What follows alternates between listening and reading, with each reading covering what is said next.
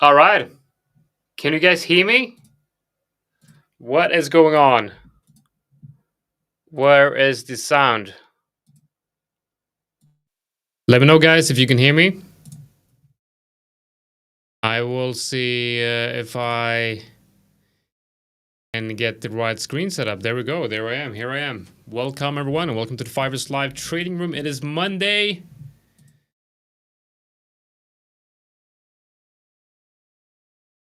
It is Monday, and it is what day it is. It is the 11th of August. We're gonna see. I got a bit of a situation here. My son has some issues with one of his eye, so I'm gonna see if I can find someone to cover for me here today in the first hour or the first 30 minutes of this session here today. We got Dirk on vacation.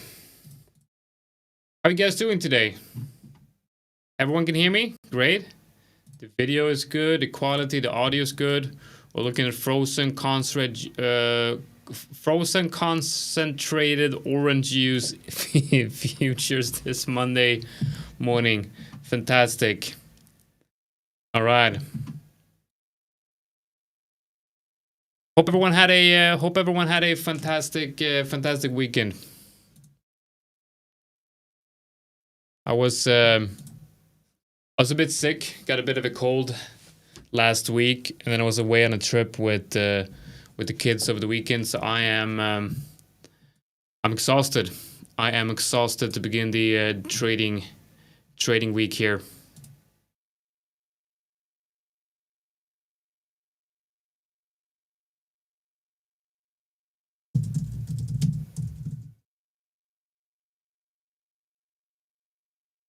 All right, so what has happened in the markets over the course of, because I wasn't looking much on Friday or Thursday and Friday. So let's see, any interesting going on? Let's take a look at an overall structure here of the market, see if we can find anything interesting.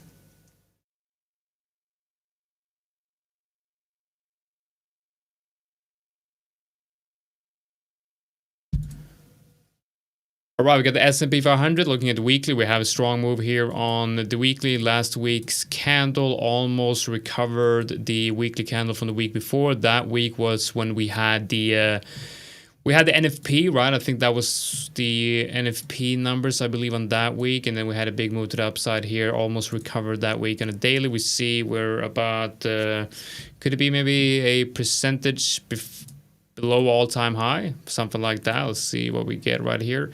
Yeah, it's right about below, around 1% below all-time highs.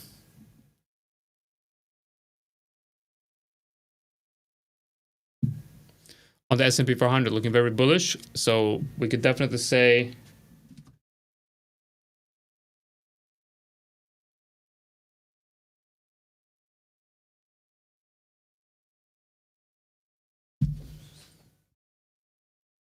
can definitely say that we're in a risk-on environment this morning.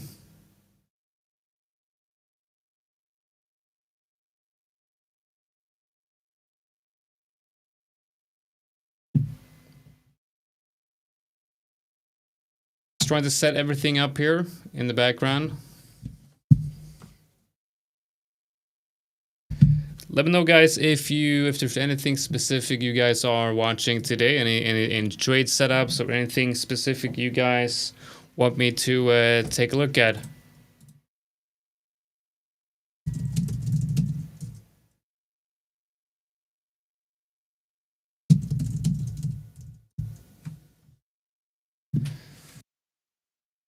All right, so we're looking at the S&P 500 right here. We got the dollar moving. Oh, look at that. That is a daily. That is a daily candle on the dollar. Look at that wick. That's a crazy wick right there. That is a big wick in the dollar. Let's look at the one. Okay, what happened here? What happened here on the dollar currency index? What was that? What was that? That was the market open right there. That was crazy. Is that just the anomaly on this chart? I think, you know, when we're seeing something like this, I think we can just ignore that, right? Okay, I think we can just ignore that part. Let's look at another price feed.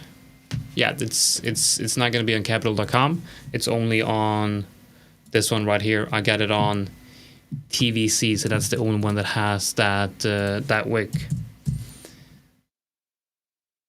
The daily, it's not going to be here on this one. That makes a lot of more sense, obviously. What's up, Michael? Welcome. How's it going? Hey, man. Good, thanks. You? I'm great. A little bit stressed though. I think I gotta run. No worries. You go.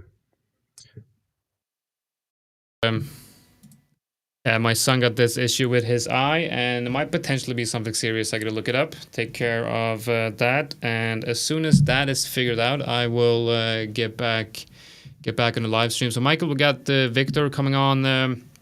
We got Victor coming on later, and then we'll also have LJ coming on later as well.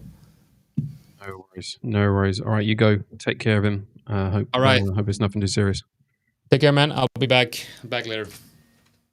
Alrighty.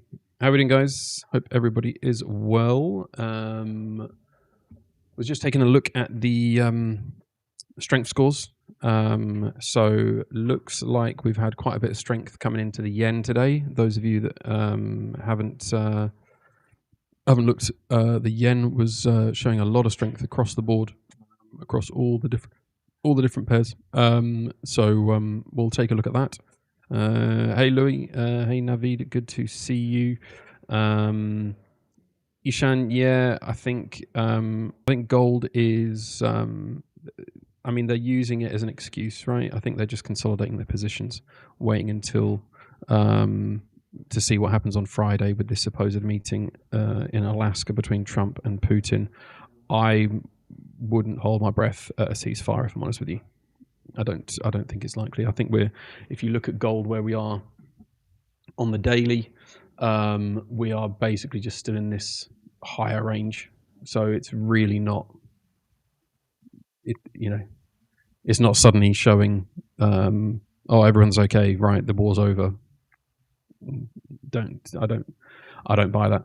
If I'm honest with you, I think yes, I think there is downward momentum, and I think that is the potential of a ceasefire is being used as a catalyst for that, but I don't think so. I think we're still in this wider range here, right? The support right now is down here, the resistance is up here.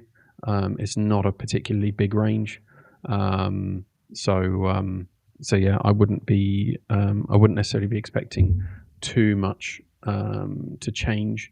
If we go down to the 15-minute, we can see that we've taken a bunch of levels of major liquidity. As you can see from here, we tapped into this little high. Just it was a tiny little pocket just from here. You see that there? That was that previous, just dipped down, came into this wider area, and we've held that area when we've sold off from here. Now gold has come down, taken these lows around the 360 area, and this one was 358. So plenty of major liquidity taken. Is now a question of what does it want to do next. So I would be anticipating possibly a correction, but if we go out to the 30-minute, we've started to see some bullish momentum come back in. So gold is going to do what it wants to do, right? And it's always going to be taking people out either side of it.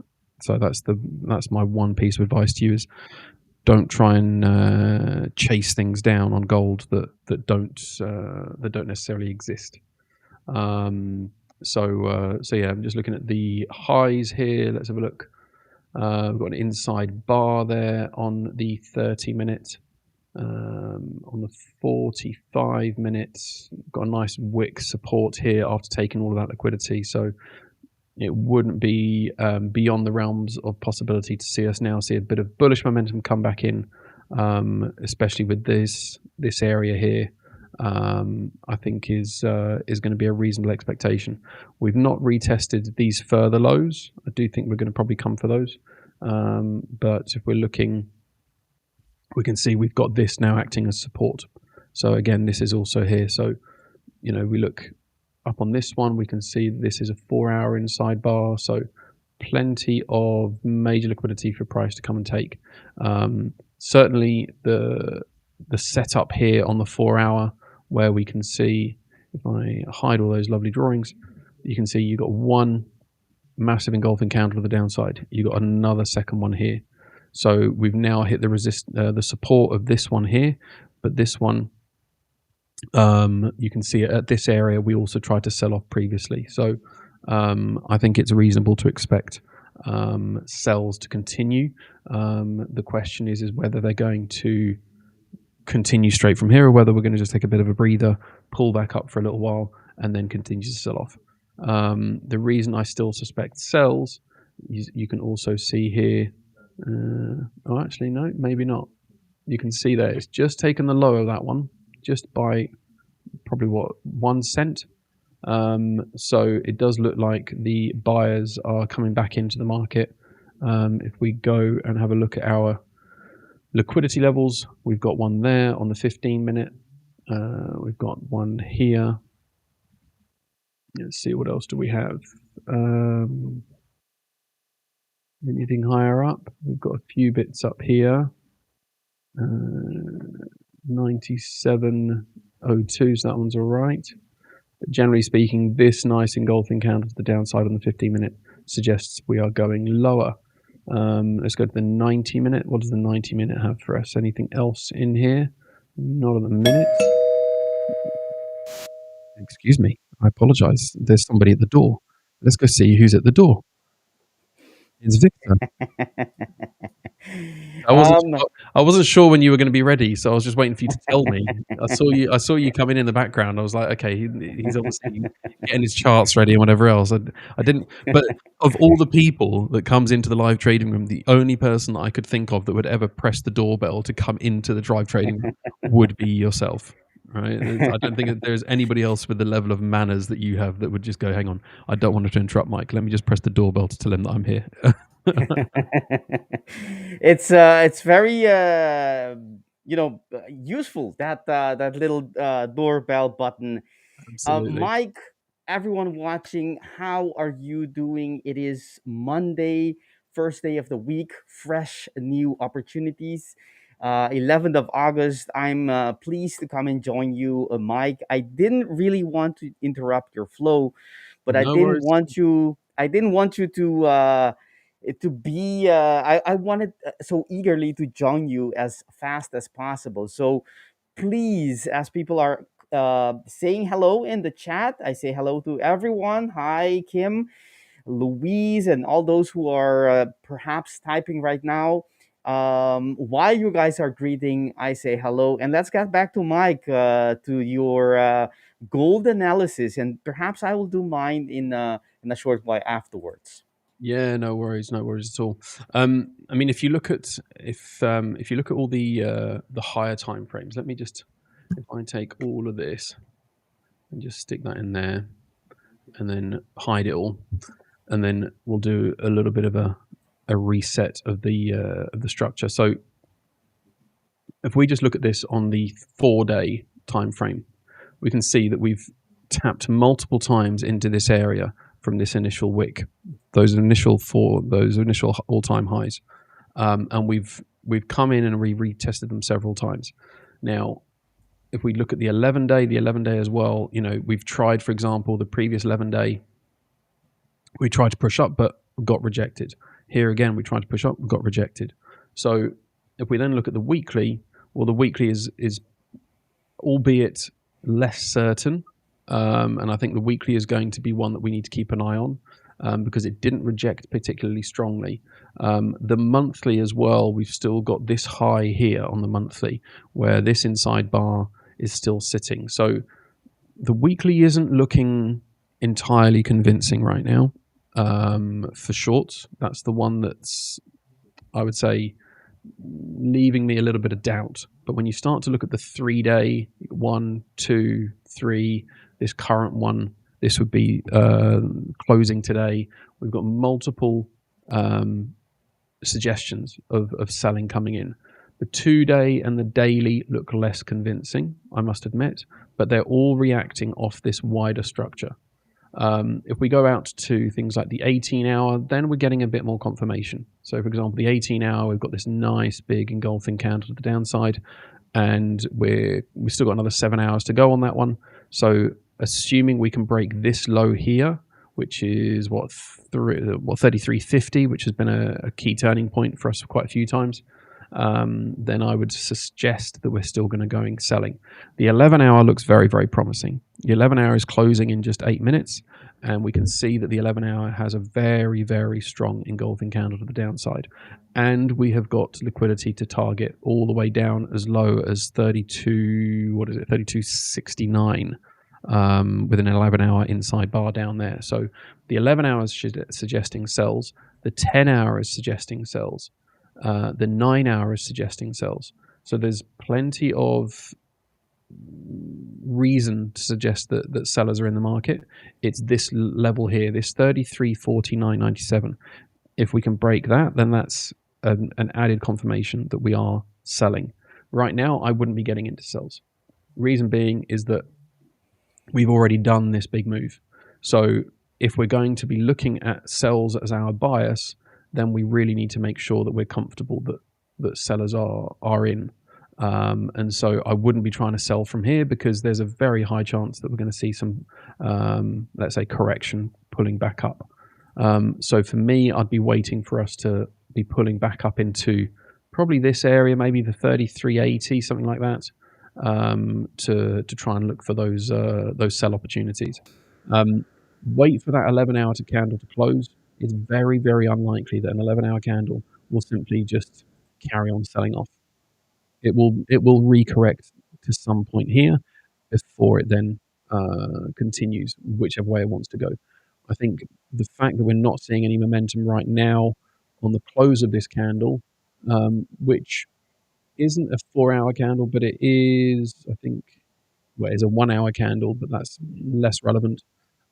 It's looking like it's going to create this inside bar.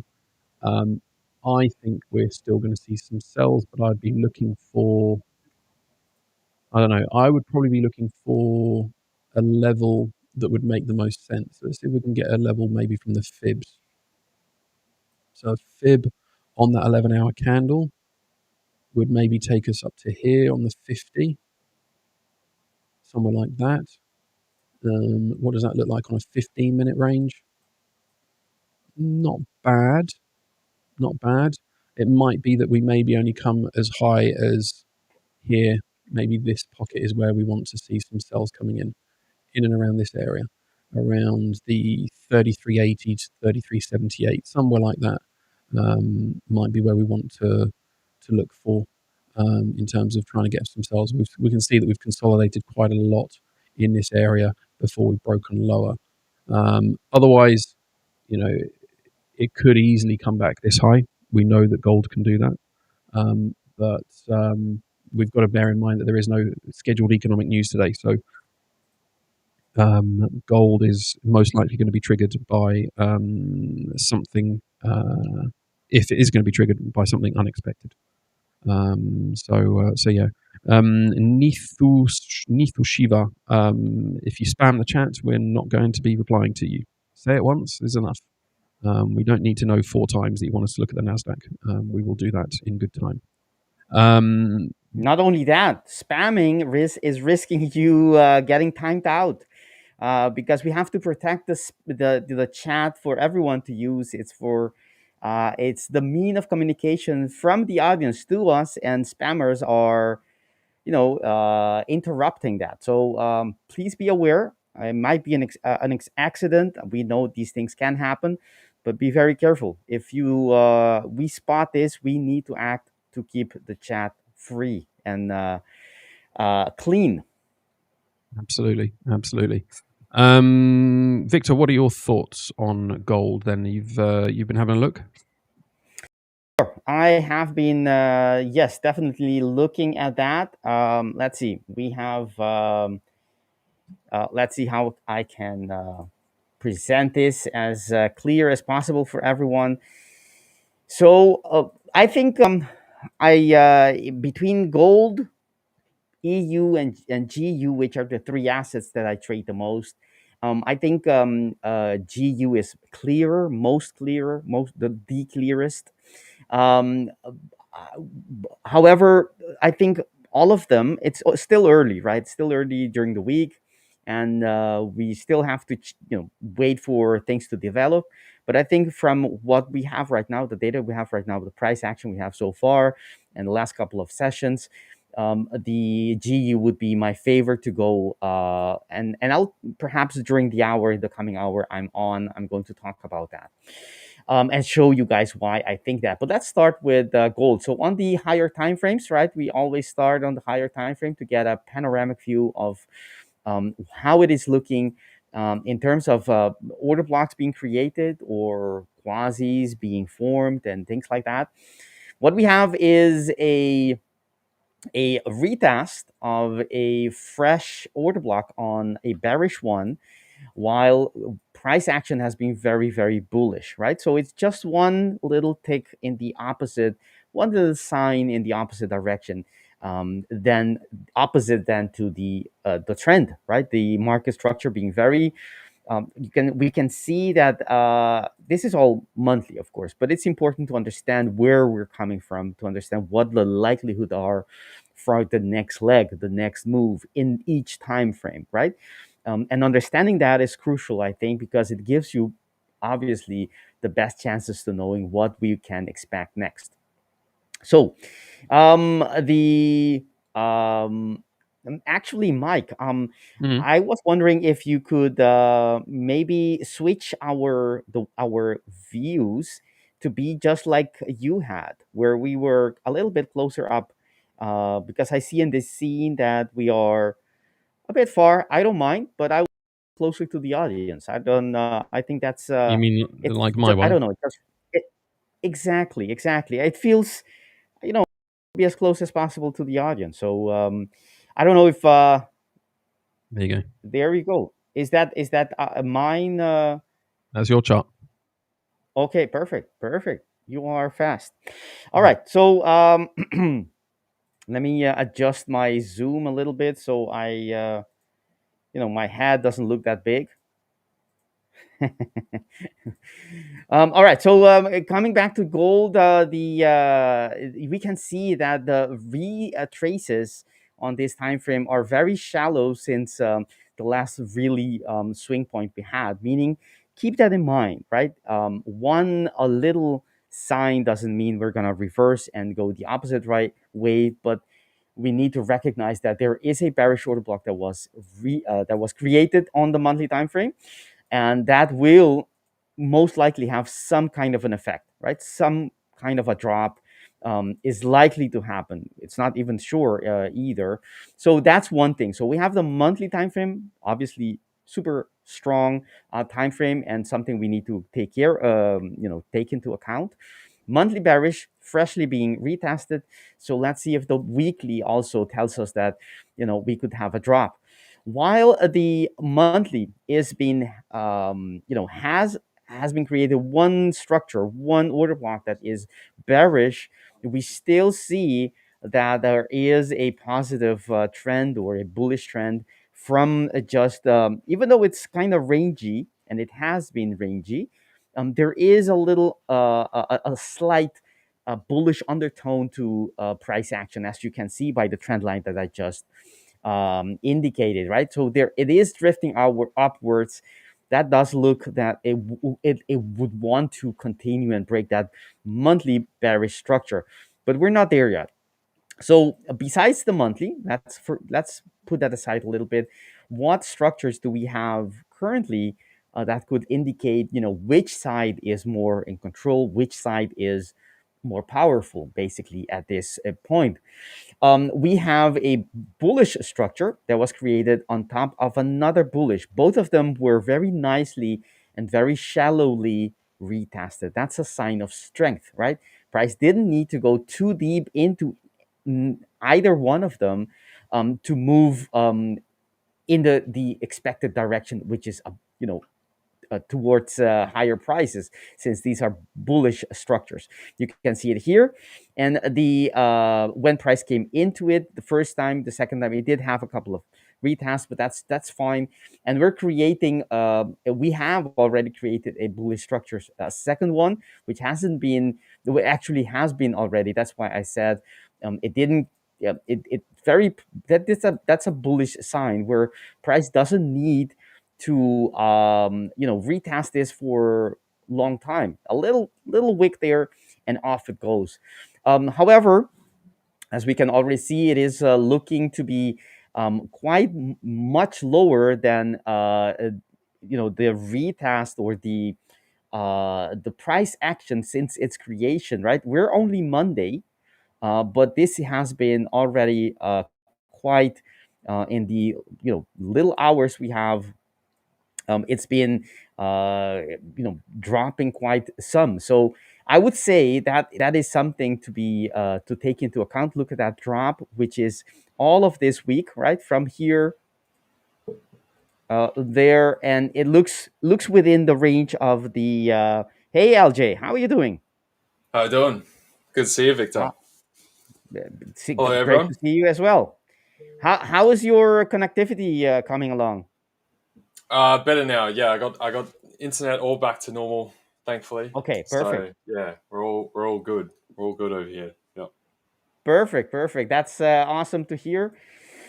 All right, so the talking about gold coming back. So on the weekly time frame, we can quickly see that this week price action so far. I mean, it can change completely by in a couple of hours, but so far we've seen that it has, even it is already below last week's open, meaning that there has been a quite bearish impulse in the last, starting this week, the early part of this week.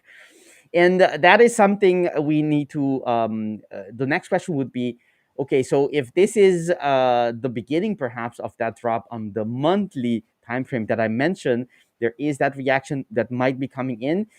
Do we have on the weekly time frame reasons for it to have done so? And we don't. We look at the previous swing highs on the lower time frames, which would be this candle and that one.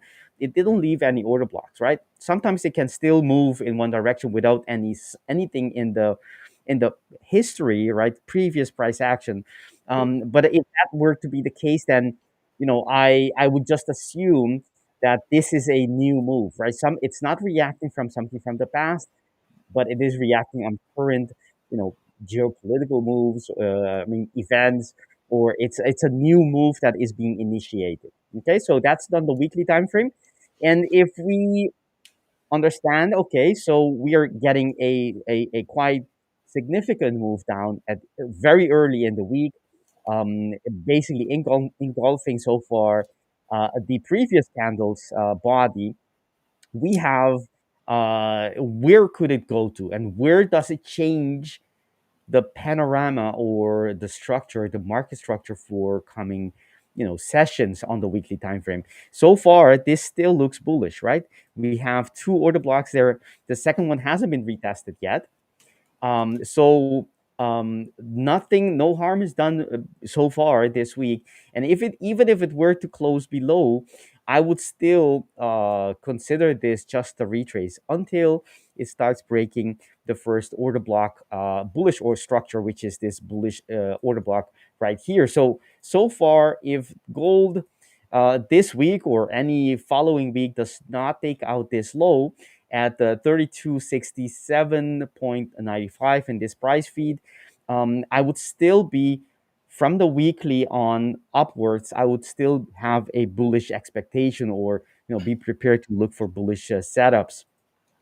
So the logical place would be, if we're still bullish, monthly and weekly are confirming or not confirming. They're suggesting that we're still bullish. Nothing, no harm is done. Bullish trend hasn't been broken, or market structure hasn't been broken. Where you as a trader, where should you be looking for a buy setup, right? Using that top-down analysis, top-down approach. Well, what I would do is wait for the weekly to be retested. That hasn't happened yet, and the upper border for that is, as we can see here, to the left. In blue, it's 3,348.48. I mean, 48.84. Um, I would wait. This is more for a swing trade to catch that weekly move, right? So I would wait for that to be retested, that structure, and then to start looking for the reversal on perhaps the H4 and the daily, and then to catch this move that possibly will come based on that weekly fresh order block that is being retested. Um, in this candle, if it reaches it, we assume that not that we assume, it is a retest of that order block. So that's on the swing trade. Let's go to daily, a little bit on daily, zoom in for the daily time frame. We talked about this. We have two opposing structures that are on the daily time frame that are both of them are at play at the same time. One is the bullish quasi. That of course needs to be on that point, but you get the point. This is the established downtrend, break of the neckline, and from the bullish side, the bullish quasi, we have two structures on the daily, this one and that one, where price could reverse from. And so far, it's been reacting quite nicely from these areas. This was the first time, the second time, the third time, the fourth time. Even though it looks like it might be getting weaker, but within a quasi, we can still use them on the fourth attempt, right? And even if it comes back, it's perfectly fine to use them. By use them, I mean look for an entry with alignment, and for the continuation, basically. So that is the area as well. And if you can see through, this is the weekly structure that I was mentioning, and the daily is right here on the bullish. So if we want to be trading based on information we currently have, using monthly, weekly, and well, not monthly, weekly and daily, we would wait for this structure to be tapped into, and then start looking for the reversal, right? So that would be refining the weekly structure, the weekly area of interest a bit more, meaning you would be taking the upper level of that daily and the lower level of the weekly to create an overlap area, which is how I, refine these areas. That's on the bullish setup, bullish side of things. So there isn't anything. Uh, Actually, I should stand corrected, because there is a fresh order block there. We can see I marked it earlier, but we are very weakly already squeezing the bottom of that, right? The bottom line, the bottom area, as you can see, this is the bullish daily order block. And we haven't started the London session too long ago, and we're already below that's a very clear sign that this order block is not what buyers are waiting to coming back to the market. And to me, if this doesn't change very quickly, and either it just stays around here, or even obviously if it continues, it's going to be an even stronger sign. It's going to be a non not consequential structure for me, going forward. So I will not be looking for longs from this structure. Price needs to show us before we start looking for um, opportunity. It's not we imposing our ideas or expectations on the market. So basically, for me on that, using the daily as well with the weekly, I would be looking from this area to that area on the lower time frame to see if we can find some structures. But that's something for later, since we still have a lot of uh, distance between reaching these levels. We're talking about what? About $40 on gold before we start reaching that.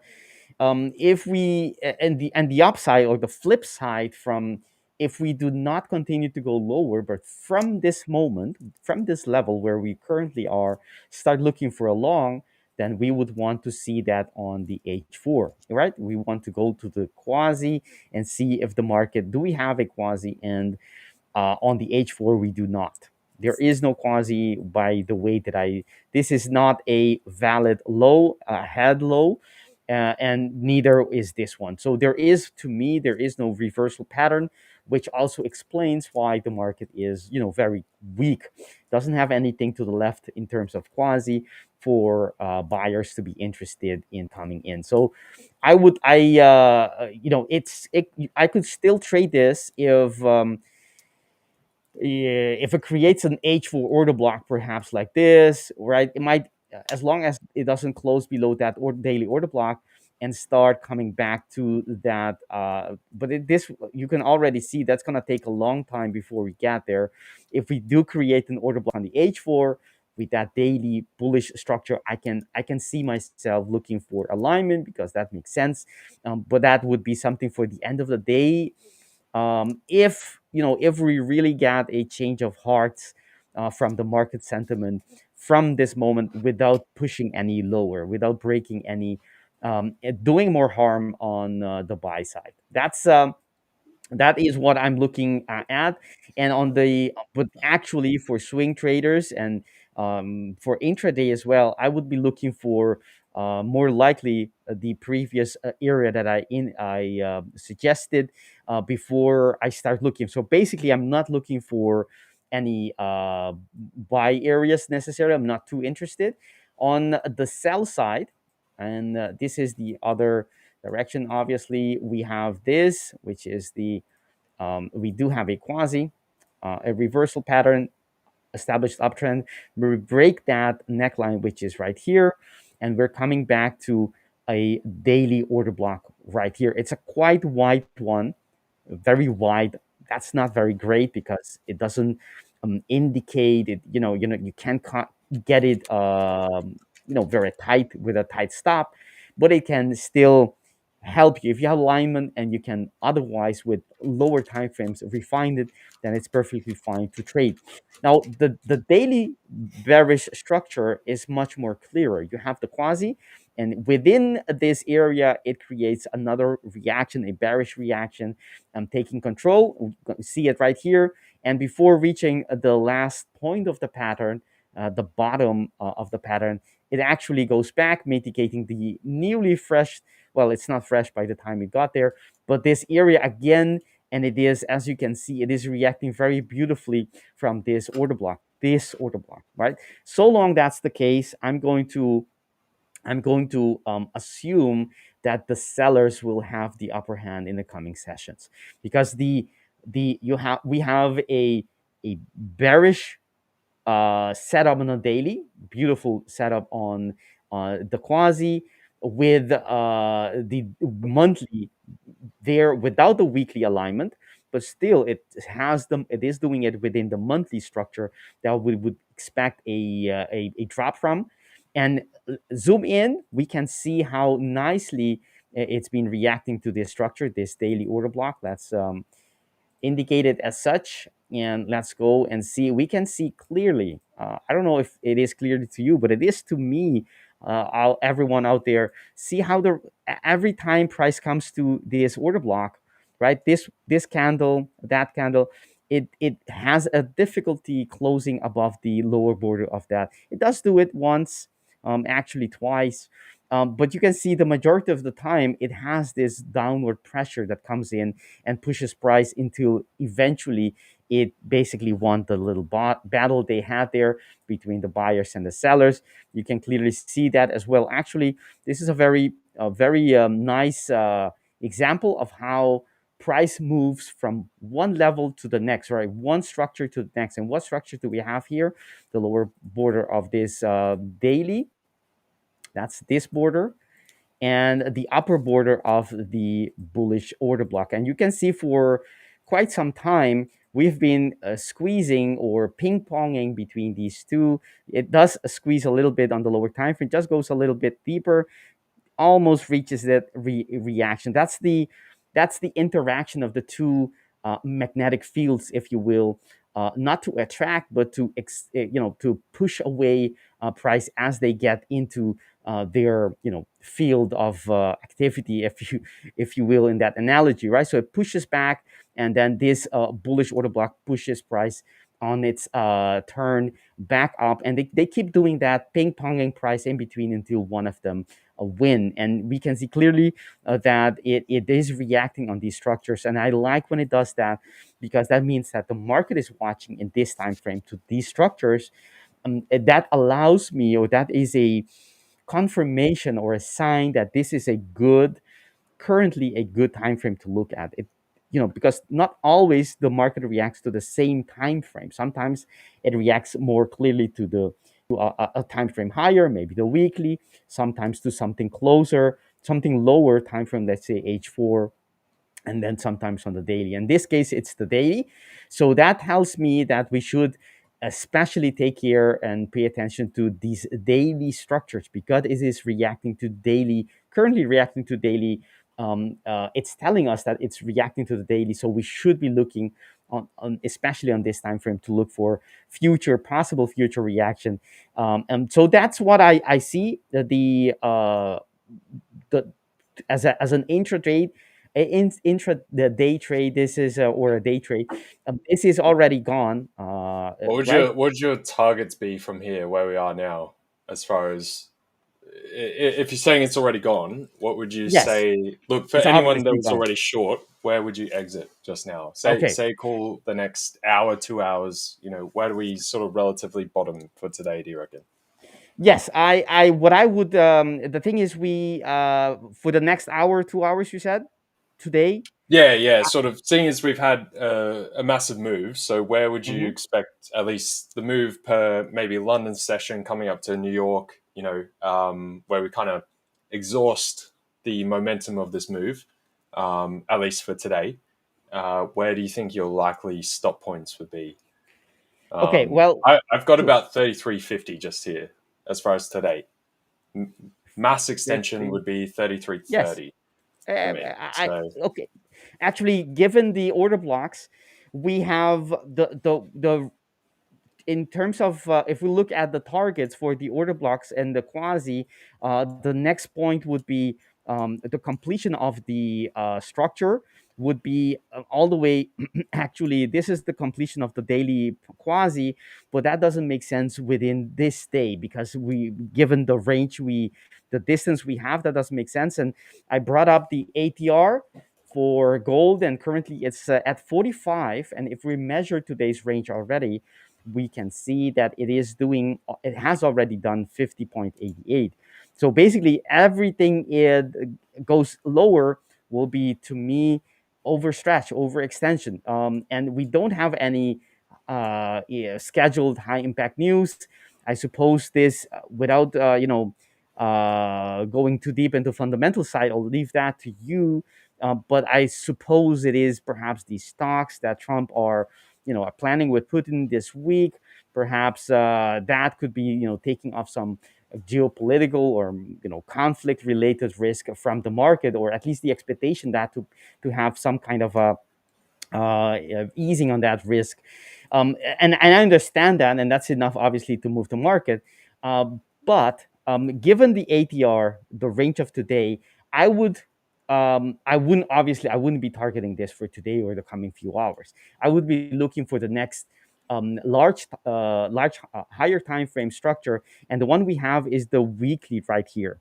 Right, we can go down on the weekly time frame. You can see we're coming back to that weekly. So if anything, especially because we're already extended, I would look for the upper border of that order block to be reached. And it can go deeper, but if I'm in a short, and that would be my FTA based on this time frame. So it would be actually 3,348.84 with some margin. If you want to front run that, that would be half or $1 above that, or whatever you think is adequate.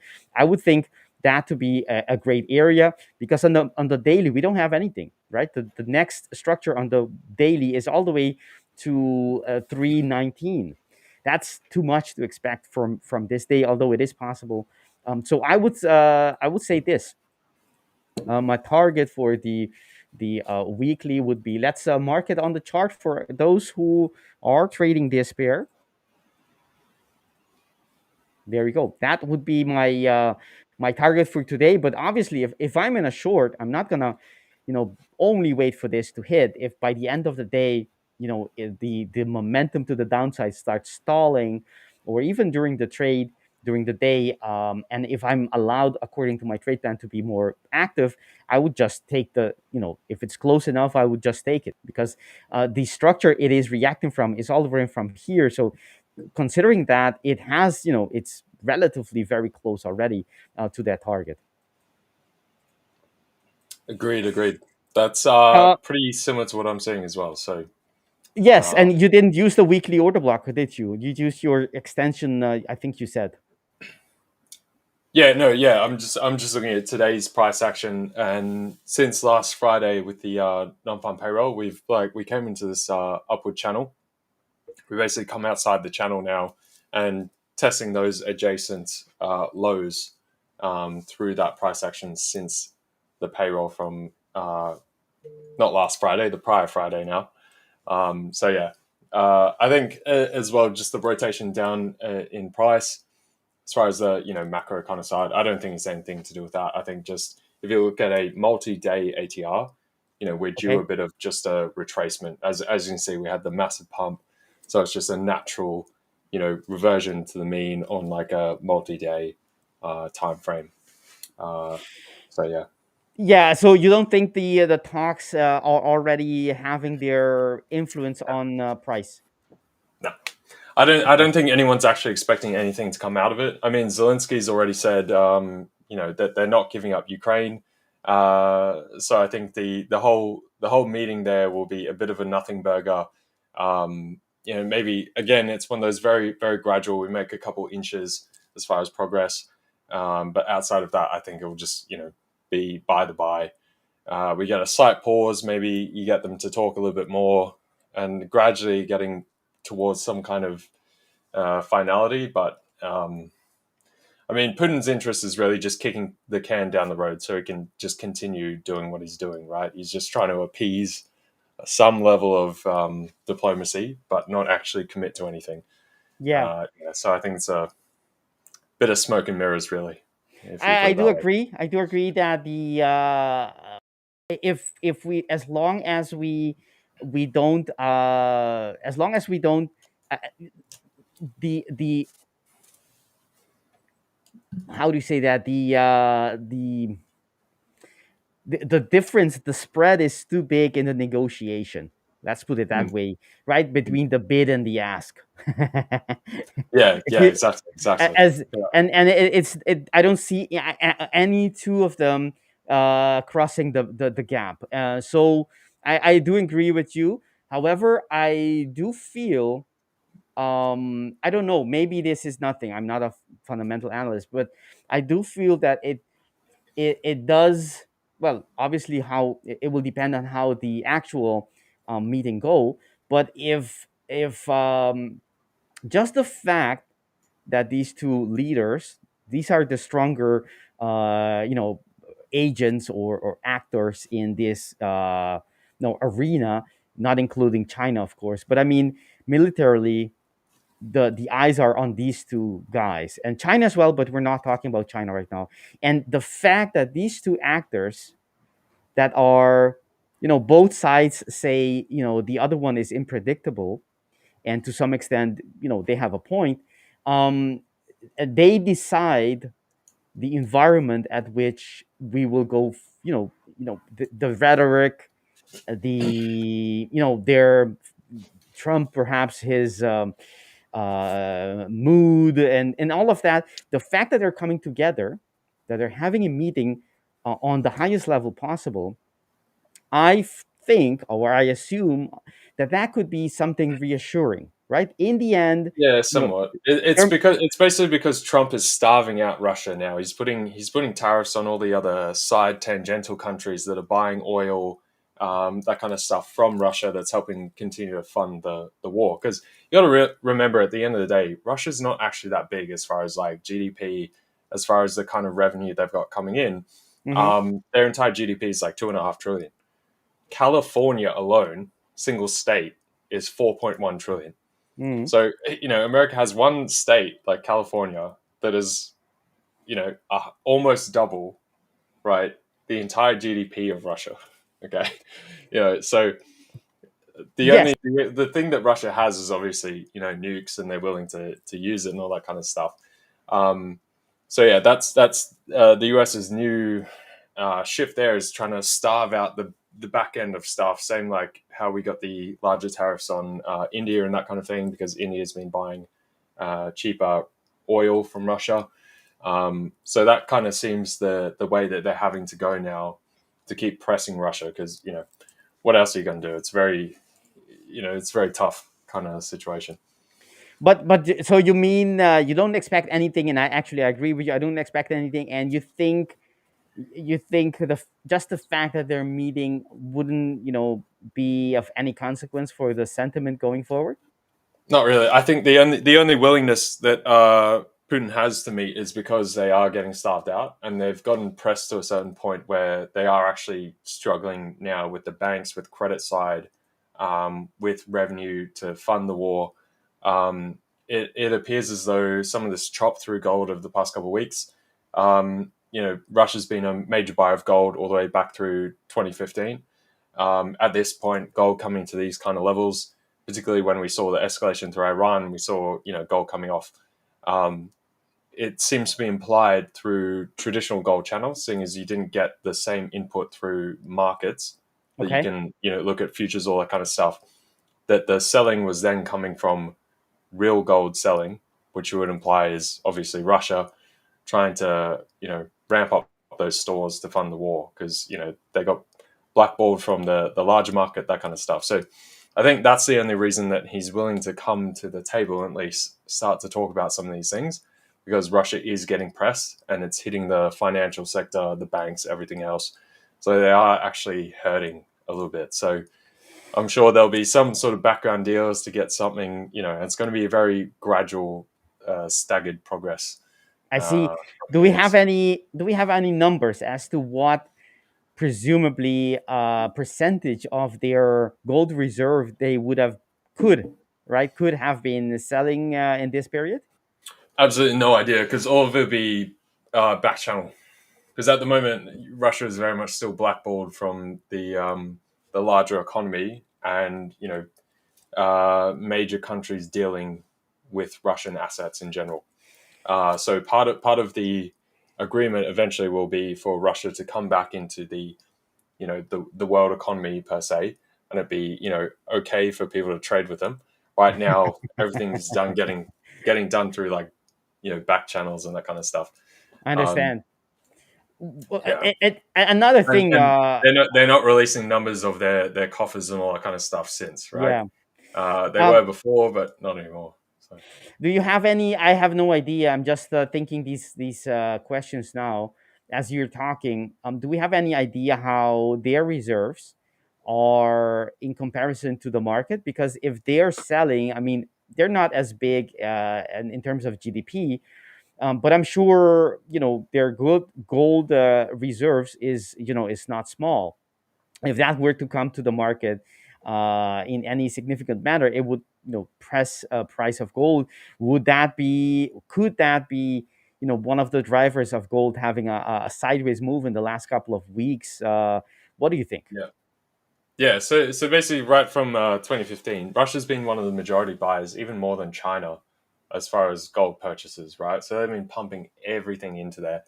It's similar to China. It's very hard to get like clear, pure numbers that are actually believable about the size of, their economy, what assets they hold, what is actually liquid, what's not liquid, the entire debt profile.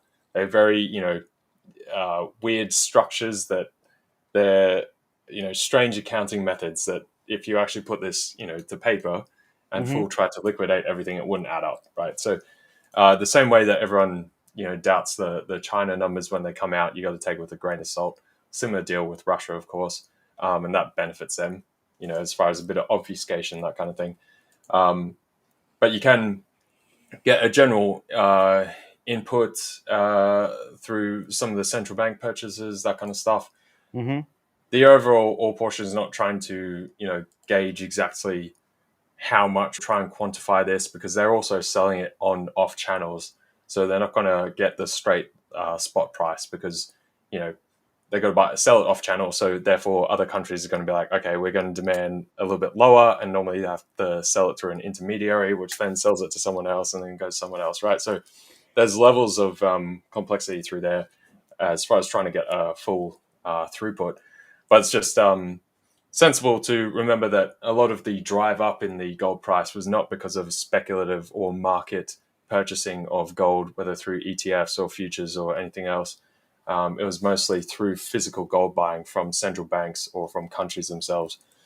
So, this pause we've seen when you have every reason for gold to continue to the upside clearly seems to come from some of those angles from certain actors that now need cash flow to fund whatever they're doing, right?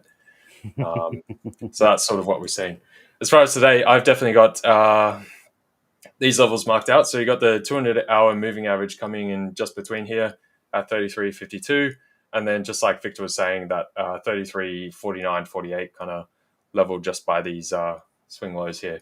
But yeah, you can see this clear channel that we sort of formed through last week after the big drive up from the payroll. And we've fallen outside of that. We're now testing some of these general soft support kind of areas for today. Like we've seen as far as the ATR for today, we are a bit extended. So we might see a push, either a test of the underside of the channel here or a push back up, and then see if we're able to hold back within the channel or we just fall down eventually. This will probably be into tomorrow, obviously, by now. And you got this 33.30 kind of level. All the heads through there, and what we broke through, we managed to hold above. So that's sort of what I'm seeing generally for gold as far as intraday right now. But yeah. Yeah, that's I think that's why I said I think the move for today already happened. Yeah. Obviously, there's going to be I would assume, given the range, that it's not gonna do the same thing it did before. It's gonna slow down. If it's even going to continue to go down, what is likely to happen is some kind of a retracement, and we'll have to see. But I think the move already happened today. The bigger move already happened today. So I don't know. I wouldn't be too eager to look for to trade gold today. I would expect if it keeps on pushing and hits that weekly level where I think it could some buying could come in, I could see myself taking a scalp there or maybe a little trade, because you can expect this to have, if it didn't have a retracement before getting to that level, it's quite likely to have some kind of a reaction as it touches for the first time. So that would be something that I would be interested in taking on. There's someone in the chat asking, Jirash, asking about buying an account with the 5ers and some support related questions. Thank you for that, and great that you're buying your account. We wish you all the luck and the discipline and everything you need to succeed. However, this is not the place to get support. We are unable here, as we're streaming live, to assist you the way you deserve. The best way to do this is to go to the website and try to not try. We have our live agent there waiting for you to assist you. So just go to the website and you will see the chat option to pop up.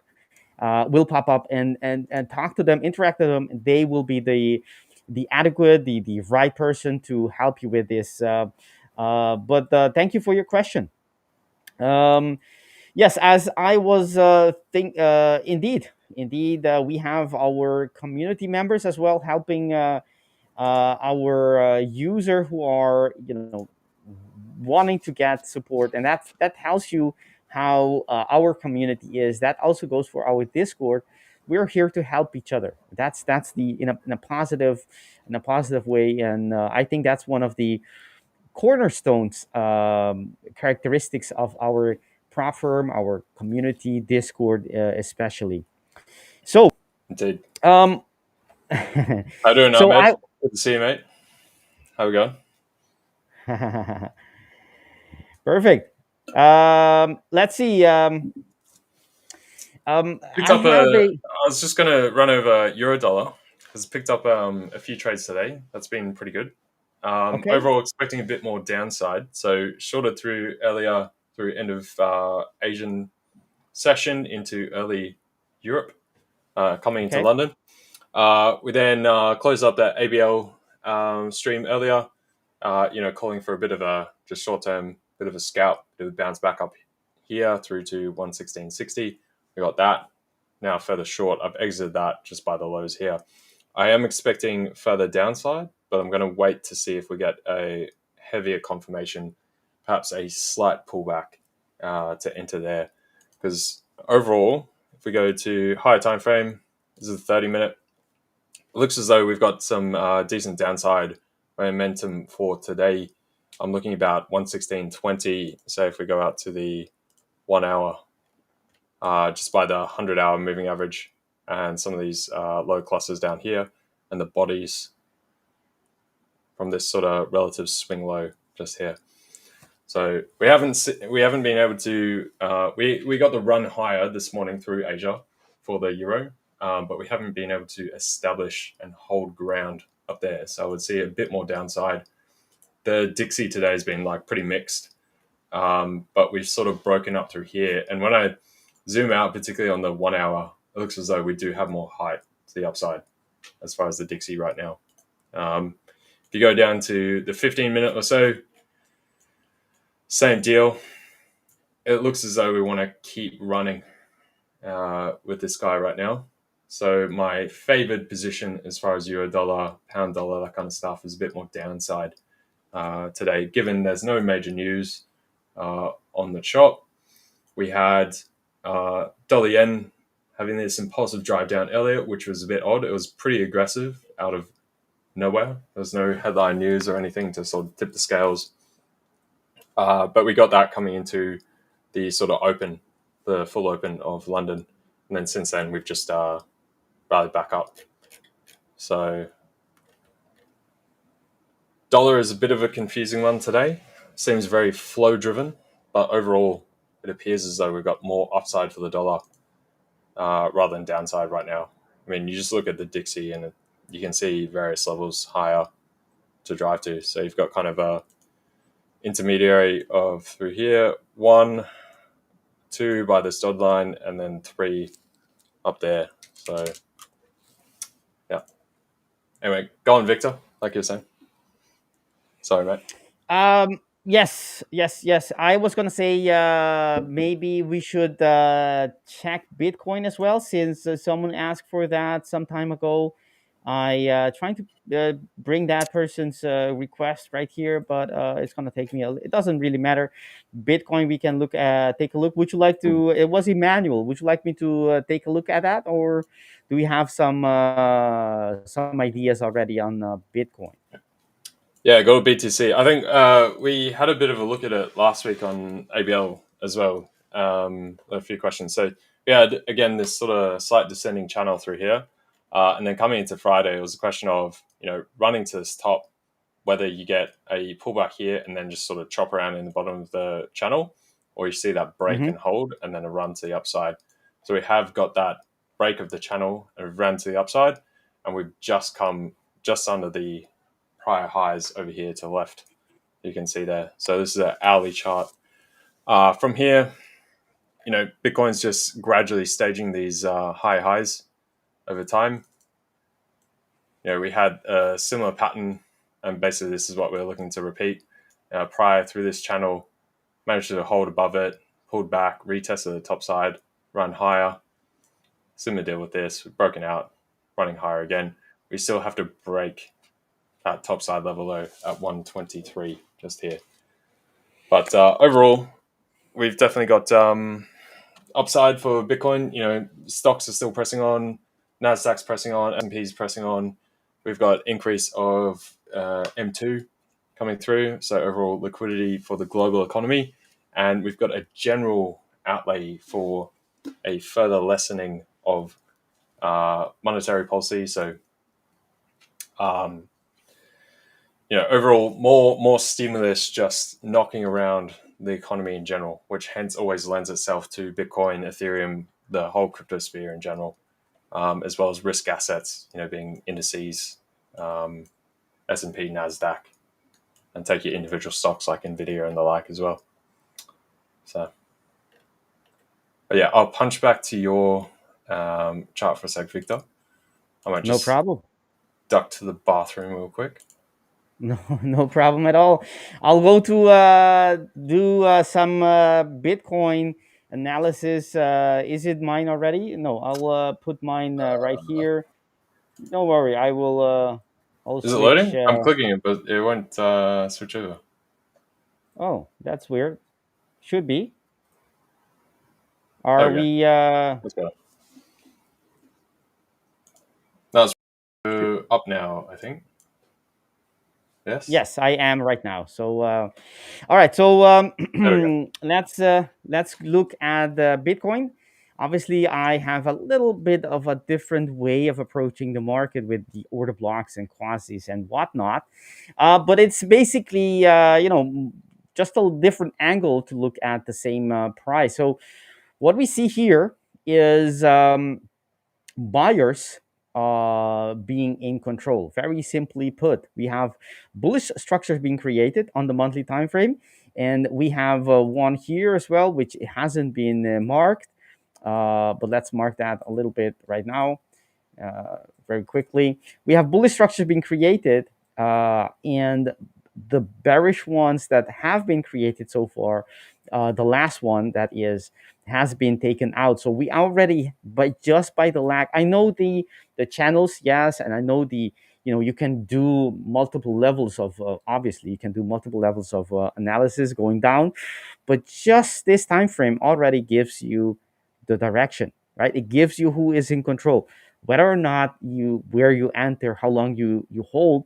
That's something perhaps different, but just the fact that we took out, let me zoom out a little bit so my head doesn't look that big. um, the What we see here is that on the last month, meaning the end of July, we closed firmly, breaking that order block, right? The bearish order block. And to me, it's logical, it's obvious, it's evident. But that's how the market works. It's very simple, and sometimes it's so simple we disregard it. But the fact that we are breaking bearish structures is a design, one of these signs that you can that the market tells us that it wants to go in the opposite direction of that order block. This is a bearish structure, and if we were to, if price were to go sideways or have a deeper retracement going forward, then we wouldn't see these structures. It's not likely. It doesn't make sense for price to break these structures. And the fact is, it did break it, right?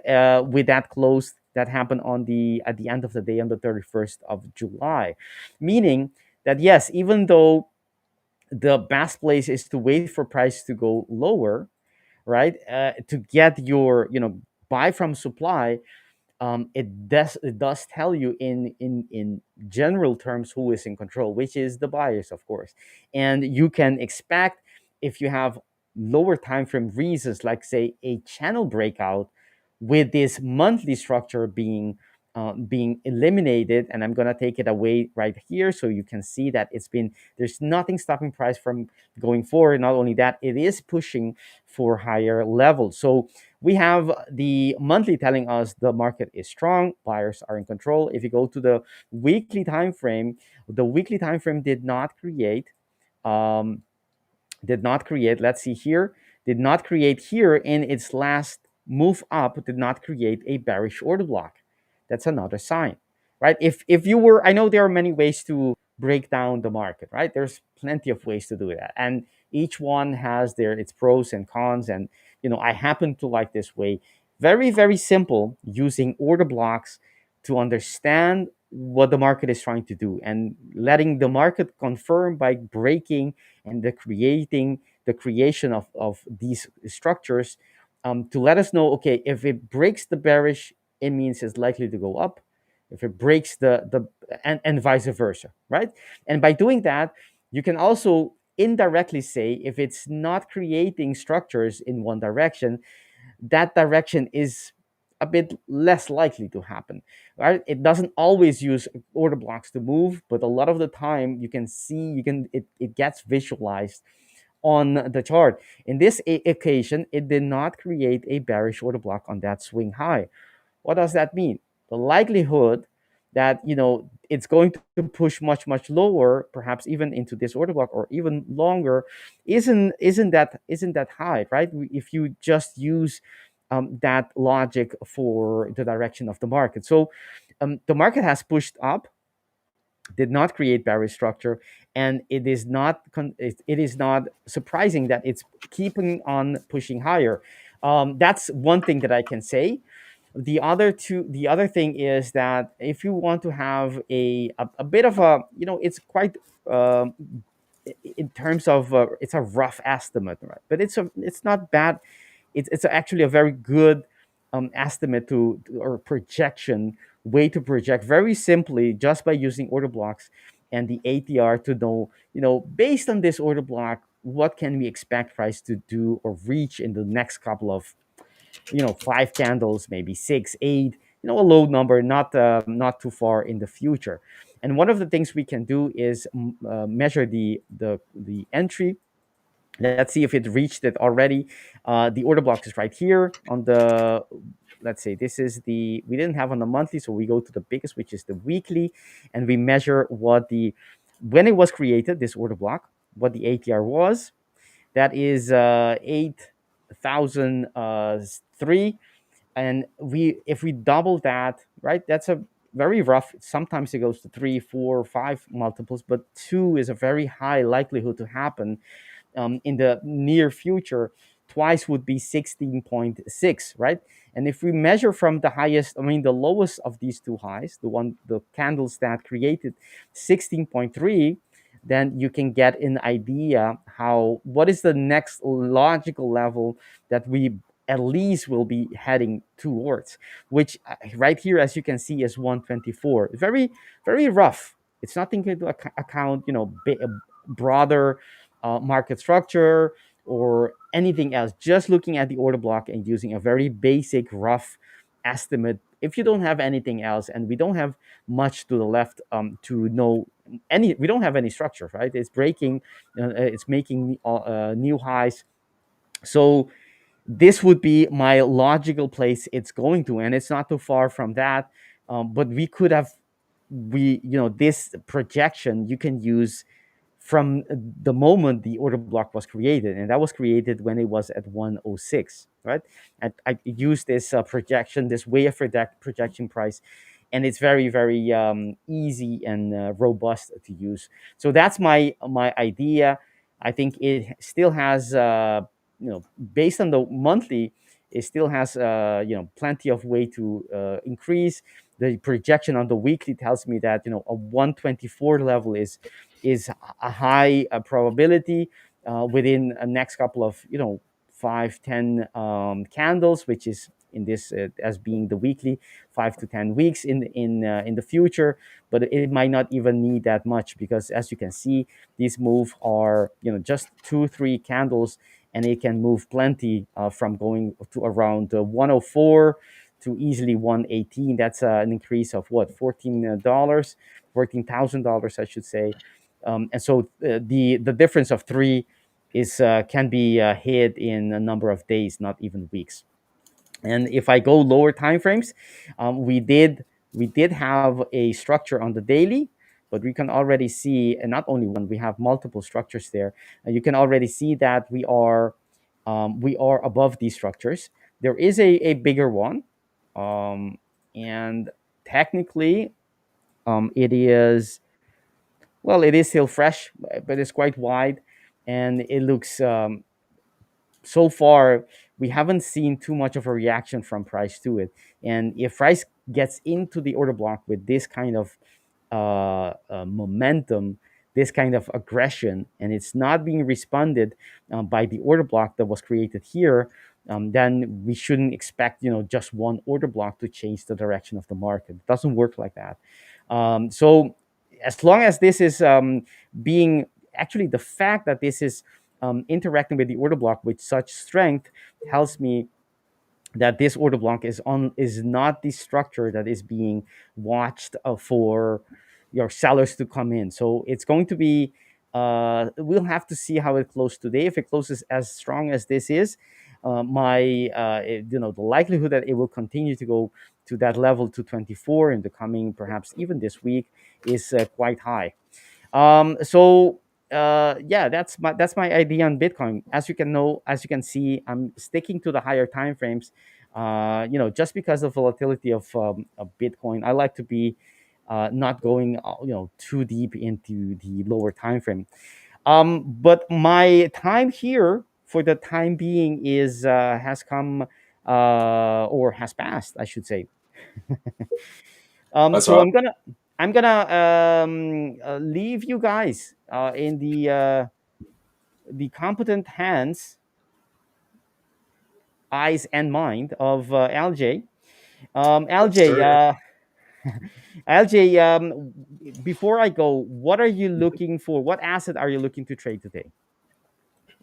Today I've primarily been trading the euro, so that's mainly what I'm looking at. As far as I think it's had the best sort of construction right now. I think also there's potentially upside on dollar yen as well. That comes into that long dollar play, at least for today. The move on gold was looking pretty good. I missed most of that earlier, though, so I haven't been playing gold. And then outside of that, potentially something on the NAS. So we can cover that stuff shortly as well. Sure. Yeah. Ahmed is saying CFD is gambling. Well, I don't know. That's quite a big statement. I think that yes, there is a different price feed, and it may not be as the same. Actually, I don't trade Bitcoin on the lower time frames. I'm an investor of Bitcoin. That's why I keep to the higher time frames as well. And the one of the reason is that it's too volatile to me on the lower time frame. That's just it. And my preference tell me that I want to be doing something, doing the assets. Gold already, I have. I'm cautious with gold. Let Yeah. alone Bitcoin. So, if just my preference, I wouldn't do it. I wouldn't call it necessarily gambling. I mean, CFDs. It's always The how you approach it, right? Like if you gambling just implies like a lack of knowledge between you and the outcome, right? If you mm, have an increased level of knowledge, you you breach a certain threshold, that's no longer gambling. You're now at a informed enough level Yes. that you have influence over the outcome, right? And so Yes. it's always a degree of knowledge between the outcome or just randomness. Yes. Yes. So And that's always what defines it. I suppose Ahmed was talking about perhaps the differences between price feeds. The wide the sometimes the spread isn't as great, and just I don't know about gaps with Bitcoin, but I suppose that could be a thing as well. Although it's open continuously, so it shouldn't have too much of gaps. But to me, I mean, I would say gambling. near term price action for Bitcoin is kind of gambling because it doesn't have historical relevance or any kind of established footholds.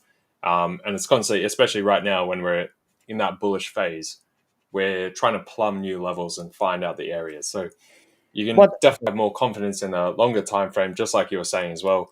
The short term is very much a mix and a wish wash of all sorts going on, right? yes, yes, So from that standpoint, yeah. yeah, I think that's the fact that it's a very young asset class also makes it very vulnerable for things that like legislation and policy to have a profound effect on price action. That's some you don't see that on other asset almost never. So Yeah. that makes it higher risk, and I agree with Ahmed, and perhaps that's why he thinks it's. He associates it with gambling. But I agree. I think you can you can trade it just on the higher time frame and not consider this gambling because Nasdaq is going to all time high. We don't have anything from historical, but we can still use technical analysis, Yeah. ranges. I mean, these things And don't you can change. anchor to, prices, relative prices per revenue for companies, that kind of thing. So you do have a little bit more to sort of I see grab that. onto, I right? see Yeah. the fundamental macro Like side of PE it. ratios, that kind of stuff. Yeah. Yeah, yeah, I Yeah. understand that. Sure, I understand that. Sure, I'm not gonna defend trading Bitcoin because I don't trade it. I see myself more of an investor. But yes, thank you for that input, Ahmed.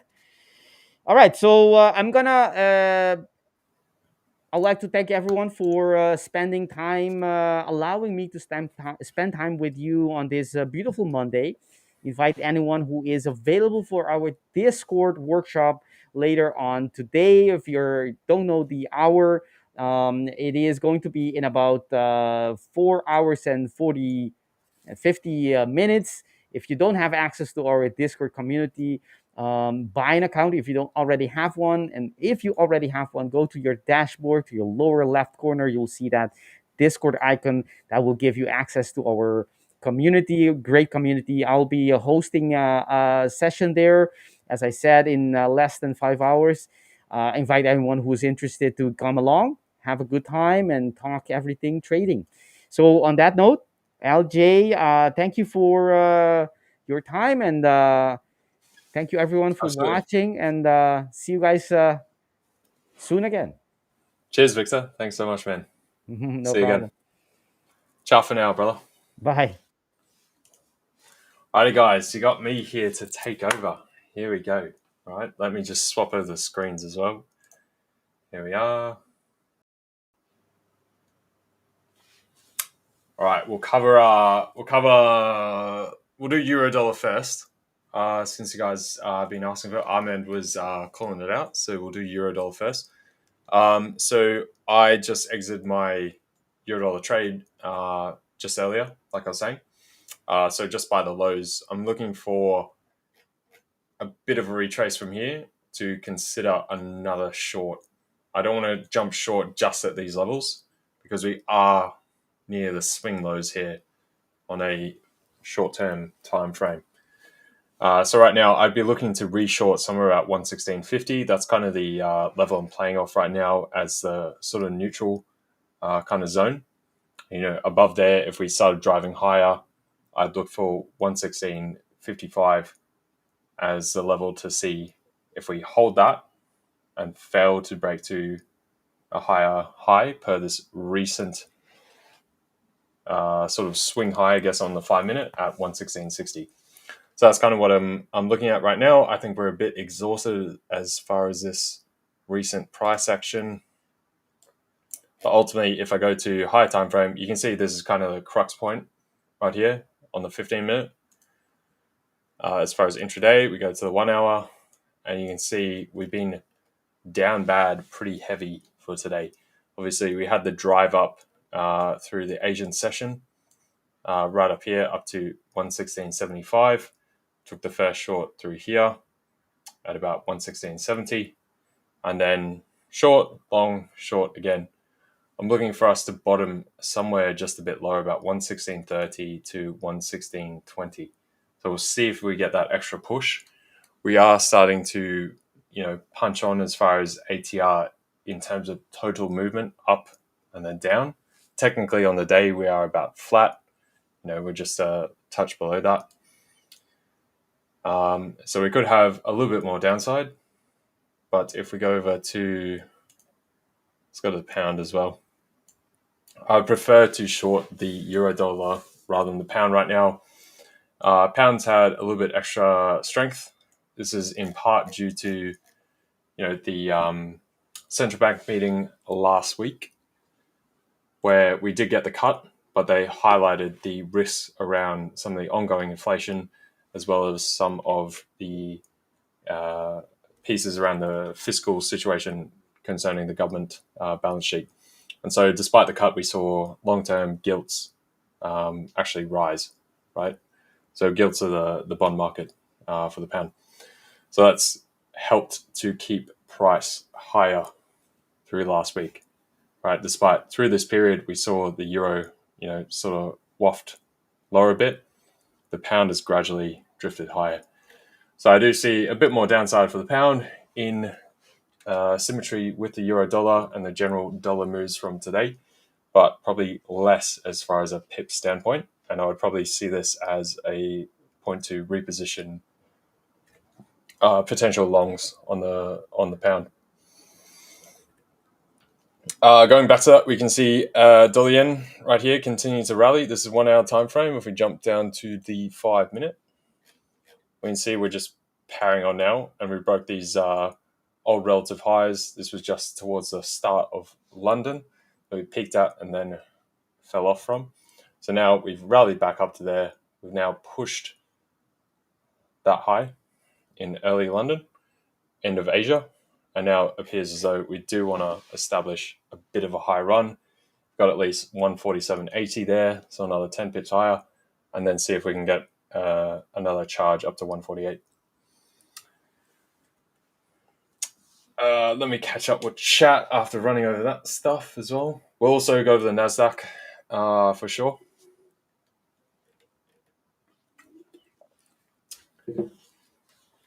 And then, all right, we'll go to NASDAQ next. Actually, I'll just finish with the Dixie as far as we were talking about the dollar. So the Dixie from this is into last week. This was today's price action, the open. Ignore this huge wick. This seems to just be a price distortion for this DXY feed. If you look at any of the other individual majors or currency indexes, like, we didn't see that at all. So this seems to be a distortion, some kind of error with the price feed.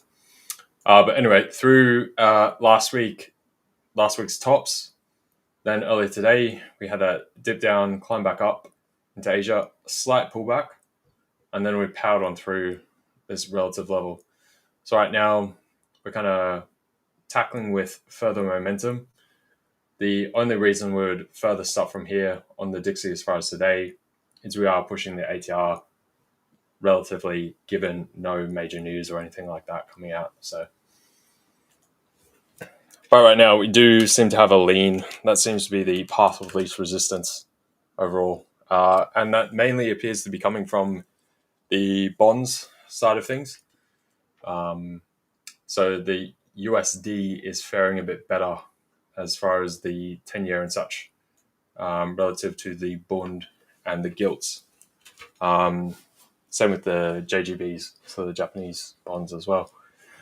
Over to the NASDAQ. I'm looking for a short. I entered the short just earlier. So this is the only trade I've got on the board at the moment after exiting the Euro trades. So today, if we go, we'll have a look at the probability distribution per the options for the 0 DTE options for today. That means 0 days to expiry. So these are the options coming into New York cut, right? So basically you get a weighted average price per what the options are pricing, which is about 23,624.99 for today. Go to this guy. That's another way to view it, 624.99. And you can see right here, we're not far above that, right, for the NASDAQ today. So typically when I see the price very much outside of that expected range or expected like mean probability per coming into New York, I would like to long or short. Today, obviously, we have come down from the highs up here at towards the end of Asia. And I was looking during the ABL session earlier to get a bit of a pickup. So anytime you get, say, you mark out that midpoint here and distortions well outside of that average number, you want to either, short from highs or go long from lows and look for that average number to play out coming into New York. Right now, we're about there. Obviously, there's not much on the cusp today. So hence we're clustering around those levels already, and then they should then break. And as far as just the technical structure, I'm looking for some kind of short on the NAS. So that's a 5 minute. If we go up to 15, you can see that plays out into these levels here. Looks better on the 1 hour as well. Whoops. I just pulled that completely away. Hang on. There we go. So basically this is the rising 50-hour moving average, and it comes into the bottom where this wick is. So if we go back to the 15 again, so just from this cluster point here, and then that's what I'm looking for. I'm not discounting though that this does not play out and we just get a raw further run from here and then break these highs from the Asian session. All right, so today is very much more of a technical day. We don't have any major news on the cards. We've got a potential, the outside threat always, as we have done for a while now, of Trump, having a bit of a yarn, hitting up Twitter, hitting up Truth Social, all that kind of stuff, and throwing some hand grenades into the market. But outside of that, there's nothing else major. As far as tomorrow, obviously we got the RBA as well. Don't forget, anyone trading like Aussie pairs or anything tangential to that, whether it's the New Zealand dollar or say the AUD yen, the Aussie dollar, definitely keep an eye out. Very much we're priced in for a rate cut tomorrow. And then there probably will be some added dovish comments from the RBA because their price statements have very much been neutral. And the prior ones before that were neutral with a minor hawkish tilt. But the data is now very much saying, dovish. We're seeing lower inflation numbers. We're seeing employment numbers get hit as well. So they'll have to acknowledge that. So very much the rate cut is priced in, but there will be further dovish comments probably from the RBA. With that said, I would expect a bounce back, however. So if we go over to Aussie dollar, I would see a bit of a decline in the Aussie and then probably find support somewhere down here around that 65 kind of area, 65 to 64.90. And then I wouldn't be shocked at all. This would be assuming we close out the day relative to where we are. We sort of just consolidate. If we've got that kind of decline and then we got a rebound after that, just given the expectations for tomorrow's announcement are very much priced in at this point. So that means basically if any of you guys, you might be asleep during that period, obviously, during the Asian session. But there might be an option to wait for that pullback and then find a bottom and sort of, get a bit of a retrace there.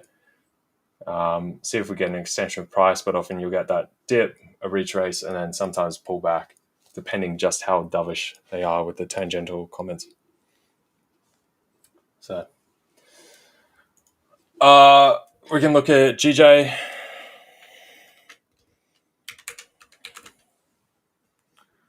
think we're looking at GJ during the ABL session earlier as well. So right now, I would definitely see further highs for the pound yen. We've seen, as far as like I was just talking about before, for the pound dollar, seeing a bit further strength in the pound dollar, given the comments from the central bank, Bank of England last week. And right now we are seeing a bit of back and forth weakness in the yen, as well as general strength in the dollar. So overall, I would say you do have this higher sort of what I call the sludge box. So it's relative liquidity, which is something very heavy to combat through now, right? So just like before, we were reaching these highs. That was a fair point to position as far as a scalp intraday pullback. That coincided when we had the dollar yen, that impulsive drive lower earlier, just coming to the end of the Asian and Japanese session towards close of day. So right now, though, I would see further highs for the pound yen. Dollar yen is also running higher. The pound in itself, as far as the pound index alone, is holding quite resilient. So I would see further highs for the pound yen. So obviously your first point of call is about 199.20, and then you've got the high levels here at 199.45. But yeah, I wouldn't be shorting just yet until you're actually in this cluster. At that point, you might get a bit of a slowdown. Obviously, we've had a massive drive higher. This was the other week where we were looking for this, a pullback into this general box here, which we got. You got a tap down and a retest into the moving averages and a drive higher. So right now, we've had very much a solid drive from 195 all the way up here, almost testing 199. So once you get into this high range, I mean, you've traveled about 400 points in 2 weeks. So I would wait for a move up here into the 199s before considering short. So if you're still long, stick in it. If you're looking at short, wait until we get to at least 119.15 to 20 before considering it. And then, depending how hard you want to run the stop, either above 199.50 or else wait for the full extension further towards that 109.50 before shorting.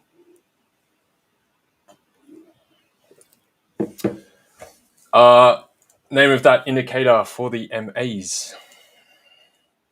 So this one is just moving average simple.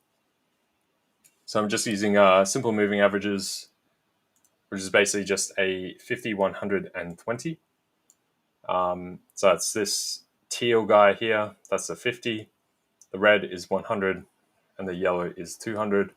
And then these are just Bolly bands here, which obviously has a 20 moving average in there. So this is just my very basic chart for you guys, just when we're doing analysis and stuff on stream. My personal, charts have stuff all over them, all sorts of things. I've got a whole bunch of custom indicators, all that kind of stuff. But this is just my sort of raw, simple visuals that you can just see the general momentum of the market right away. All right, catching up. Raymer, LJ, is gold going down? So today we have had gold come down already. And just like I highlighted when I was talking to Victor, this 200 moving average just here on the 1 hour was my first major point for us to hold. And it's basically between this cluster. So again, this is what I always call the sludge box in general. Once you get into the sort of two levels of prior support, right? When you look to the left, Got that swing low there, swing low here, as well as a moving average on like a major time frame coming in, which is the 200 moving average on a 1 hour. That sort of forms your sludge box. So the sludge box basically means that's where you get a bunch of liquidity coming in. These are relative lows or points of control that we rallied off prior. So given the ATR for today, we've already had the push down, so you could see some kind of support coming in there. And we have seen right on there a tap right into the 200, ticked over to the new hour, and punch right up. So I'd say we get a further continuation from now. I would not be looking to short as far as today. I would look for potential longs back into the underside just here and right where that wick is, right? So I'd see moves up to 33.67 from where we are here. I wouldn't say, look for further downside. We're pretty extended already. Much more likely to see that upside and then a potential break of that up into this cluster up here, about 33.75, 76 as far as gold. So that's what I'm seeing for gold for today. But yeah, if you guys already missed the massive drop we had from the Asian session today, don't keep trying to short this. We're definitely due just a general retracement as far as like a stochastic kind of process, moving back to the upside.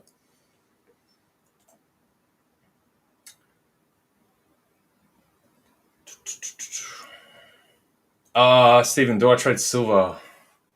Not really. I don't like silver these days. I hate it. I used to trade silver in the past, but that was when it was closer to gold, and there used to be good catch-up plays on silver, but it was almost like a leveraged, slightly more leveraged slightly more leveraged gold play. Almost like ETH used to be really good with that as far as, a catch-up play to Bitcoin, right? But just like ETH is sort of disconnected and fallen out of sync with Bitcoin, silver has similarly fallen out of sync with gold. So personally, I would prefer just to trade gold, given the structure, the amount of flow, everything going in through gold. There's some extremes sometimes on silver that you can find opportunities, but generally speaking, I just don't like it so much. It's like gold wicks you out enough or pushes further than it should, or the volatility.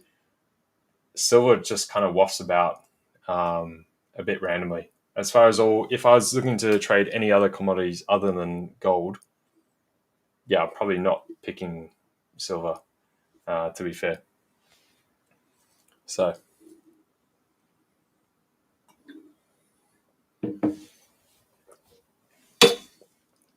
Ollie's indicator.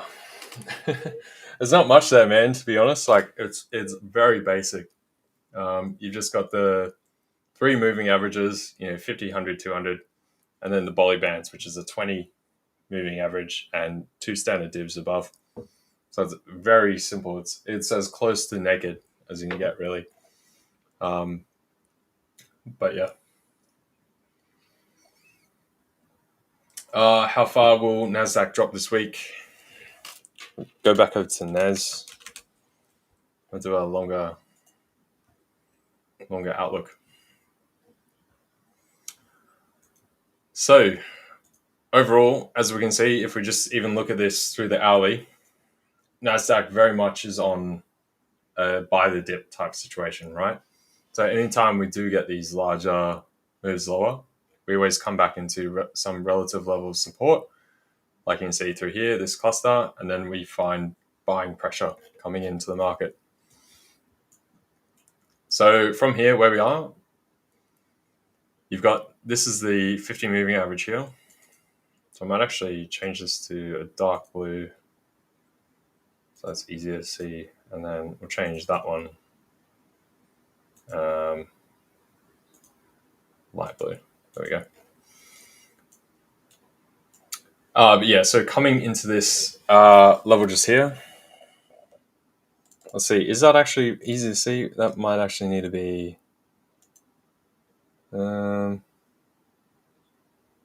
maybe that's a bit easier. Now they're too similar.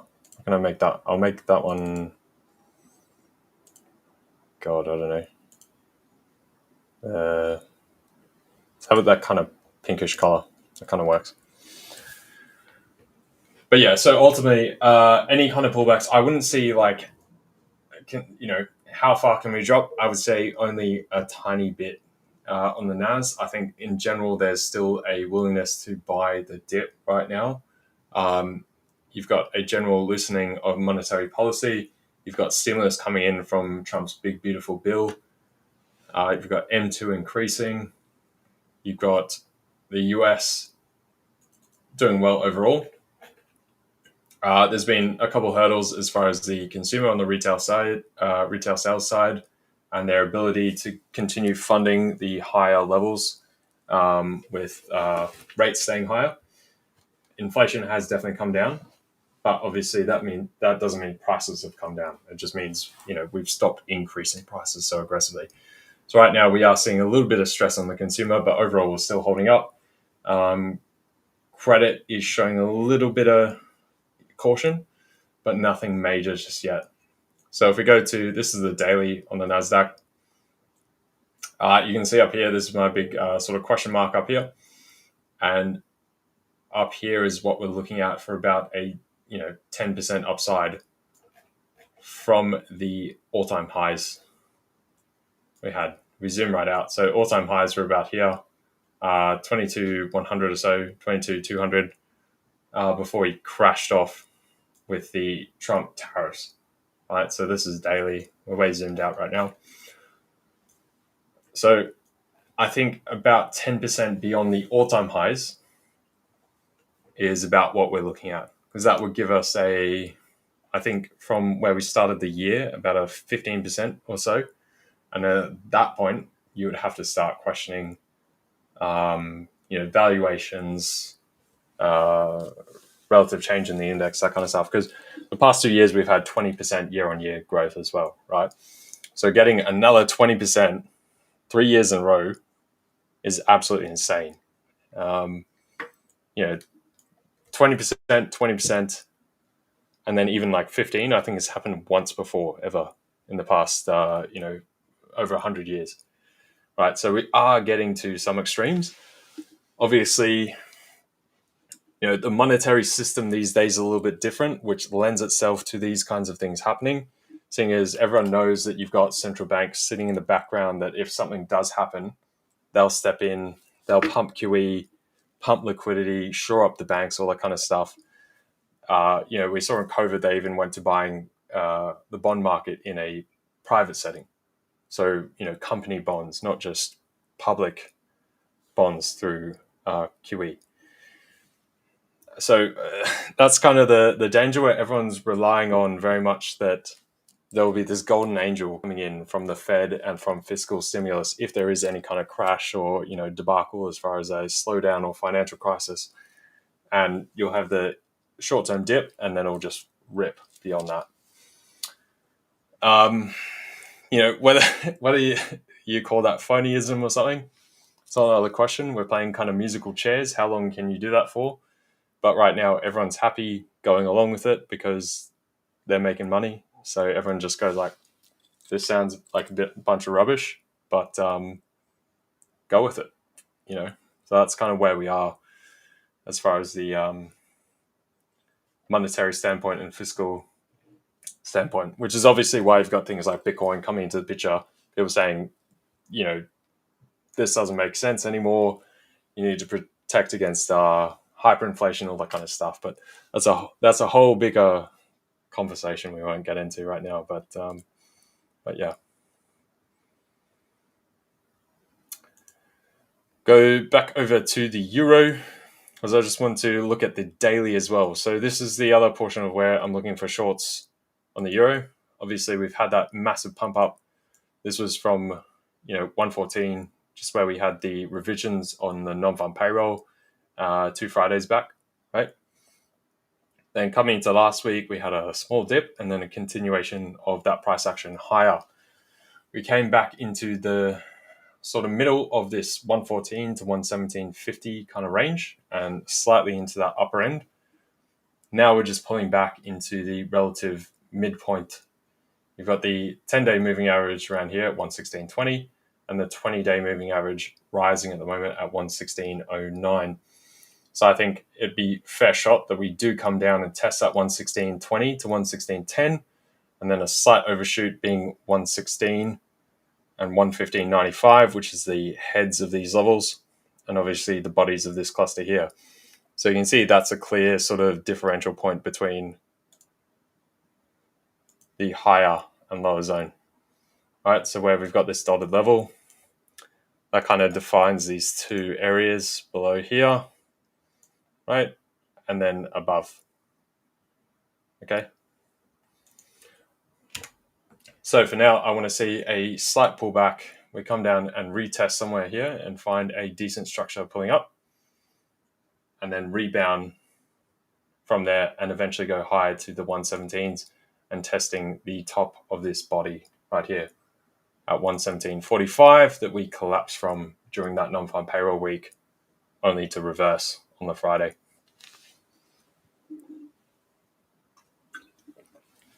Alrighty. So give me half a second, guys, right now. My cat is being a nuisance in the kitchen again. So give me half a second.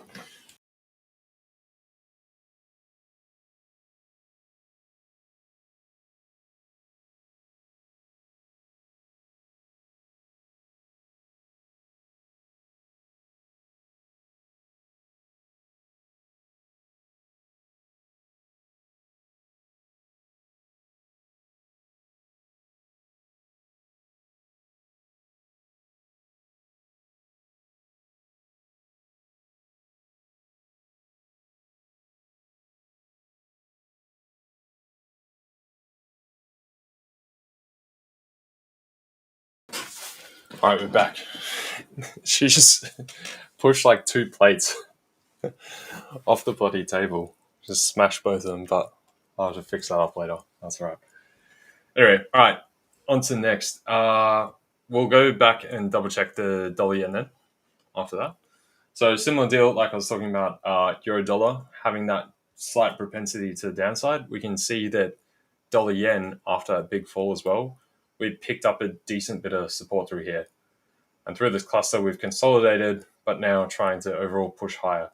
We've got a couple, as far as the body, equal lows there. But then today, we'll have to see how this closes. If we can close positively, particularly above Friday's close, right? And that'll be very much a bullish signal to push beyond and go towards 148.50. In that scenario, we could see euro dollar dropping well beyond the 116.20 and possibly revisiting this area down here in the mid to high 115s. That's still out for call as far as today's close.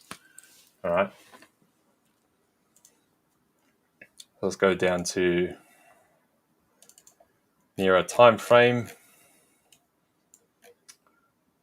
We've had rather a number of bars pushing up here on the 15-minute. So fair shot, we get a pullback down here about 147.60 to about 55 as far as near-term retracement, and then see if we get another push higher. So you'd have something like this, and then see if we get this test. And then again, this is the sort of sludge box up here for the dollar yen. Right, so that comes in around that 147.90, just below that, about 147.87, up to 148.05 there.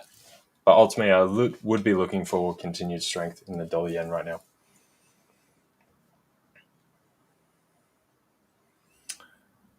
Would you go long, UJ, if we get a good pullback on the 15-minute and target PDH? Yeah, definitely. That's pretty much what I'm saying right now.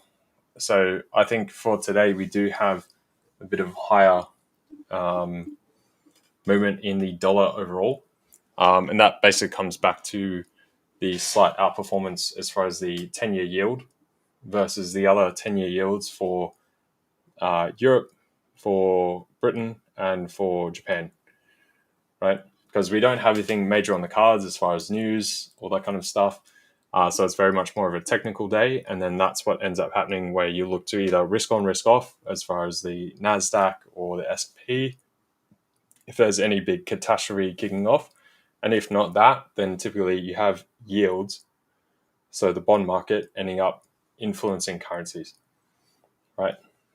And that sort of seems to be what we're getting today. So yeah, a slight pullback here into the heads of these, the bodies of these wicks. And then that's also into the cluster here of the moving averages rising up. Buy from there. See a high potential move up to 148 on the dollar yen. That's at least for today, intraday. So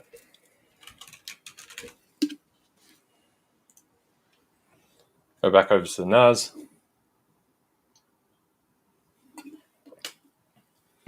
So like I said, on the NAS, we're looking for a possible move back down here into the 200 moving average and the relative support with these two bars here coming into New York.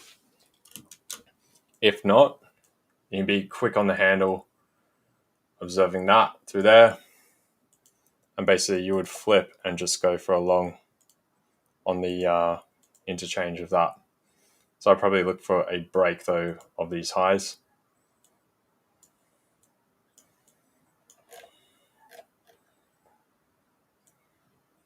And then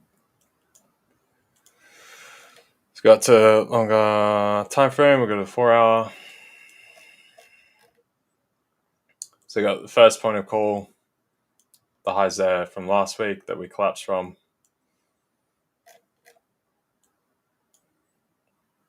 I'd be questionable whether we just run that right now with a number of the pieces that we still have on the cards. I'd say we get after this, pullback, large charge higher. I would say you'd have more likely of a pullback to here. See how that tests support. Oops. And then possibly back into these moving averages through here before then rebounding. I'd be very dubious of a break of highs through here today at all. So most favorably, I'm definitely looking for that short through here. Go back to the 1 hour. So that's obviously your point of call, your top side resistance. So hence I've got the stop on here. So I'd probably move that up probably to the bodies of there, which I'll probably do now as well. Just on my terminal.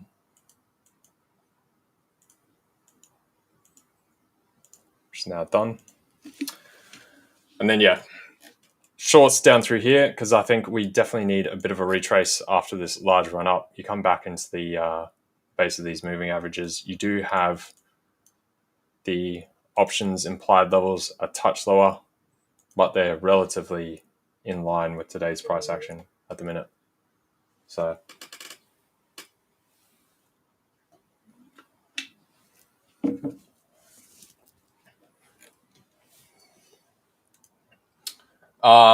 Nelson asking, how much do I risk in terms of percent in a trade? And how do you set your target? So how do I set my targets? So there's a couple general ways as far as intraday that I look at. You'll have these kind of trend lines I'm looking at. Now, when you look at trend lines and you're drawing, triangles and wedges and all this kind of stuff on the chart, you don't take them as gospel. It's not like physics. This is not a, some kind of law in the markets or whatever. They definitely don't play out as firmly these days because they're very easy to read. Basically meaning it's been arbitraged out by computers, by algorithms, that kind of stuff. However, where they do give you value is you're pretty much just observing the relative momentum of price, right? So you're seeing the average change in price over a given set of time. So if you plot this point to this point, right, has price been able to overcome a relative level of velocity, yes or no, is basically what you're looking for. So if you've got a break above here, that means that obviously you've got a relative number of buyers increasing over selling pressure in order to break the prior higher level of selling pressure, which is why we've got this downward momentum. So that's where it's relative, in that you're seeing a shift in the balance of buying and selling pressure. So that's the first point. Beyond that, obviously, you've got the prior, whether you want to call them order blocks or swing lows, swing highs, candle closes. Everyone comes up with new names of this. Names of things change every 5 years. You've got your now influencers and stuff bringing in their own names, whether it's ICT or whatever, right? But basically, you're just looking to the prior structure, so where you can see a relative change in buying or selling pressure. So you can see right here, we had buying pressure, buying pressure, buying pressure. And at this point, you've got a distinct change flipping to selling pressure. That comes right until here. And then you've got a distinct change flipping to buying pressure. So when you're seeing that distinct change, you're noticing that, again, buyers have turned into sellers or sellers have turned into buyers.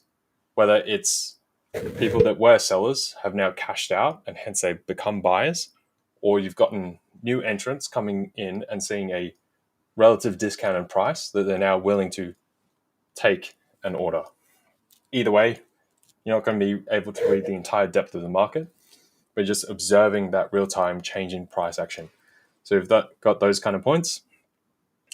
The other thing I often look into, if I hide, let me hide this stuff inside the bolly bands, and we'll put this guy on. Runtime error. Let me see if I can refresh. See if that works. Nope.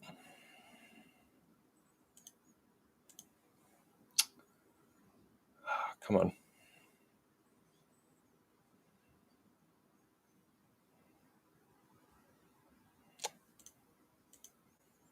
That's not working. But typically I use pivot points as well.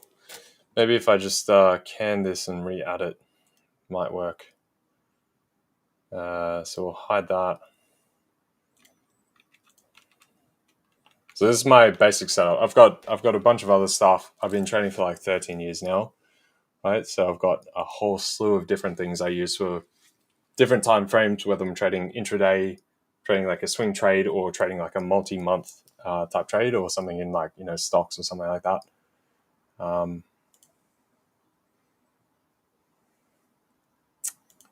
on. See if okay, go to another asset. Now it's working. All right, go back to gold. So another way to do it is with the pivot points, like you got here. So pivots are very good. It's kind of a ATR type situation where you've got a midpoint based on the relative, high, low, close, and the extension of the wicks from the prior day. And there's also multiple ways that you can calculate that as well. Whether you just want to take the closes through certain periods or the extension of a price, you can look into that further. But gives you a relative ATR target points for that day. And so anytime you see a breach of that, you're kind of in that overextension of relative expectation of price movements. So we can see this was the midpoint that we collapsed through. And then we've hit the S1. That's basically an overextension. We go to the euro. Let's massively zoom that out. This is on a 1 hour as well. If we go back to 15, displays it better. So the midpoint is just here at that 116.49 relative level. So 116.20, just like I was talking about earlier, is sort of your base level that you want to see. And that R1 116.70 over here, we had a slight push above it. So that's a relative extension of price. Beyond that, I also use a standard div. Often I'll have the bolly bands on here, like you guys saw before. And then I also have a custom indicator, which gives me the 0 line, one standard div, two standard div, both above and below from the past 120 bars. And I have that on my personal stuff as well, which gives me like a relative expectation of change in price. So if you guys know how standard divs work, when you get out to two standard divs, you're in like the sort of roughly 99 percentile. So that should encapsulate the majority of all moves for that day. And so beyond two standard divs and that three standard div band is a perfect switch point to, return the market. So say you've had a massive downdraft in shorts, you get that switch and the retracement point there once you're in that 2 to 3 standard div band for a price to come back to a central point. So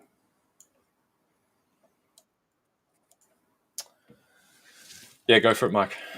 Do it.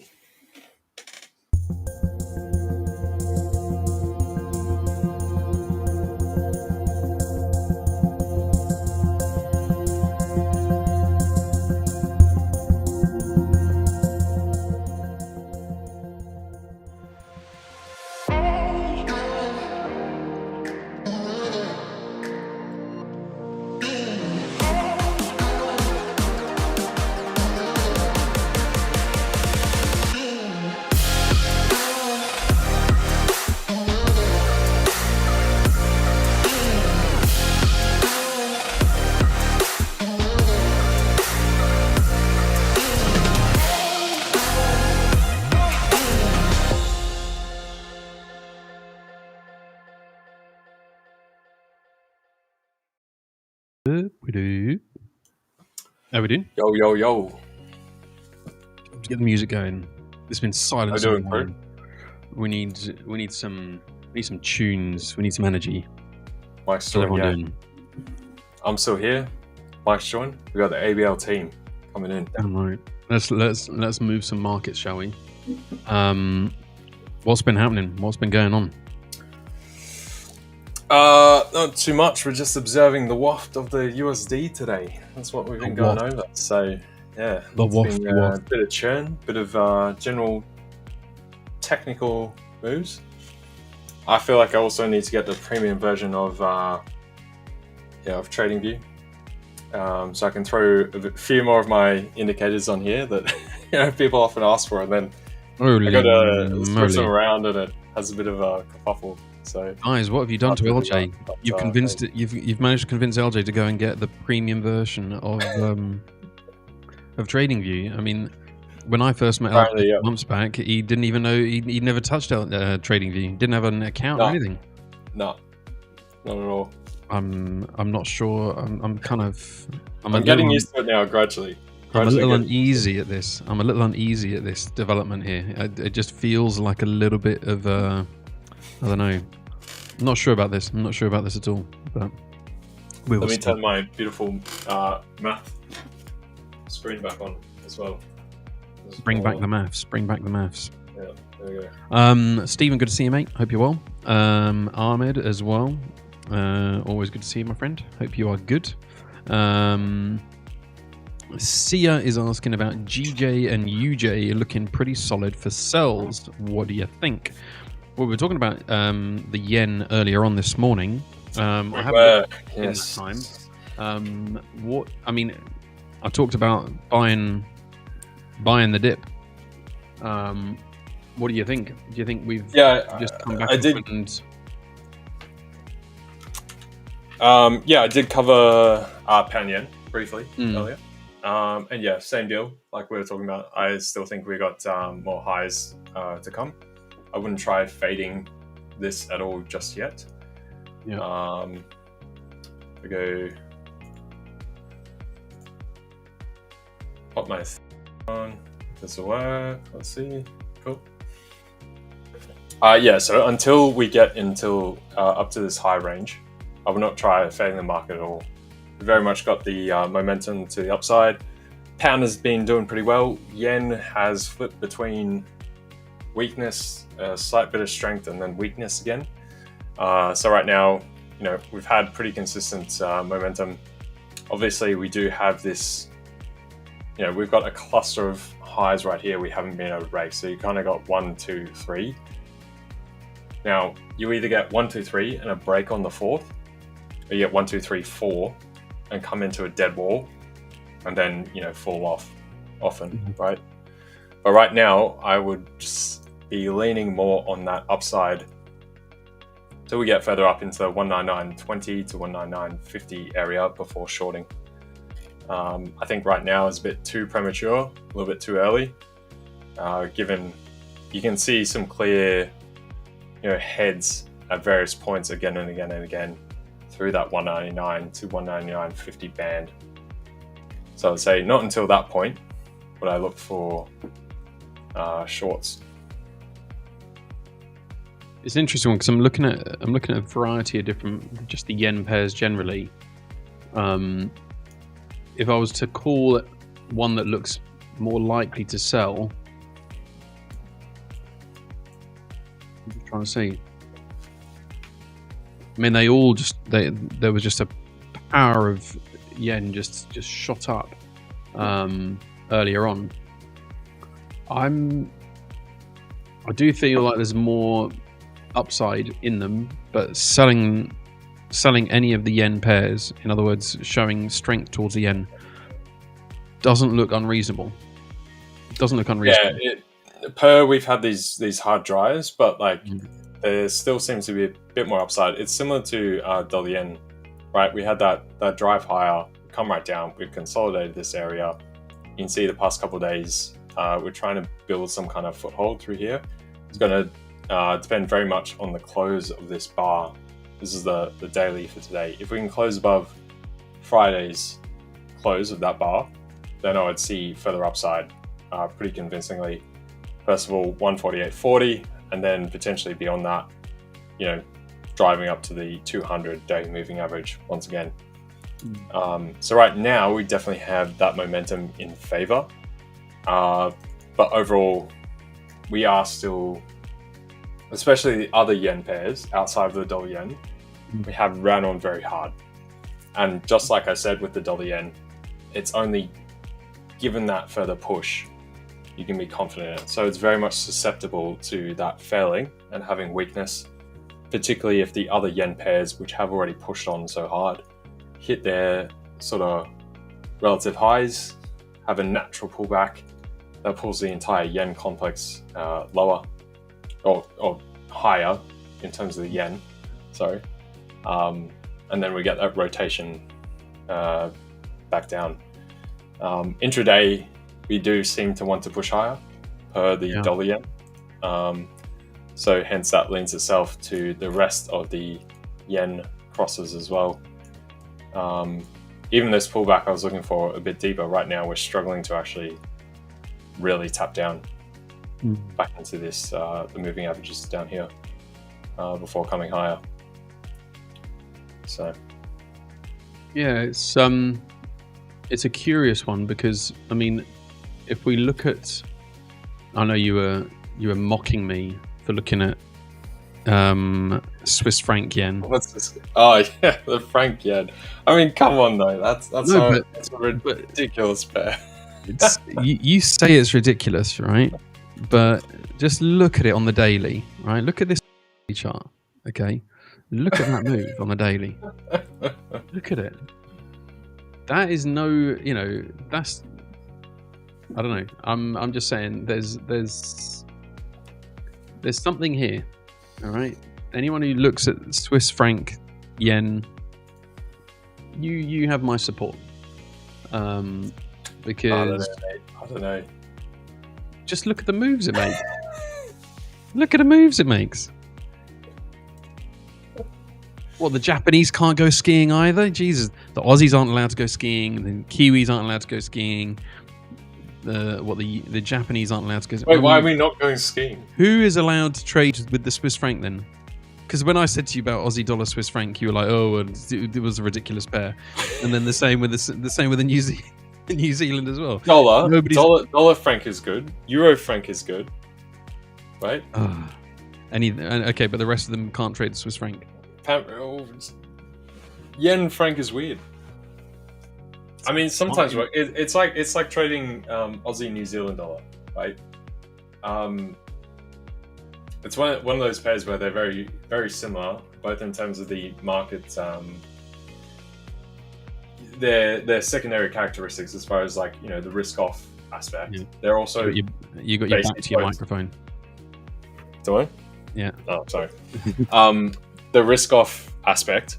You know, they both have that component, and then also they're both basically zero interest rates, pretty much, right? You know, the franc is zero, and the, you know, Japanese central bank is like 0.14 or, you know, whatever, right?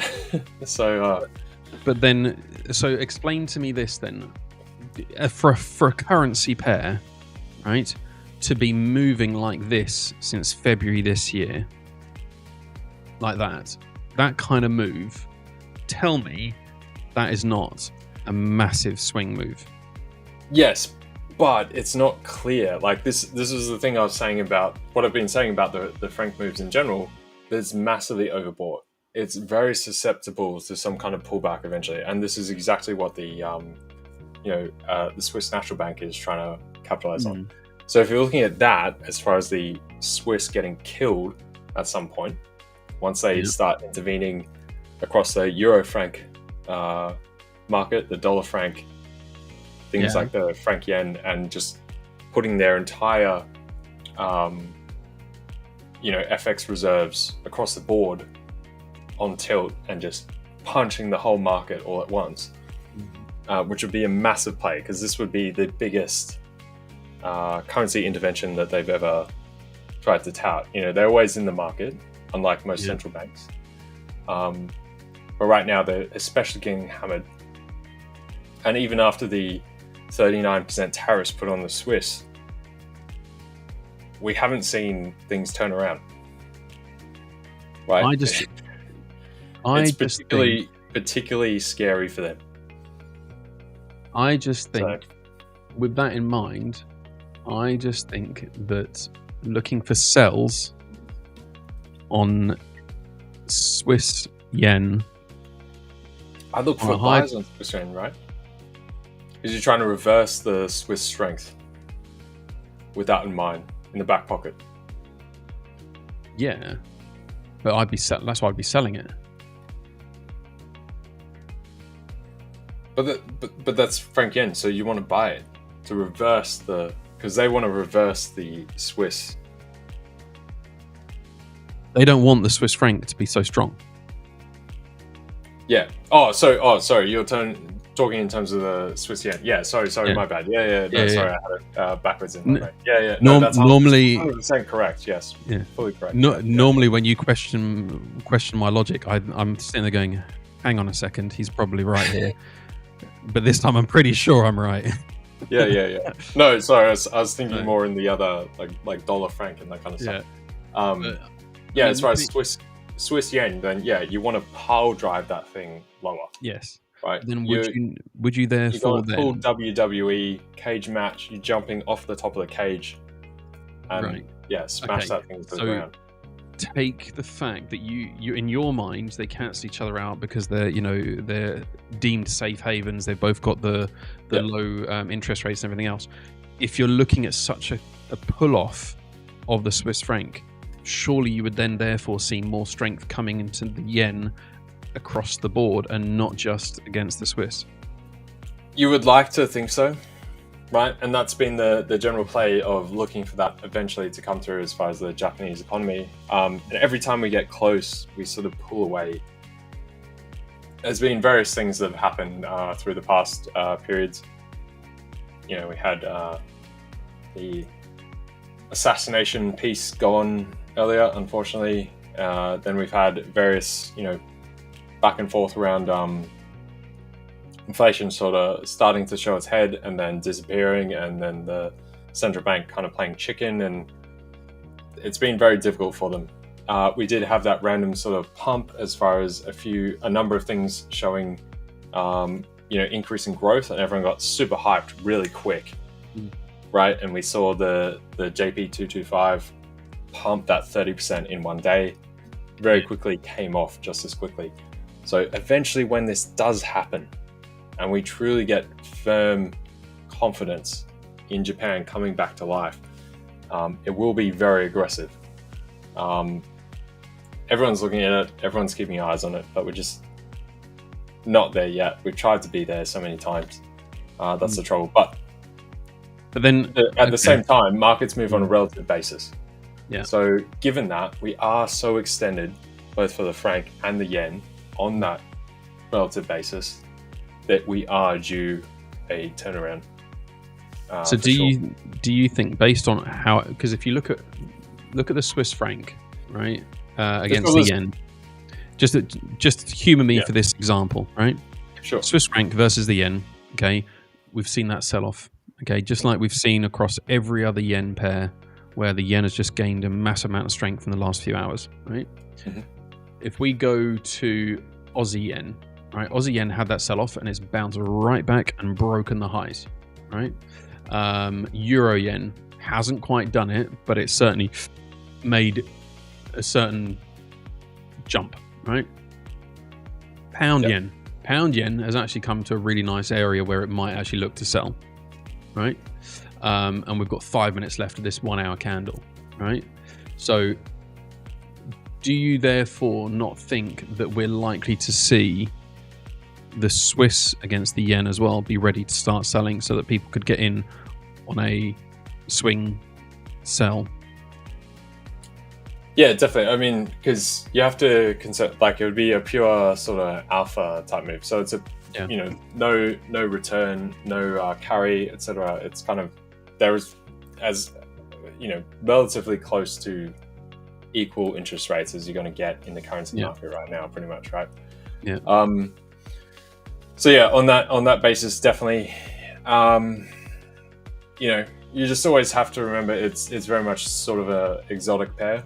It's a bit obscure. There's not heaps of trading going in around there, particularly because of that notion that they're both in a very stuck kind of point. They're kind of being pressed against the wall, and it's hard for them to make a move. So any of the Swiss franc pairs,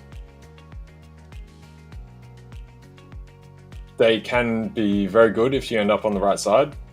You can get absolutely cleaned up if you're on the wrong side. It's basically just the point to remember. True.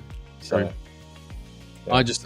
The way it's moving at the moment, I don't know. I think there's, compared to all of the others, the moves have happened. This one, I don't feel like the move has finished. So, for example, if you look at, for example, dollar yen, right? Dollar yen had the sell, didn't hold, and it's broken it, and it's going higher, right? CAD yen done the same thing. Just feels as though I don't know. It just feels like yen is a pair that's worth looking at today for whatever reason. I don't know what it is, but there's just something that, again,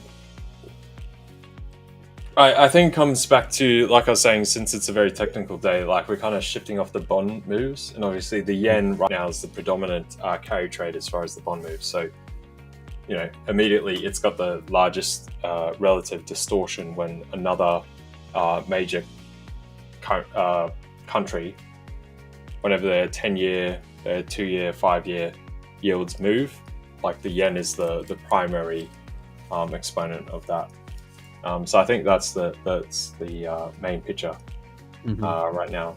So trying to find our feet, and there definitely seems to be a little bit of a preemptive, speculative shuffles as far as the some of the geopolitics going on right now, and some of the relative moves for the China-US tariff deadlines coming through, which I expect fully to be extended. They're not going to figure it out right now at all.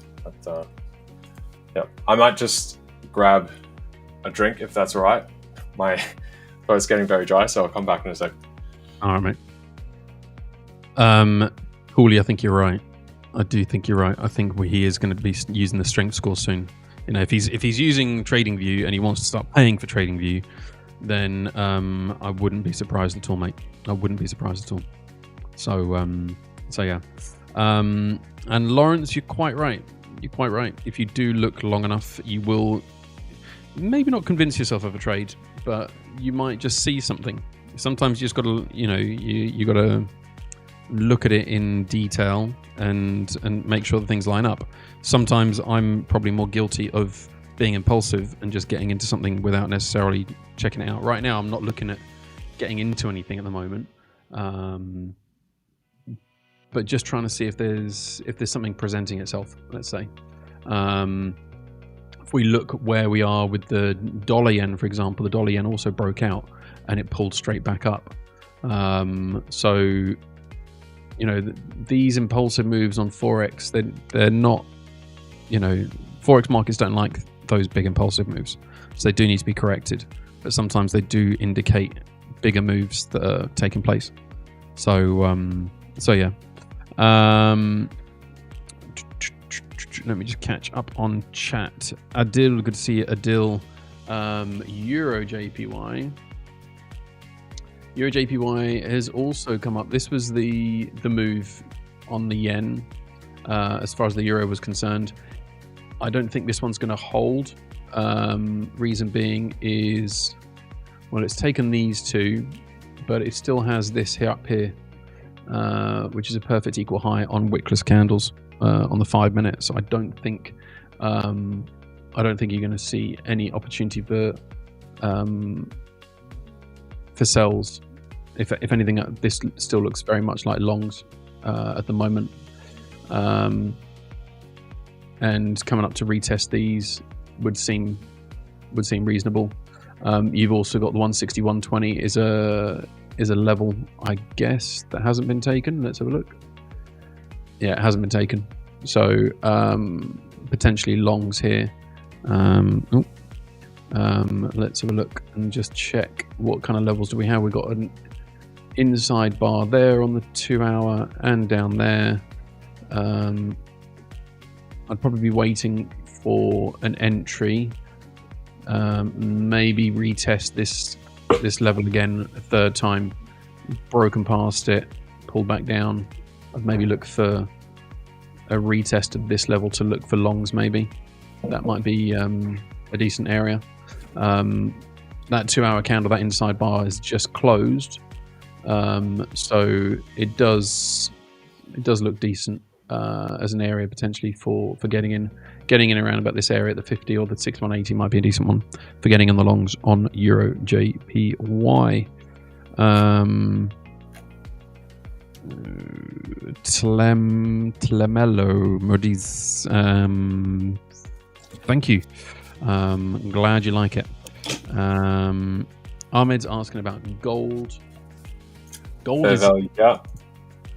is being pummeled today. Gold is down 1.2% on the day, and that's huge. It's pretty heavy, for a single day. You got to think about that. That's and a Monday as well. Yeah. For a Monday, that is significant. So I would be very, very careful with gold. The thing with gold is gold can extend beyond that. It's not unheard of. I mean, for example, look at this one here, right? That Friday NFP candle, right, was bigger than what we've got today, right? Granted, that was NFP. But and that was on there was a fair basis for reasoning behind that move, right? But then if we look at this one here, for example, Wednesday the 23rd of July, again, probably in roughly the same region in terms of the number of points moved. It's in or around about the same amount. So it's not unheard of. I mean, you can see them here. Look at these days here: 16th of April, 21st of April. These days they do happen when there are big moves in gold. And I don't know. I wonder if there's an element of positioning taking place this week to try and get the best possible pricing, depending on where people think Trump's meeting with Putin is going to go on Friday. I think also if we think about you talk about ATR as far as the daily range. You've also got an ATR as far as like a multi-day range. And after that massive pump, it's fair that if you think about a stochastic, sort of back and forth, it'd be fair to get a retracement. Like if you look at that daily range and saw today that we kept running, that would be incredibly indicative of like, wow, what's going on? Where's the concern? Why are we losing our mind? There must be some kind of extreme risk on the table. So do you know what? I think it's pretty fair that we got a pullback today. I think that was sort of due. So the only thing I'm looking at is if you look at the 4 hour, look at that 4 hour that we had that closed a couple of hours ago, or an hour ago in fact. It closed very, very strongly without any real wick rejection whatsoever. So for me, gold actually looks good for sells, if I'm honest. I think we'd get a buy first, and then I think we've got a few points higher. Yeah, if I just flip over to mine real quick. Yeah. So this is kind of what I was looking at. This is on 15-minute on gold. So I consider this as the kind of sludge box again. You've got these, sort of swing low there and that swing low there. Below that, there's sort of a gap of $20 down to 33.20, and this is the big pump from the non-farm payroll, right? So as far as today, intraday, I think this is the general point we want to see a bit of a bounce from in this kind of area. We got to move higher to that wick low as well, and then you've got this point higher as well. So somewhere in here, that would be the underside of the channel that we broken under. And so somewhere in between that zone would be the new, if you want to call it the sludge box once again, where I would see this as your relative sell point. So if we go up to the 1 hour, this is also exactly where we tapped onto the 200-hour moving average right there. Bouncing up, you see a retest of the underside of the channel that we sat in the entirety of last week. Because this pump higher is from the Friday of NFP. We respected that channel all through last week. We've broken through it right now, come back into retest relative levels. If we got a move back up to here about 33.70, then I would consider shorts from there. So that's kind of what I'm seeing. To get that move and then possibly move back down to 33.30 from there. Yeah. What do you reckon, Mike, with that one? I first just want to address Denman Gamehouse. Denman Gamehouse, spamming the chat isn't going to get us to answer you. And we're not here to give you confirmations of your trades. If you want to give us a bit more context other than a pullback, then we'll go and have a look at it. But just spamming pound CHF, pound CHF, pound CHF, pound CHF, pullback, and then give us our names isn't going to get us to look at it. All right? We've definitely seen it. We're typically going through whoever prior us for whatever asset, prior getting through that fully, then we'll jump over to the next. All right. Yeah, but so also give us context of what you're looking at, right? Yeah. Because we're not giving signals here. We're not just saying, all right, go do this trade, do that trade. Tell us what you guys are seeing, and we'll bounce it off and we'll see what we think. If there's a counter argument or not, right? So yeah. Eric plays after 10% gain double our funded account. Correct. If you're on a funded account, then yes, that's right. Yeah, if you're on the you get scaled up on the high stakes or the hypergrowth. Hypergrowth is double, right? High stakes not quite double. Oh yeah, sorry, yes, but you do scale up after 10%. Yeah, not double, but you do scale up. Yeah. I just want to point out, Adam knows what he's talking about, right? Adam clearly knows what he's talking about, right? So, Adam, wise man. I hope you're doing well.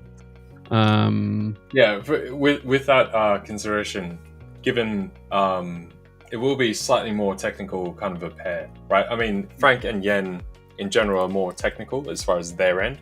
Yeah. it's always the cross pair that you're measuring against that will be less technical. Say US dollar is very heavily macro or fundamental induced, right? But the yen and the franc themselves are very technical, in part because of that basically zero interest rate portion, right? Similar to gold often plays out that way, with a slight macro and fundamental element of geopolitics, that kind of stuff. Risk on, risk off. Same deal with the franc and the yen. They're basically effectively a zero yielding asset, almost the same as gold to a degree at the moment. And then they've got that slight component of the fundamental aspect for the risk on, risk off portion. So I can definitely see the argument, like you were saying, Mike, about trading them together. You can reluctantly see the reluctantly, argument. Yes, reluctantly. I feel like there's better things to put your energy toward, but I can see the argument, put it that way. So then in that case, Mohammed's asking, what's the best way to trade minor pairs with lowest spread possible? I mean, first of all, get yourself a good broker. But minor pairs, you're not going to get good spreads. That's kind of the point, right? Because there are less trades. It's going to be on yen minor pairs, right? Because if you're trading like euro franc or euro pound, it's going to be way worse than like euro yen. True. Right. So I would say the top tier of the miners is going to be your yen pairs across every other major currency. Right, so that's going to be your first and foremost. The other, aside to that, which should roughly be equal, is often the euro pound, which is pretty similar, and then Aussie New Zealand dollar. Yeah, these normally have a relatively low spread on most brokers, most offerings, because there is actually a lot of trade between these minor pairs. They actually do exchange, currencies all the time, right? As far as like commercials, actual like companies operating between the two markets, not just financial speculators, being active in speculation per the currencies, right? Just looking at gold, so that'll be your best bet. I think your gold buy, if it holds into this little pocket here, could be very, very nice. Could even be now. I think right now, because we're pretty much retesting that 200 moving average, and then you get this dip back, but doesn't quite make a new low. And we failed to close at that prior bar on the 1 hour. So that's exactly where you get the low, retraced, another low, but a slightly higher low, and then you pull back up. So I think right here is pretty, you're at fair value. You're at a very much an extension as far as the ATR for trades today. You can have a stop from here. Say we're at 54, have a stop below 50. So say at 49, you've got an upside target of roughly 67 first of all, and then up towards potentially 74 at extension, depending how long the trade drags out for. I'd be potentially... no, I don't like that 1 minute. I wouldn't get in yet. Actually, no, I would now. I'd get in now. Like, what are we gonna make another 10 points lower? I don't think so. Yeah. No, I think the way that it's heavily today, the way that it's just dipped down below there, I do like that on the 1 minute. I would get in now on gold, and that would be my trade, and I'd be going for probably there at 7 minute double top. 66 would be my first. Yes, yeah, exactly. Just below 67, just to make sure you actually get hit. Yeah. Right. So I think that's a pretty good trade. You got $13 upside. You got like $4 downside. Yeah. As a Boolean trade right there. Yeah. There you go. It could well do, Mohammed. It could well do, but that would be my 3.3. trade on gold. So there you go. That's the trade idea on gold right now. My tight stop losses are notorious for giving everyone triggered anxiety, but that's how I trade. So if it's gonna hold that low, then you stick your stop losses below the low. It's just, it just makes sense. If you look at that 2 minute now, that 2 minute, as long as it, so you don't want it to reject really like that, but if it continues in that vein, then it looks very, very good for longs, because it's retesting this wick here, which is also on the 7 minute. There we go. 7 minute wick. And it's rejecting away from this 10 minute inside bar. So you want that 10 minute to be left behind for later on. And it's also reacting off this wick on the 11 minute.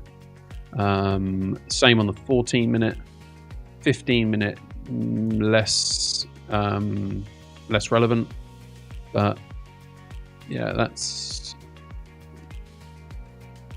I mean, it's not the nicest of entries. When I look at the 90 minute, it could still come down further here, take this level and retest this wick, which would probably be a nicer setup. And in actual fact, I think it might do that. So I'd probably go to break even, maybe. Yeah, I'd get out. Just, let's see. I think you just put it on here and just take a slightly wide. I mean, you need a wider stop with that, because this is the churn level. I mean, you're super extended. Right? Nah, come on, Mike. Yeah, I think definitely running up from here. I think this is a very good shout. Yeah, that's 66 to 67 target. I'm annoyed that I have to wait until tomorrow before I can trade again, because otherwise I'm just going to ruin my account. You're already at target though, so that's exactly. That's fine. I'm that's at target. I'm done. MT5 is closed. It's a good reason to not have to trade. It's not because you're at the drawdown. You're at the target. Exactly. So exactly. So I'm not going to do any degenerate activities today. Although I got to admit, the temptation to go and get another account is high, but having two accounts is just I'm refusing to take on that temptation. Yeah. Fabian wants to know your indicators. I think you went through them, didn't you? I wasn't here. Yeah, I went through some of the ones that I throw up here on TradingView. At least, just like these are like simple visual indicators of price and general expectations of price, immediate visuals for you guys. I might put a larger summary into ABL. That or through, seeing as ABL will be coming to a close, at least temporarily, until we go into phase 2. Yeah, pause at the end of this month. So any guys still active in ABL, churn through any of the courses, any of the material right there that people have offered. So end of the month, we'll be shutting down temporarily. We're going into phase 2. So it's not ending. We're going into phase 2, the new rebuild, rebrand, building everything out into its full capacity. But I will post a couple links for you guys that have requested to, follow me further or whatever beyond that. So keep an eye out there, and that's probably where you'll get the most value for things. There you go. Because to put into a small summary here would be difficult, because I've got various pieces on different time frames, different levels, different trading styles, that kind of stuff. It would be bad live streaming content. Let's be honest. You guys don't want that. So I mean, you do, but you don't, right? You see, I told you that gold. Come and taken that level there, and it's going to go lower. Right on the 200. So if you'd taken that one, you still would have gotten like a 2R, 3R almost, but it's going to take that low. Sure, it's going that low. Show you mine. So like this is the box, right? We're right in the dead center. Again, this is right on the 200. So you do have that slightly lower level, that 33.49, which is not out of the question as an overextension. But we're testing up here. I would say you take a long from here at that 54 with a stop below there at about 48. And then you look for the upside. Yes, look for the upside at 68. Right, that's plenty. 48. Oh man. Mate, you gotta. Okay, look at That's this. like Come on, Mike. That's like a 40 pip stop loss. Yeah, this is why. Hey, you're getting stopped out too much, buddy. You're racking up too many commissions, son. Yeah. All right. Yeah. So I mean, you can run that pretty nicely. Even right here. There you go. So 2.8 to 1, and you're safe. You're safe. He wants to be safe. Live on the wild side, man. You can even go a little bit further. Right there, it's 2.5. Okay. Yeah. Now you're at 48 perfectly. It's a great trade. And now, if you see it accelerating beyond here, you can take a potential run back into the channel up to the top end of the sludge box and get to 3.8. But you don't get stopped out in between. You're good. You're safe. All right, guys. Technically, that trade actually hasn't been stopped out.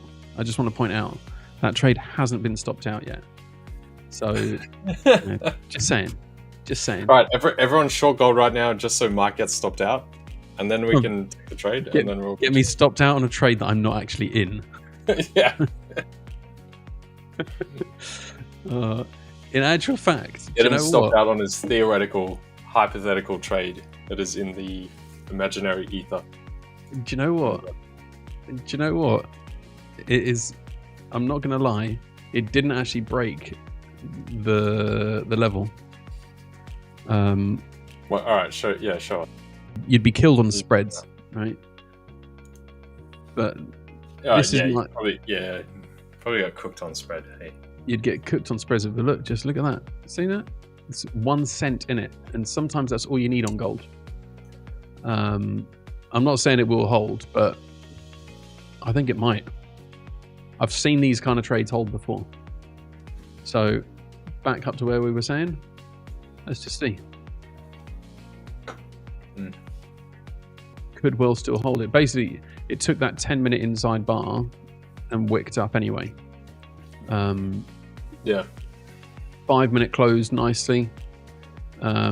This is the only one that I don't like right now is the 7-minute. But the 7-minute is also taking the low. So if the 7-minute can still show continued bullish momentum, I'd say consider taking half at 3367, Fabian.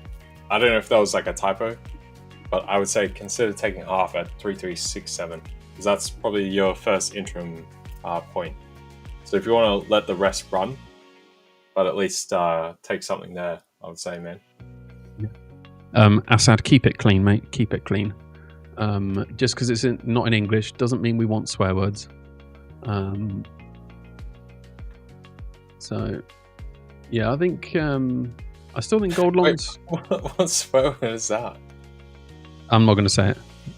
DM me then. Like what? How do you know this?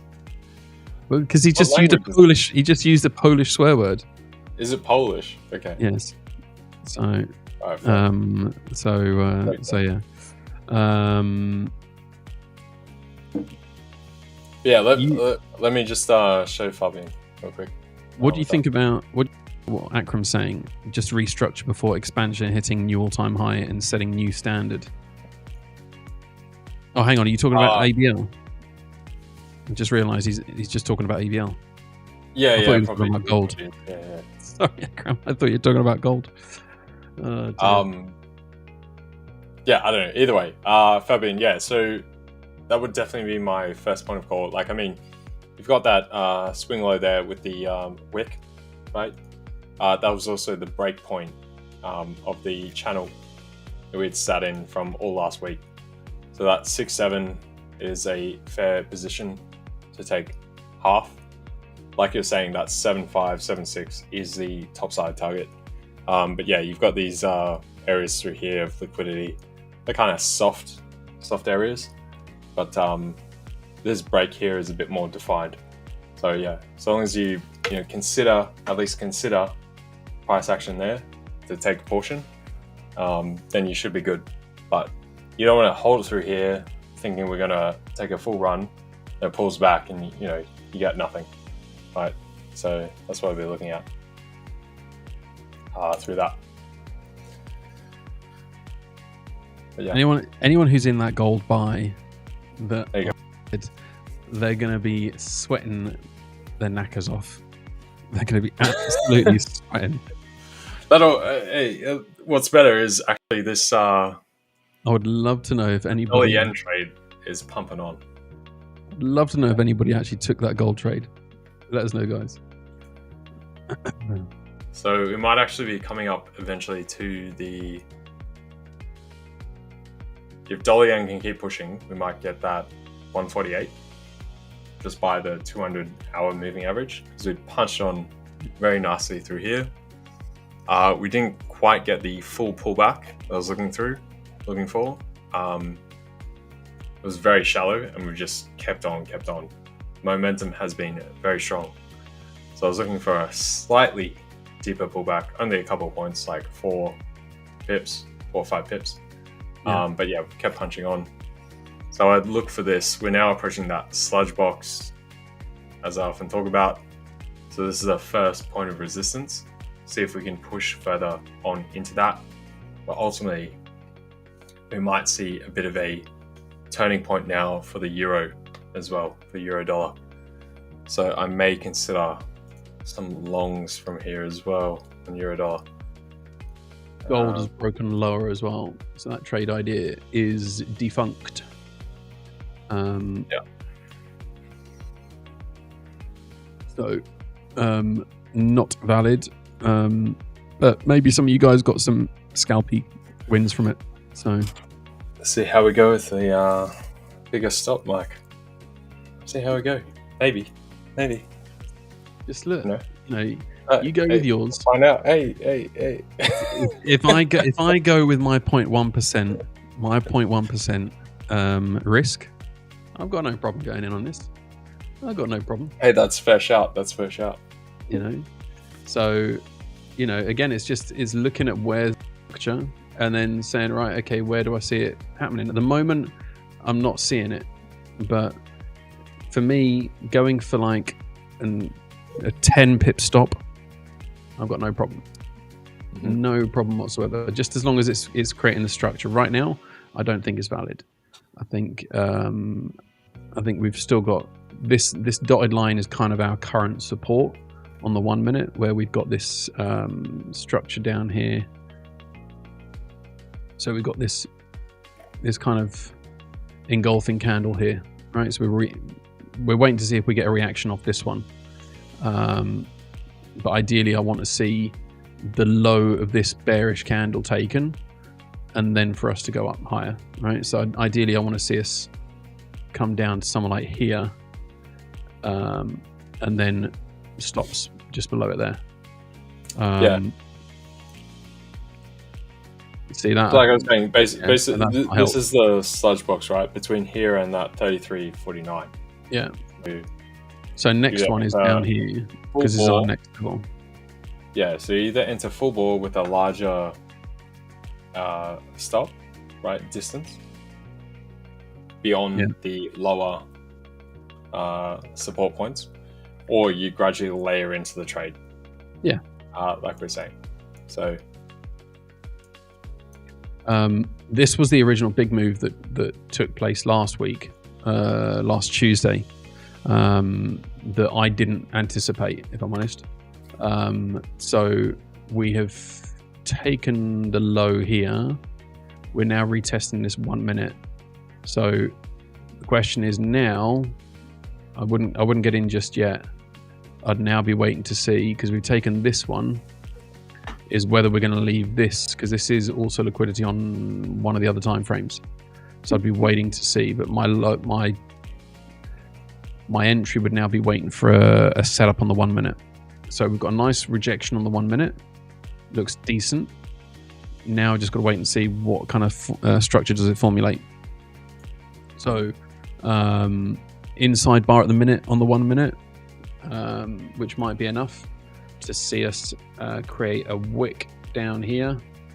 And so then I'd put stops just down there and wait for it to come back and retest the wick on the 1 minute.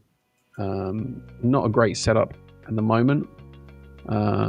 Want to wait for the 1 minute candle to close, and then wait and see, because it's no longer an inside bar.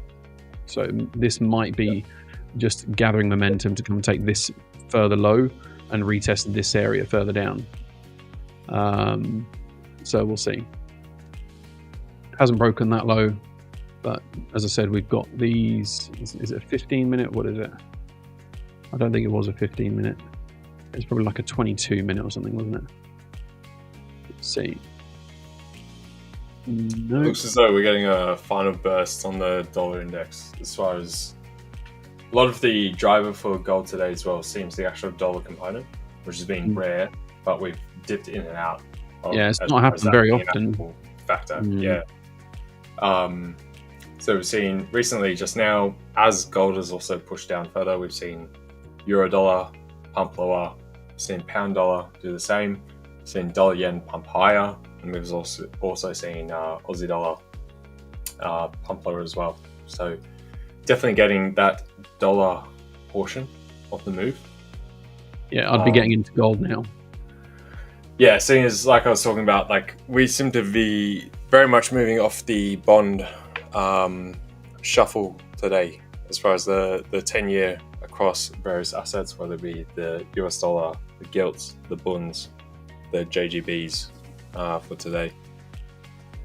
Very much. So we've hit the relative resistance on the DXY now as well. Same with the dollar yen near term. Yeah. So potentially this might be where we are finding support for gold as well today. Assad, I'm not longing. I'm not trading it. Right. This is me paper trading. Right. This is me, sharpening my teeth. Yeah, Mike's already hit his profit targets for today. He's done. Yeah. So he's just here scoping out potentials for you guys. I'm just doing my usual degenerate stuff, basically. But at the moment, I'm waiting for my next trade right now. I've cleaned up 5% today now. Nice. So solid day, very solid. Primary trade will be another Eurodollar long, I think. More so than gold. Like, I understand where gold is, but I feel like I just like the defined levels on Eurodollar a little bit more right now.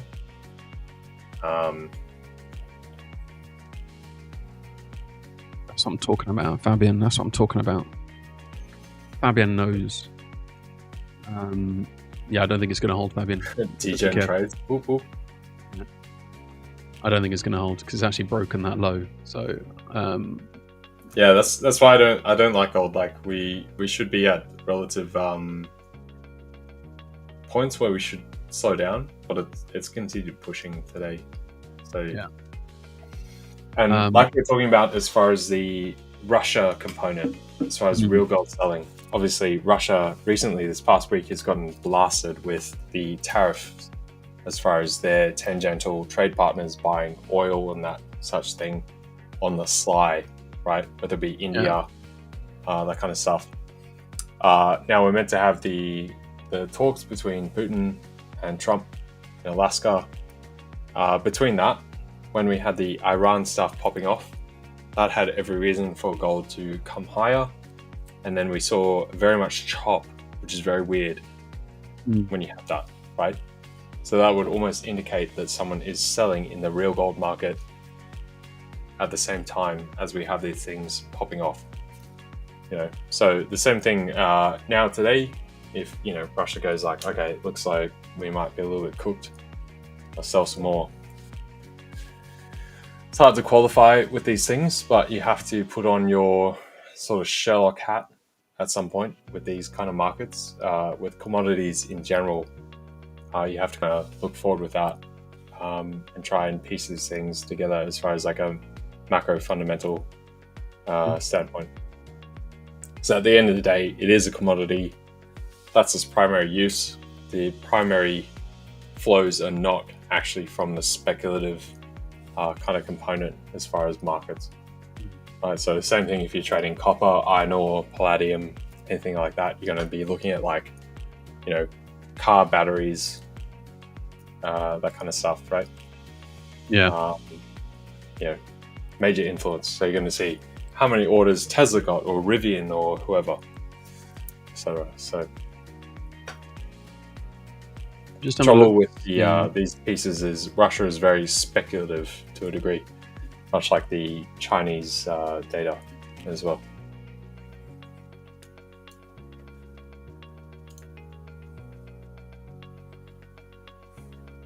That might be a trade idea.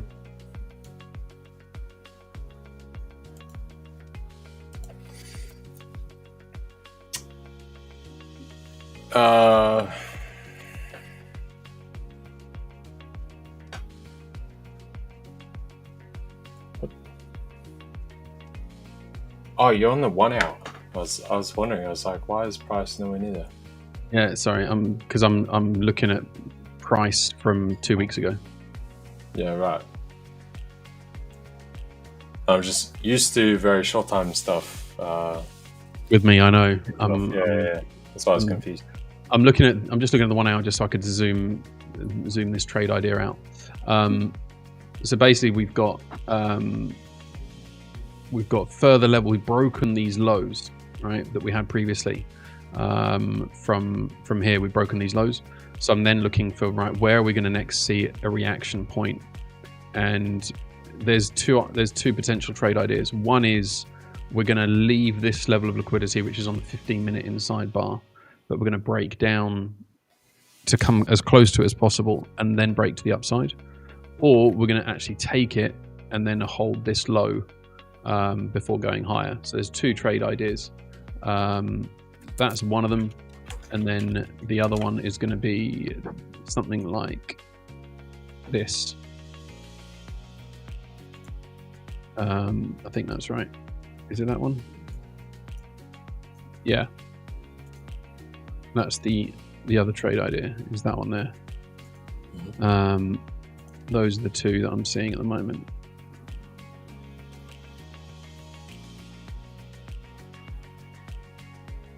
So we'll see. On gold, if I was looking at those, I'd be looking at those, because the thing is that it all depends on your appetite for risk and everything else, and how patient you are prepared to be to wait and see if an opportunity comes along, right?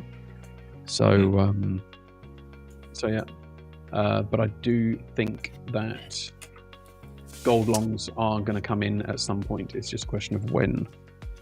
Yeah. So you can either do a set and forget like these, and you'd set 0.1%, and 0.1% on that one, you got yourself a 1% win. This one, if it comes off, is 0.1% is going to be a 2.5% win. So yeah, so we'll see. But let's say I've got that one trade earlier that I took. That let's say if I took that, right, so I'd be 0.1% down. That would be whatever it is, $5 down, I think it is, on a 5K account. Yeah. Yeah. $5 on a 5K account is, you can swallow that up, right? Nothing. And as long as you're risking it in the right way and managing it in the right way, then you can catch these wins and really fly with them. But we'll see. Nor Taurosian, maybe it will. It probably will at some point. Unlikely to do it today. Yeah, not today, but from a dip that you actually get the bounce from, then yeah, fair play. Yeah, exactly. I think right now I would be seeing, so as far as the I've still got the short sitting here, still just sort of wandering off, so that's something for you guys to look at. The general trade idea is back down to the 200 moving average here on the 15, which clusters with the bars down here on this relative swing low before driving higher. We'll see if that plays out. That's sort of I would say, 50-50 confidence today. I'm not crash hot on that, to be honest, but as far as the euro dollar, I've been looking for these shorts. I was looking for a larger pullback through here, but we didn't get it, so I jumped in down here as we just kept kicking on. So I'm still short through here. I'm looking for 116.20 ultimately for us to come down to. 116.30 just here is the interim standpoint, but I think we should get a bit beyond that. We'll see where we get to, because obviously, just like gold, as far as the ATR today, we are pushing that. If you go to the 1 hour, we are sitting right here on the 1 hour moving average. The 100 hour moving average. So we may end up finding support through here. But just like gold as well, we've kind of touted those levels, but then kept pushing on a little bit more. We don't have a large enough push counter to that just now. If you go to the 4 hour, we've definitely broken these the bodies of the closes of these wicks, right? These bars. Pushing down further on the 4 hour towards that 100 hour moving average on the 4 hour, which is at 116.20. And also, if we go up to the daily, would roughly coincide tomorrow with the 20-day moving average coming up as well. So as far as this drive higher, I mean, it's pretty fair to see that we actually get a relative pullback, right? That doesn't look surprising at all. We've had a massive push higher. Mm-hmm. So if you get this pullback down to 116, between 116 flat and 116.10 to 20 odd, be pretty expected, right? I would actually expect us to push further beyond that 116.20 to 10 down to 116 flat or 115.95, which is the prior heads here, and also the close of these bodies by this dotted line that would make sense. So that's what I'm seeing right now. So just a continuation of that for today. I think as far as today, we will get a pause at some relative point. Just seeing as we pushed on a bit like gold. So you get this kind of move that we've had. See if we actually push to the 20 level today, or if we get a bounce from here, come back up to about 50 odd, and then tomorrow make the full movement. See how we go. Rammer is asking about pound USD. Did you touch on pound USD just now? I don't think you did you? Pound dollar, not just yet. Earlier we did, but basically similar deal to euro dollar as well. Just the pound dollar probably has a relative strength compared to euro dollar at the moment. Just after the Bank of England announcement last week. So with that, we obviously got the rate reduction, but the tangential comments were a bit more concerned around upside pressures. So the hawkish components as far as inflation and the considerations around the fiscal side as far as debt profiles and stimulus and that kind of thing from the government.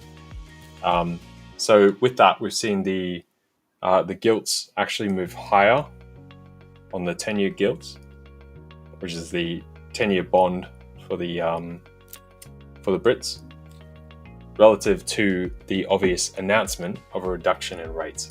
Right, so that's why we've seen this outsized strength per the pound dollar. Today we're seeing a similar move lower, just like we're seeing in the Aussie dollar, euro dollar. We're seeing dollar yen move higher as well. So that dollar call for further strength has come through nicely. You've got these first relative levels just here, obviously at 134.20. Then the next point at about 134 flat. and then lower than that, this level down here, 133.80. So you've got these relative 20-point soft levels, we'll call them, from here that I would be looking at. But I would basically be looking for pound dollar to now follow euro dollar after that last week's announcement. Euro dollar will probably become the primary driver for this week as far as the dollar relative moves. Tomorrow we do also have the RBA. So as far as Asia, that will somewhat influence the euro dollar and pound dollar as far as the overflows relative to the dollar during Asia, but won't have a major effect. Often the euro dollar move like 8 points or something when the Aussie dollar moves like 40, right? But sometimes that is enough to just set the currency in that relative direction. So right now, just like we were talking about at the start of the stream, we got that further dollar strength. So pound dollar is still coming down. We're testing that first level at 134.20. Next point of call is going to be 134, and then below that 137.80. So it depends what sort of time frame you're looking at. If you didn't capture this downward move earlier today, you might want to sort of sit on your hands a bit or look at something else to trade. Similar deal with the euro dollar. I've been sort of short this earlier, end of Asia, coming into London, bit of reversal, we came higher, then re-short again, looking for a bit of a further retracement here, but we didn't get it. So then I entered short a bit later through here, and we're now getting that further short. So yeah, that's pretty much what we're seeing as far as the dollar component of all the majors today. So we've seen this push higher, break above this trend line on the Dixie, held up pretty strong. First point of call is this head. So we've still got a couple points in it right now, about 7 points as far as the Dixie, which roughly equates to where we are now, 27 on the euro dollar. Be roughly 7 points lower, which is about that 116.20 on the euro dollar. So beyond that, to get a further push on the Dixie would be a bit surprising, I would say.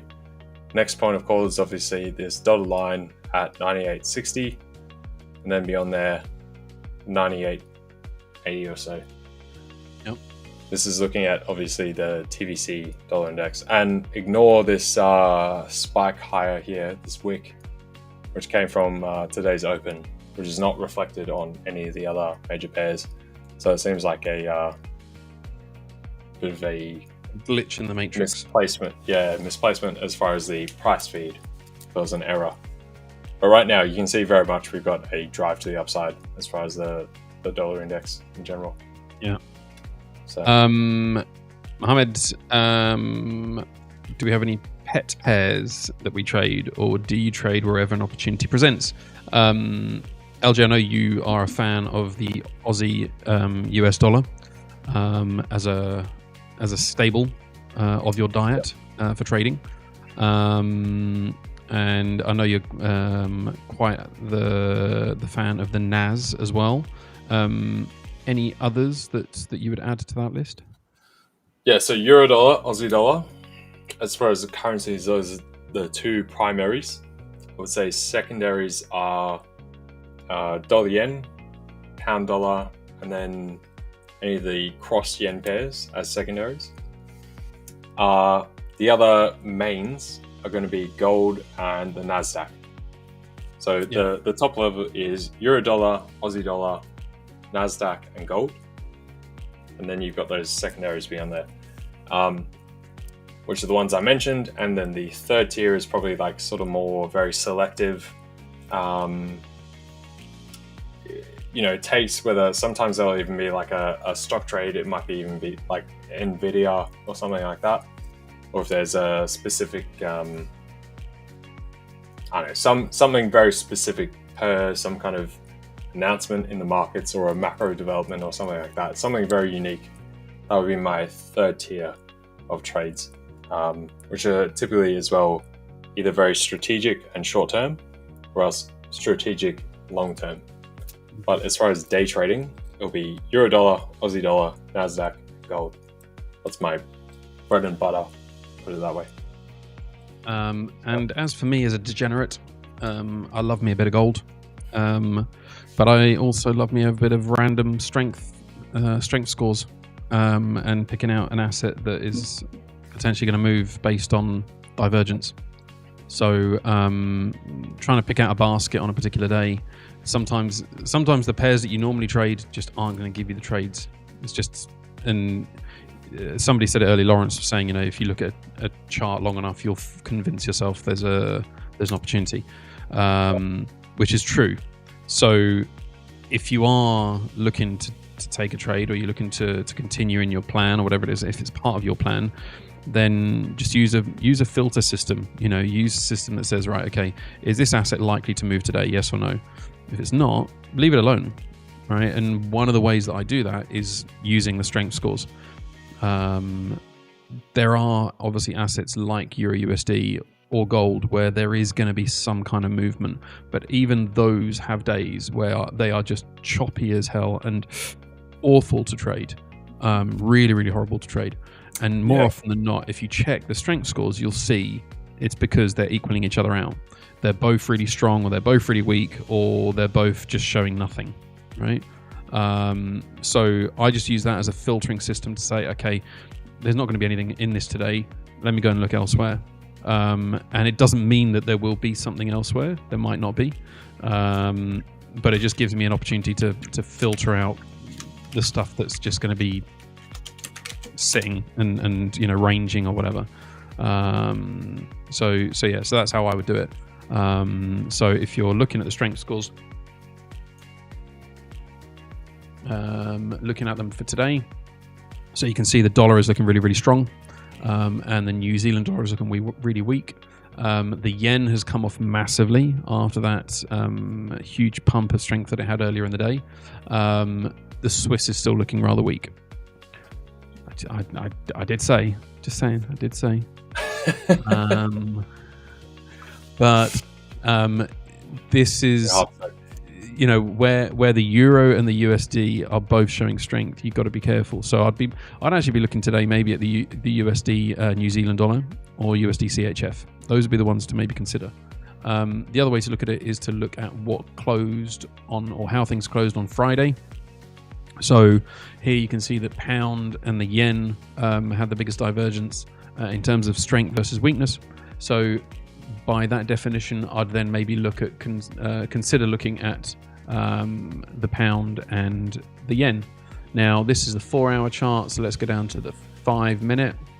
And what have we had so far today? Well, we had that strength come in, and we've come in and we've just tried to test this area. Now I'm not sure, but I don't think that might be a perfect equal high. Let's have a look. No, it's not. So it looks like there might be an opportunity for sells, possibly on pound yen. I'm not saying there are, but there might be. It's just trying to find an asset that if you look through and you go, okay, let me do my analysis, because otherwise you could spend hours analyzing dozens of currency pairs, and there's 28 currency pairs, right? In terms of the 8 major currencies in the world. Then you've got the NAS, then you've got the S&P, then you've got the Dow Jones, then you've got the DAX, then you've got gold and silver and Bitcoin and Ethereum and oil and God knows what else. You could spend your entire day just analyzing charts. What you want to be able to do is you want to be able to go and look at things, decide whether or not they're worth trading, and decide, right, I'm leaving this alone, or yeah, this might be worth looking at. And pound yen, I would definitely say, pound yen is looking pretty good. Euro dollar is looking pretty good as well. Yeah. Highlighted at the start of the stream, 3 hours ago now, we're looking for that 116.20, which we're now hitting 116.24. Yeah. So coming right up to those bottoms.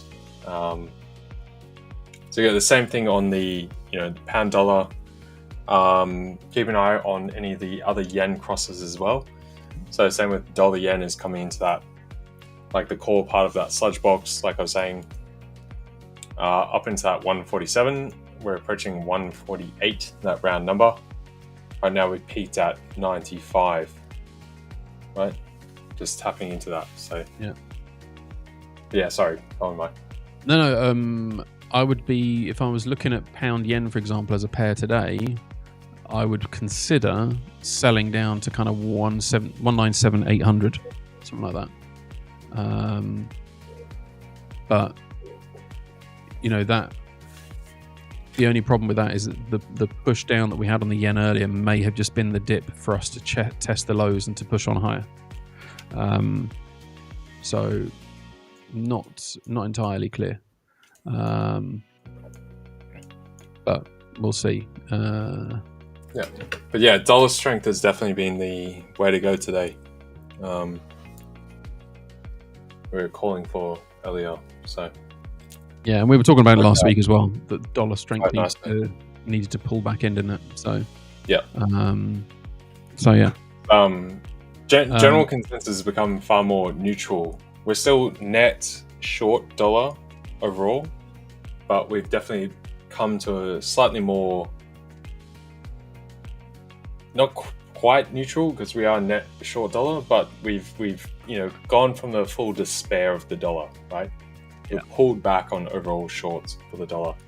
It's a bit more consideration to the total outlook, if you can put it that way. Yeah. I'm just gonna hide. So it's not so much of a one-way train. It's a bit more back and forth now. Yeah. It was. What are your thoughts on Bitcoin? Bitcoin now? Struggling to break those highs. I think it's only a matter of time, to be honest. Look, my next point of call, like major point of call, would be I'd be saying like hold it from anywhere here up to 131 to 132. That's basically my next point. I got 150. Then it's about 187, 200, and then 220. So a couple of those are based off one fib extensions from prior moves. The other standpoint is around we're just getting a reshuffle in the dollar. Just give me a sec. That's shuffling around. Pause my trades. So yeah, the other standpoint is, I mean, M2. I mean, there's a debate whether Bitcoin, that kind of stuff, follows the M2 or not. There's, I don't know how you can kind of argue this as well. It's like a kind of a basic straight through logic of more money, more liquidity in the system. It has to find a home. It goes to assets. Like that's what it's been since QE came out as well. It pumps up financial assets. There's a bunch of people saying that like, oh no, it doesn't add up and like this, and it's like, what do you mean? Same with NASDAQ, you have a 97% correlation, and people are debating over whether it has like a 12-week lag or a 10-week lag or an 8-week lag or no lag, or it's like, come on, bro, like more money equals more money to find a home. Simple as that. So same thing with Bitcoin and everything. Like that's kind of the direction we're getting. People are concerned about the general fiscal situation from government side. They're also concerned about how central banks are becoming more and more involved with public markets, which are meant to be, open and individualistic and have price discovery, and that's getting distorted. So the more that happens, things like crypto, any kind of limited type asset is going to gain in value. And even stocks are also going to go up. Real estate is going to go up in terms of land, at least. Real estate has other components as well, but the general direction is just up for all of these assets overall. Anytime they go down or get hit heavily, there's some kind of financial crash or something else, the central bank steps in, pumps liquidity, we get stimulus, a loosening of monetary policy, things come back up. because everyone's pension, everything else is dependent on this. And that's kind of the trouble, which also makes it unstable, because everyone has kind of figured out this game now after the past 10, 15 years, going, oh, okay, yeah, so you do want us to just keep doing this. And everyone that has just kept doing that has won very much. Yeah. Buy the dip is very much a real thing. And it seems like you just keep playing this game until the music stops. Mm. And I don't know. I think that's all you can do. You've got so many questions with AI, with potential China supremacy or not. So there's, you just got to level into what there is.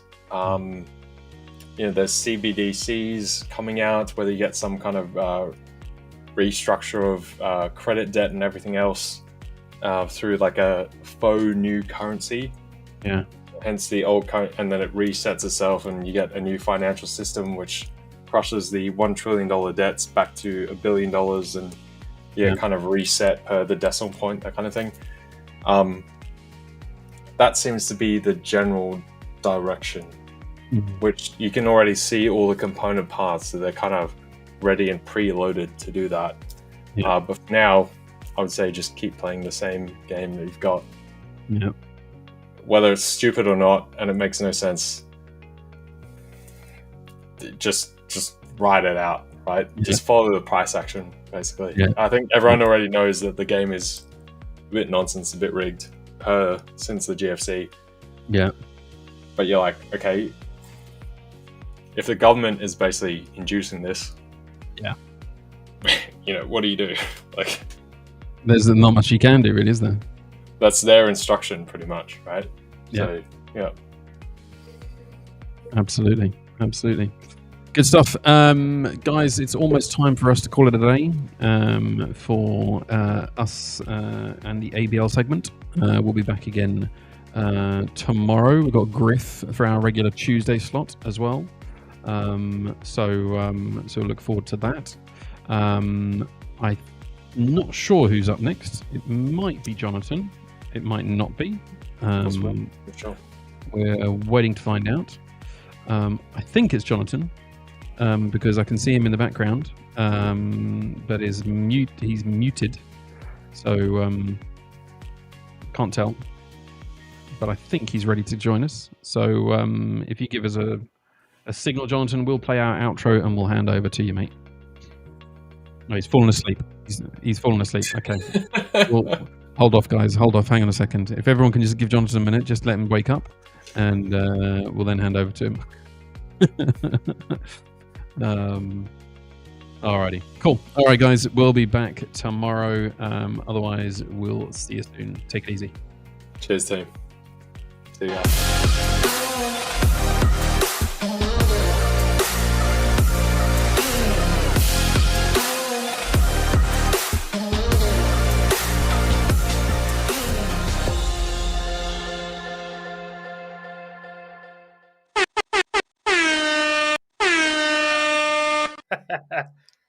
Is it me? Yeah, I'm here. All right, something happened now. I have no idea what's going on. What is wrong? I don't know what's wrong. Is everything as it should be? Yeah, look at that. Got lights. Everything looks good. Beautiful. All right, let's do this. How do I get rid of that? Someone's moving my screen around. I don't know what's going on. How are you guys doing? Take the soundboard away from Jonatan, says Ellis. Ellis, I have a message for you. That's right. I am back.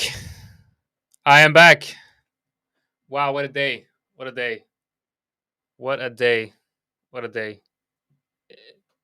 It is a day. It's Monday. All right, whatever. Let's see. What positions do I have open? I'm long Euro JPY. I'm long GBP JPY. I'm long USD JPY. All in profit. Making money. Let's go. What's happening with Bitcoin? We're looking at Bitcoin. Bitcoin is almost at all-time highs. Well, it was almost at all-time highs. It went up here, and then it wicked. And that's the analysis for today. Bitcoin was almost at all-time highs. It hit that 122,312. Got rejected right there. We see a support right here on the daily. Why am I looking at Bitcoin, you might ask? Well, because I am, and I'm going to take a look at Bitcoin a little bit. I'm going to take a little many, but man, I can't speak today. I feel like haven't even woken up. It's been a very stressful day, honestly. It's been a very stressful day.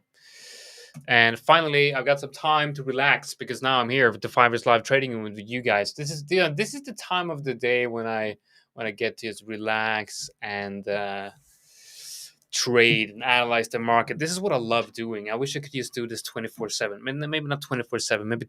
Maybe 2 hours. That's it. But still, I like this. I like being, I really like technical analysis. I really like, being out here looking at the charts with you guys, seeing if we can find any interesting opportunities. Make a list. I like making lists. That's what we're going to do today. We're going to make lists. So we're going to go through the whole markets and we're going to make a list. All right. What should we be adding to this list of ours? Well, let's see. Let's see what we're going to be adding. What are we going to be adding? Good afternoon. Good afternoon to you, yourself. Good afternoon to you, good sir. Akash Farouk is doing amazing today. Passed my 5th challenge. Hope to be consistent and take a profit. Take a payout. Yes, Steven. It is important to do what you love. Jose. That's probably not the right way to say that name, but I said it. German 40, German 30. So it's the same thing, right? The DAX. That's the German 30 and German 40. That's the same thing, isn't it? Because back in the day, it was called German 30, right? And now it's the German 40, and it's the DAX. It's the same thing, if I'm not mistaken. We're going to take a look at that as well. Okay, so what we're going to do here is we're going to look at... I like Bitcoin. The reason why I'm showing you guys Bitcoin here is because, well, first of all, I love Bitcoin. And not only from a trading perspective, but also from a fundamental perspective, I think Bitcoin is just it's great technology. It has the promise of freeing us from the financial slave world of traditional banking. Gives us the power to have our own central bank in our pocket. If you know, you know. Any of you running a node, by the way? Any of you running a full node? That would be cool. I did back in the day. I don't do it anymore because who cares, really? But it's a really cool thing. Anyway, so with the Bitcoin right here, we're obviously in this range right here. But you can clearly see here on the daily that when we pushed above 120,000, we pushed above an important area right here. And you can also see on the 4-hour how we're somewhat about to retest that general area right now. Going into the 1 hour, we can add some fibs here. Where are we going to be placing our fibs? We're going to be placing it from the very low to the very top right here. We're going to be changing and adding the 50% right here. I like the area around the 0.618, or at least the area between the 0.618 and the 50% fib right here. That's definitely an area of interest for me for a potential long opportunity on Bitcoin. So I'm going to be adding an alert down here. I'm also going to be adding this to my green list. So what I want to be doing here, well, first of all, I want to be showing you the positions that I have open. Okay, so I'm going to be showing you the positions I have open right here, and we are currently looking at TradingView, but I will show you MetaTrader as well. So let me switch over to MetaTrader quickly.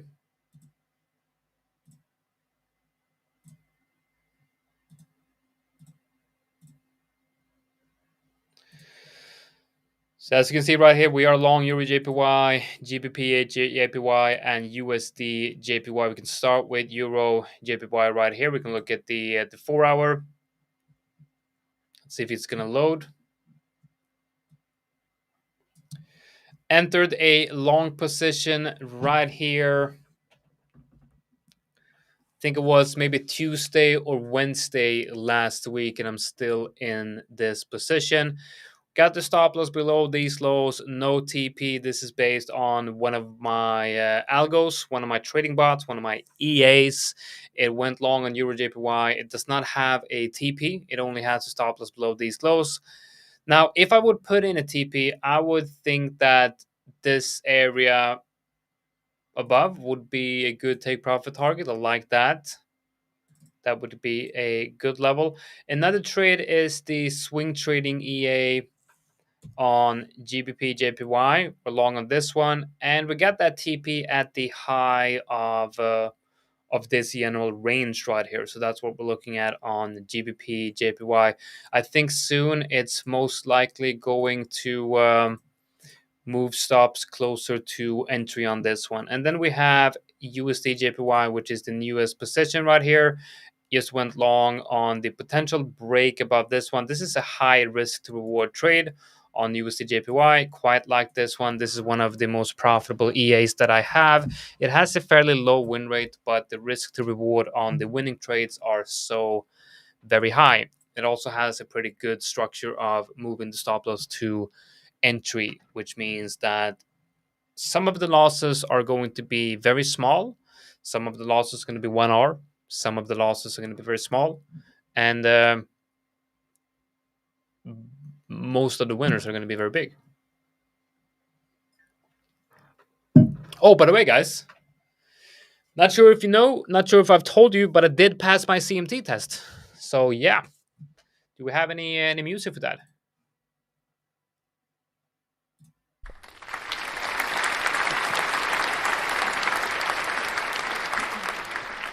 I'd like to thank my mother,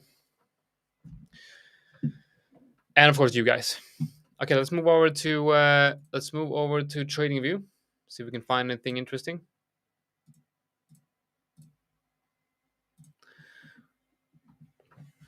Right, gold. Yeah, we're gonna take a look at gold. So what I want to do first is I'm just gonna go through. I'm just gonna go through the daily here and see if we can find anything interesting. What I like on USD CHF is a potential break of structure right here. I like that it's breaking above that structure. It hit that resistance right here. Now what I'm seeing here is obviously the overall structure for USD CHF is I would say bearish, but the fact that we did.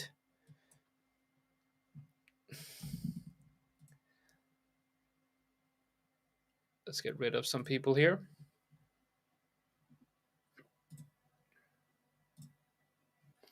So the fact that we did break above that level and we're now holding this level as support and pushing higher, I would say short term, maybe even intraday, I am looking at a potential move to the upside on USD CHF. Let's take a look at what we have in terms of news. We have no news today, nothing coming up today. Probably going to be a slow day, or it's going to be a technical day where we're going to see some nice movements in the market based on technicals.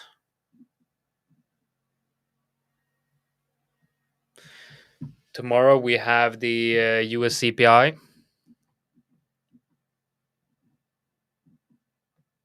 We got the Bank of Canada meeting minutes. Got a couple of speeches from the Fed on the 13th, which is on Wednesday. And then on Thursday, we have US PPI. We also have US industrial production on Friday, I believe that is.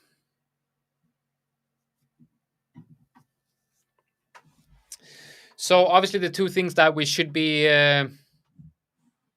watching this week in terms of news is on August the 12th, we have US CPI, and then 2 days later, we have the PPI, I believe. So those are the ones that we want to pay attention to, and those numbers are going to be coming out during the live stream. So that's going to be cool. We're going to be watching that live.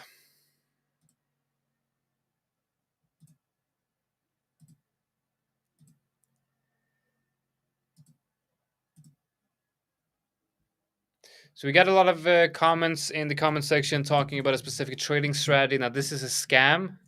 This is bots spamming. and they're recommending you to follow a specific trading strategy. Now, that trading strategy, you will then be, going into a funnel, and it's going to tell you to buy a course and all of that. But that is a scam. They're talking about a trading strategy called Lock 30x, and it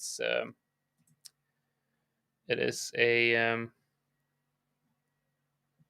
it's a scam. So do not pay attention to that. Okay. So we're gonna moving this to moving this to the green list. I like that one. What else do we have? USD CAD. I'm liking USD CAD. This is the swing trade from last week, I believe. Gonna be adding that to green list as well. I like that Euro NCD. I like Euro NCD. What's up, Abdullah? Hope you're doing good. Which EAs are you using? I'm using my own proprietary indicators that I've created, my algos. I got myself a little algo portfolio of 7 EAs running right now. All right, Euro NCD. So what I'm going to do here is I'm going to do a full market scan. So if you want to see some of the pairs that I think is effective and might have the highest probability moves, you got to pay attention to what I'm doing now. Should I do this once a week or so? I figured why not do it now live. Euro NCD is at that resistance point. Whenever we have hit this level, ever since breaking below it in 2010, ever since ever since breaking below this level in 2010, every time we have hit this general area, we've had a massive rejection. Same thing happened here in March of this year, but we are seeing something different. We are retesting the same level after rejection, and we haven't really seen the market trading sideways, or there, it's haven't been a lot of time and space between these levels. If we count this as a rejection of this general area, I mean, it took 1,600 days here, and then from that one to this one, 1,600 days around that time. So same amount of time. And here it took about 1,800 days, between these tests. And this time it only really took about 100 days for the retest to happen, which means that the market is definitely pushing higher and wants to retest this level, and the level is not as important as resistance anymore. So I'm thinking, is this something that we're seeing on Euro NCD before a major continuation move to the upside? I mean, it's definitely looking bullish here, and we keep testing this level. So a break above these highs might signal that we have something major happening here. So I'm going to be moving that to the green list. We're going to be going down to Euro AUD. What's up, Ramir? No, I am not trading platinum. Right, Euro AD looks to be in range. Euro CHF, not really interesting. Euro GBP, no. What about Euro CAD? That's a nice bounce right there. Nothing that stands out. Euro USD could perhaps be looking at a short here. Let's move that to the green list. I think that's rather interesting. GBP NCD, nothing here. AD, nothing. This is interesting. What I like about GBP CHF here is if we go to the weekly, we can clearly see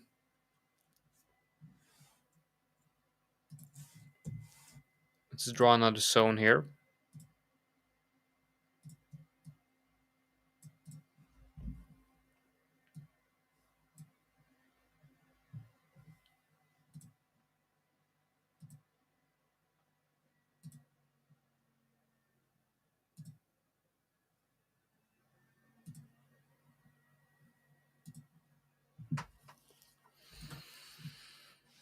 Okay, so we're clearly hitting a support here on GBP CHF.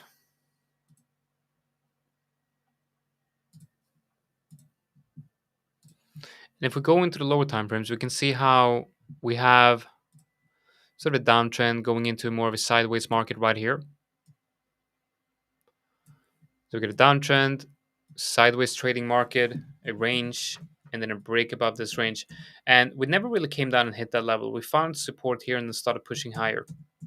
So there's definitely some strength in this market. Looking at levels above,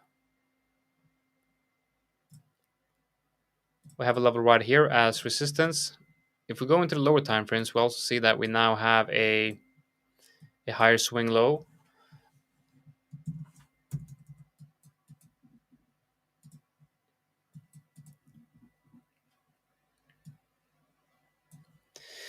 Now imagine if this higher swing low right here happened on this level, then that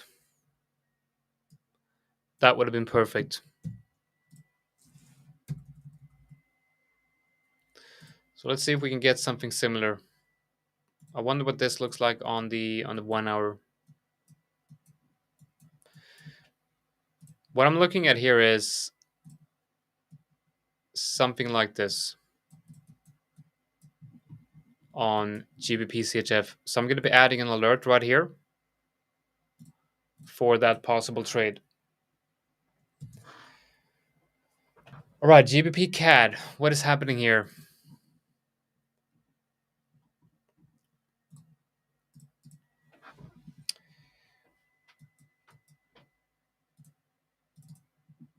No.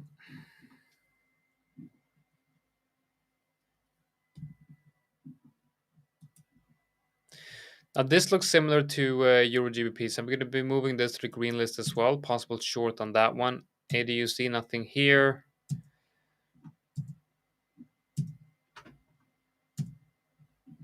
Just trying to get a complete view of the markets here. USD JPY looks perfect for long. Let's move that to the green list. So I have a few ideas here that I want to be sharing with you guys. And first, we're just going to go through the markets, and then I will share what I see here. We got the NASDAQ here. It looks like the NASDAQ is ready to break into all-time highs. Let me put an alert right here. Looks, maybe we'll get that breakout into new no, that's not all-time highs. All-time highs is right here. Let's get rid of that one. Put it up here.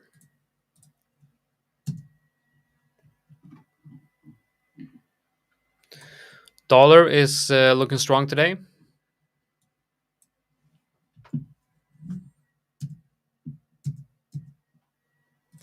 And here we go. This is the DAX. We had a couple of questions on covering the DAX. So this is what we're looking at on the DAX today.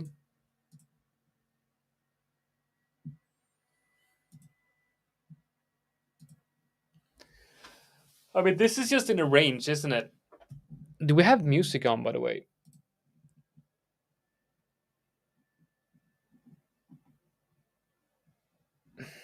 Let's see if we can put some music on.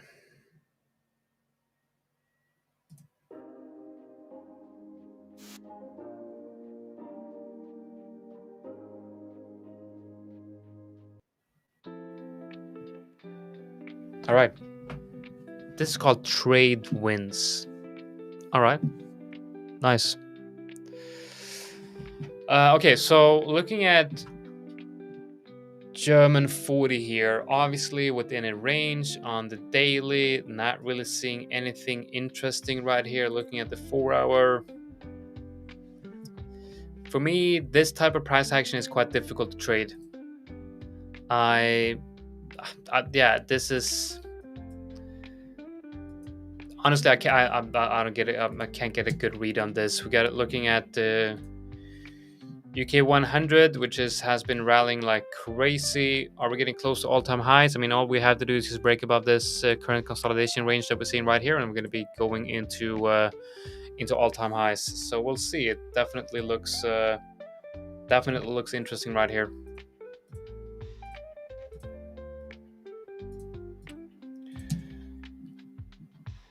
Euro 50 looks very similar. Okay, so finally we got gold here. Gold is quite bearish on the daily.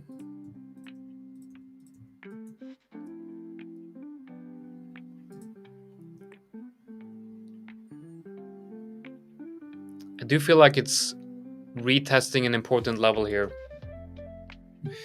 because you can kind of see how we came off this level right here, had a strong move to the upside, and then found a base up here. And ever since then, we've kind of started trading higher and higher and higher, and now we're back at where that move, where this move originated from, or where that trade or trend began.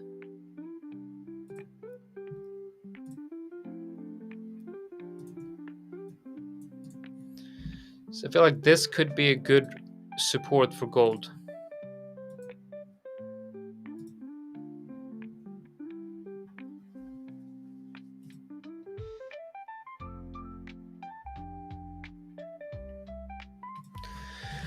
That's right, Steven. We got music. You know what? I like listening to music when I stream. It's just that I forget about it. Just forget putting it on. That's it. Just forget putting it on. I'm just too busy talking all the time. You know. But today I feel relaxed. Feel relaxed. Right. Okay. So this area here feels like a decent support for gold. And if we break below that level, I'll be watching this one right here. I think that level below looks like a good support.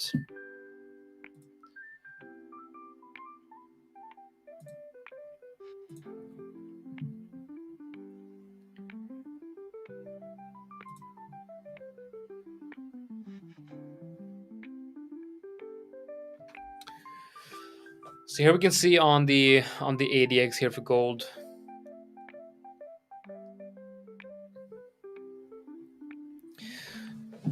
We can do some analysis on this, right? So let's mark out the bigger trending moves on gold based on a daily. Okay, so once we broke above that level, that's going to be 1.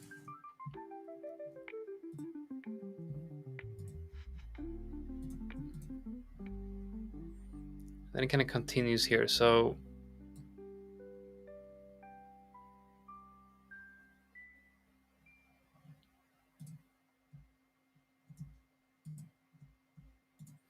I'm trying to see if you can find the pattern here on gold.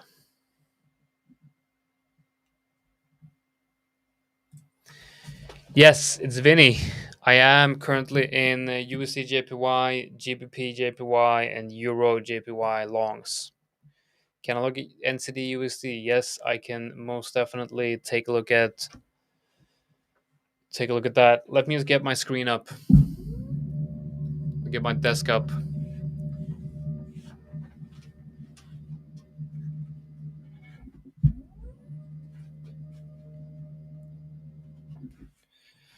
Right.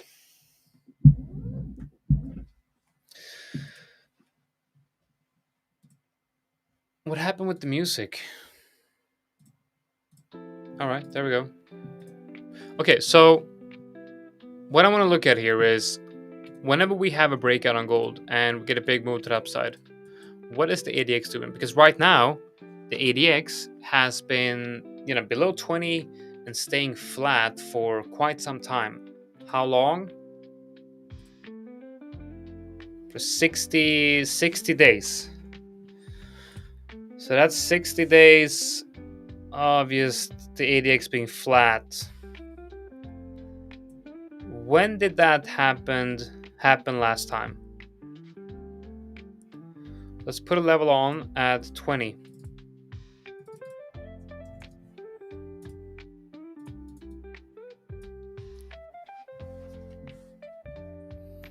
We go back in history of gold.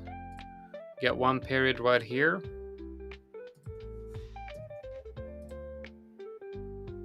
So that's about 44 days. Let's go back. We got this one right here. This looks more like the period we are in right now. So that would be about 46 days. And then we have this area right here. It's about 75 days. So as you can see right here, get this one right here as well.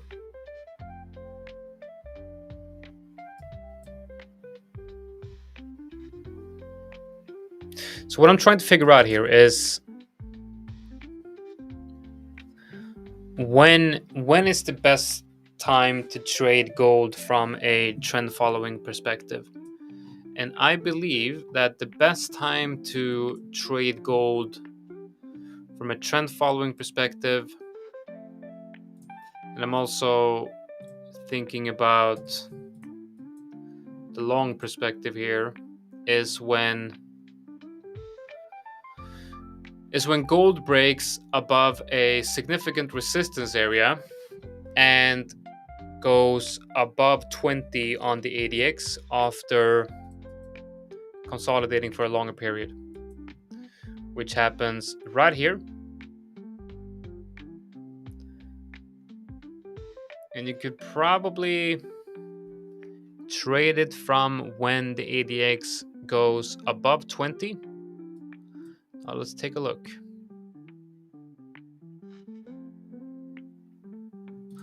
Let's add another level at 45.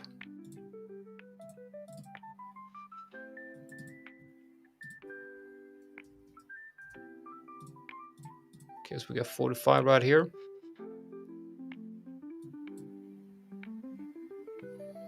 It passes above 20 right here. Goes up to 40. No real move on that one. Passes above 20 here. Goes above 40 here. Now that's a big move, right? Now let me show you what I'm thinking.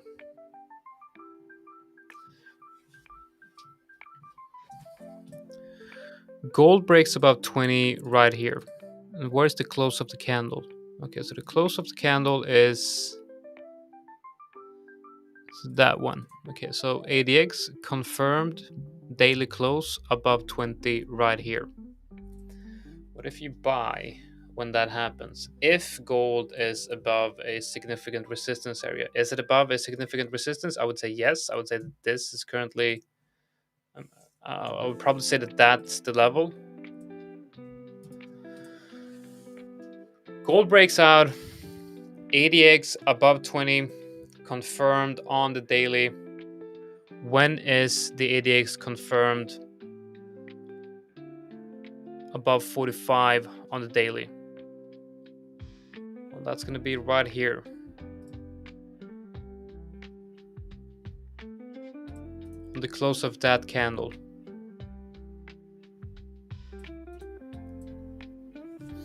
Now, what if you use this information to try to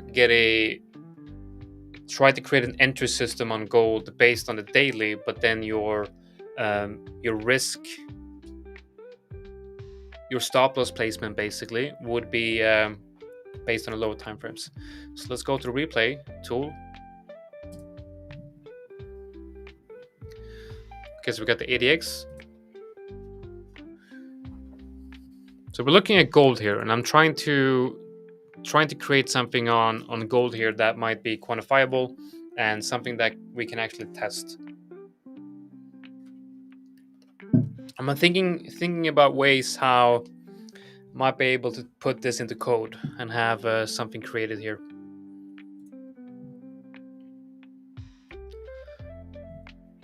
It's confirmed on that candle close on the daily.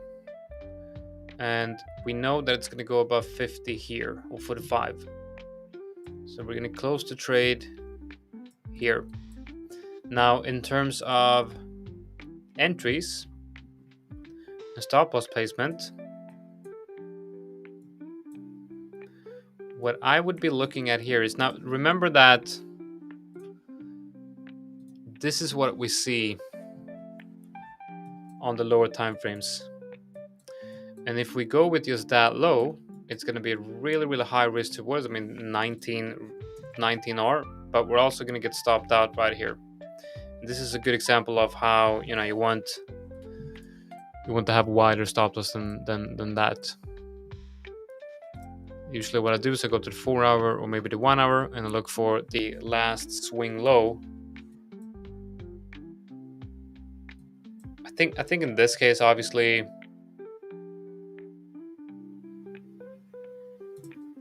even if you look at that one, or maybe even this one, you'd have still a decent risk reward, even on that one.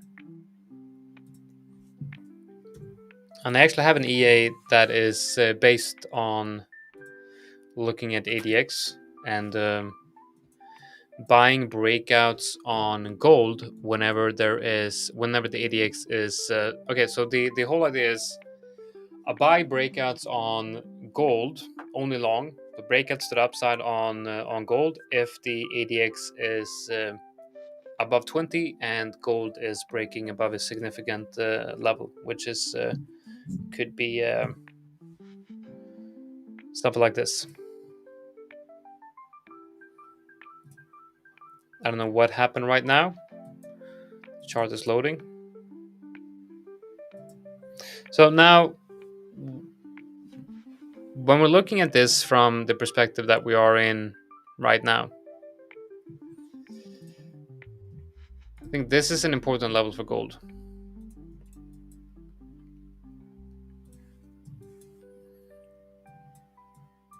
This level was broken and confirmed broken on the daily time frame right here, and the ADX is well above 20, which of course is obvious because the trend has been very strong right here.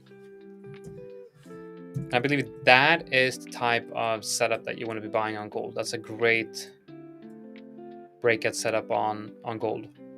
Now, if we look at gold right now, the current structure that we're seeing is ADX is at around 10, okay? So what I would have to see here is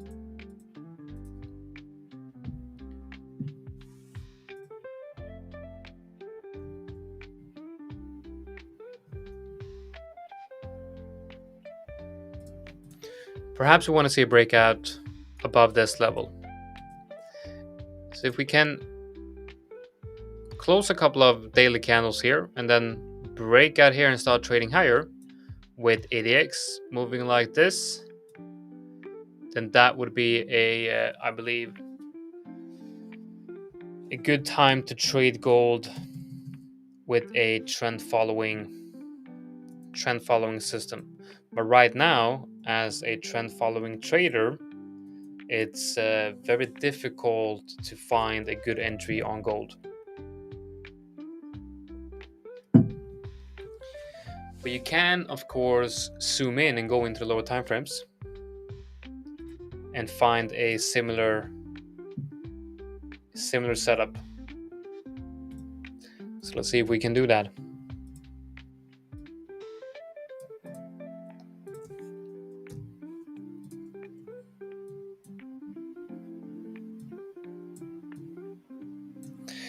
Now this is interesting because we have the 20 line right here, and then ADX is shooting up, trading well above 20 right here, but it is testing that support. So you want to make sure that if you're going to be trading using the ADX here and you're looking for a trend following, an environment where you can trade with a trend following system, you want to make sure that you're not on support if you should short, or on resistance if you're going to go long. And that's exactly what we're seeing right here. Now the ADX is telling us that this move to the downside is a strong trending move. Now remember that a rising ADX only means that the current trend is strong. Could be a downtrend, could be an uptrend. So even a rising ADX means a strong downtrend or uptrend. The direction of the ADX does not mean that it's going to be the same direction in price.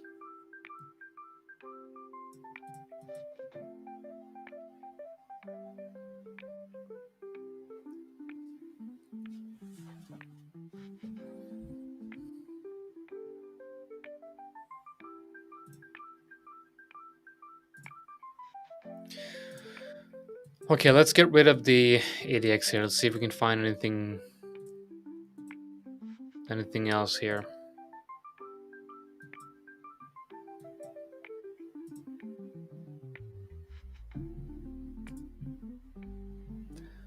Puff229 says NASDAQ is setting up beautifully this morning for breakout. Well, let's take a look. Let's see if we can see that.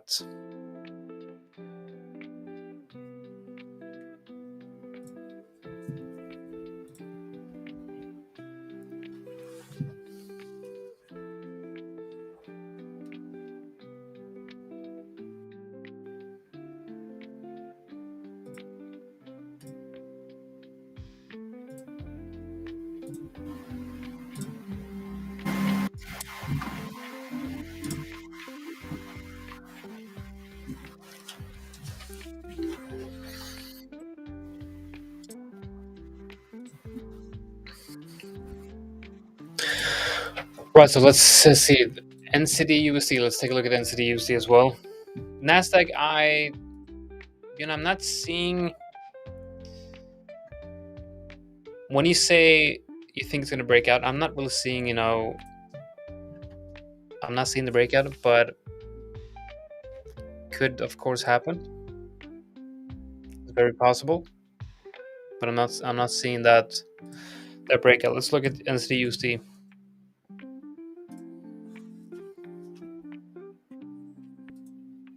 Okay, so there's definitely some US weakness here. I mean, US strength. We're seeing Forex pairs trading against the dollar, losing some support here on the.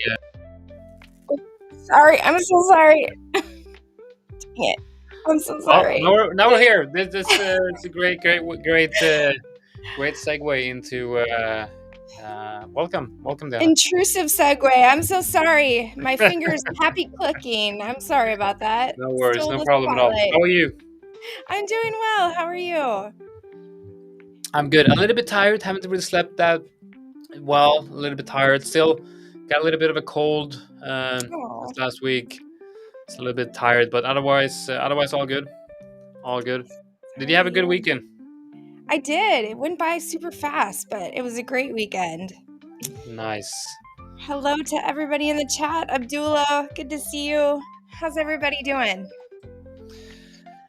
Yeah, I think we're doing good. No news today. So it's very feel like it's a technical market, a technical driven market today. Yeah. Well, we have big news coming up later this week, and gold has been. Have you looked at gold today? I have. It's a rather big move here on the daily, I would say, on gold, but it still feel like it's. Maybe we're trading at the same level as when I looked at gold, last Monday. We looked at gold last Monday and said, just. So I don't know. It's. I feel like it's not much happening on gold. Well, it's been kind of stuck in this range, right? We talked about this is like kind of a choppy area where it was hard to make much happen, but now we have this all-time high here. Gold pressed higher, tried to get up there, couldn't, tried again, and then we've got this lower high, and then finally price was able to break above that prior recent high. But boy, this is ugly here, right? We had price pop above, fail, and then a pretty big gap down. So that's what I've been mostly looking at is gold, but also the S&P. S&P Yeah, is it's exciting. I mean, we do have some exciting price action on the indices. It kind of looks like, I mean, it looks very bullish, you know. Yeah, I agree. It looks bullish. I'd like to see price get above this previous day high. So it just barely popped above in the overnight session. It hasn't really retreated too much from that previous day high, but I'd like to see price begin to kind of hang out over top there. So it is looking bullish though. Yeah, we'll see what we get around the open here today. We had some in the comments saying, you know, NASDAQ looks ready for a break higher, and it's very close to all-time highs. Very close to, I mean, the NASDAQ, isn't it? Let's see. Yeah, about 0.5% below all-time highs. It's gonna be interesting to see how the markets open. But I think, you know, we do have the PPI and the CPI coming up this week. I think that's obviously going to be important as well to see, you know, with sorry. That's going to be a big one, I think, tomorrow, right? We have CPI tomorrow, which usually it's on a Wednesday, but for some reason it's tomorrow. Yeah, and it's also usually there's a whole day between them, aren't they? You know, one each day next to each other, or the same day. I can't remember. So something a little bit different with this. And you know, we got the discussion between Trump and Powell, and you know, it's a lot of things happening from a financial and political perspective in the United States, which is obviously going to be interesting to follow and see what happens there. I'm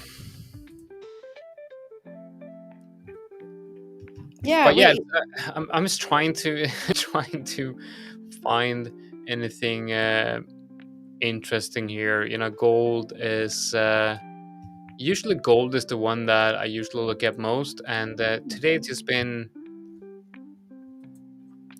difficult to find a clear setup here. Do you short gold, or do you typically trade it long? Typically, I would trade it long, but yeah, I mean, I would definitely try to go long on gold. Yeah. Not much long activity panning out today, so maybe it's just not your day on gold yet. I mean, at some point it'll find a bottom, right? But right now the momentum has been pretty heavy to the downside. We're below the previous day low even, and stayed below. Almost gapped down to the previous day low. It was a little bit above. So strong momentum to the downside. If you're a long only trader, or you prefer to trade gold long, might need a little bit more time. Might need a little bit more time to recover. Yeah. See somebody mentioning. I do think it's hitting an interesting level, gold, but I guess there's no confirmation at that level. I think I would want some better confirmation for that to materialize into a long position. Yeah, I think that's a good, it could find a level here, but definitely I think when you've had a sell-off this strong, looking for confirmation and is a great idea, so that you're not catching a falling knife. But at some point there will definitely be a long opportunity on gold. Yeah, and I feel like gold also has that characteristic of it either gives confirmation, and then it's very volatile in a way where you see it taking out the stops and then it starts running, or it doesn't give that confirmation, the move just comes straight away.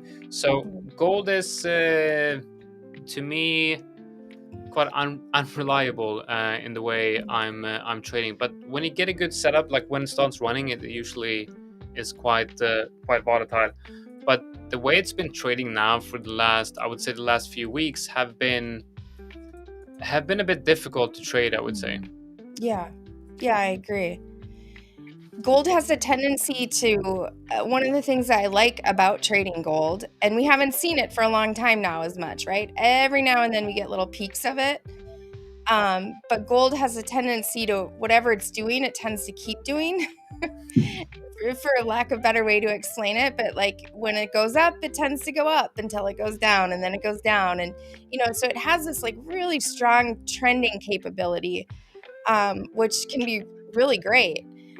Ever since about April, though, we haven't really seen that as clearly. Obviously, it happens, right? It moved up, and then it continued, and then it moved down, and it continued. But there's been a whole lot of chop mixed in there.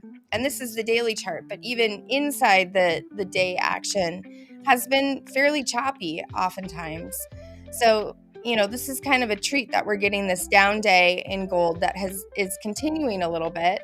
Last week, starting the 31st, it looks like, we started this up move in gold. So it's just about, kind of like whatever your entry is that you're looking for, waiting patiently for it, right? Because gold delivers. Once it starts doing whatever it's going to do, it tends to deliver, but has been a little bit less easy to work with lately, I think, as well. Yeah, and I guess right now as well, if you're looking at the daily and you're thinking this is that this is a range, then obviously you probably want to be looking at entries around the boundaries and the edges of those of this range. So where we are right now, I'm not sure if that is the best area to actually enter a trade, because what I see is there's better levels where you might want to get in. So for me, gold is probably just a waiting game right now. Yeah, I think that makes a lot of sense. Looks like Fabian is entered long already. So let me just read. Swept liquidity. There's a 4-hour swing low and psychological level that was swept. So on my chart, might be a little bit different because this is a futures chart. But here is that 4-hour and reacted nicely to it. So we have this 4-hour here. Price swept that liquidity level and pushed below and then is back above. So that's what he's looking at. Could be a nice setup. For me, the momentum's still pretty strong to the downside, so I would need a little bit more indication that the move to the downside was over. But depending on how you take your profit, could be good. Gold is weird. Stay away. I think that comment on that liquidity sweep or whatever you want to call it, that wick down below that level, I think that's definitely a valid. It's a valid long. I think a lot of people would probably agree that that's not a bad trade. It's I think there's definitely something to it. With and we're having at least an interesting development on the lower time frames after that retest. You kind of had a spike to the downside and then recovered rather quickly.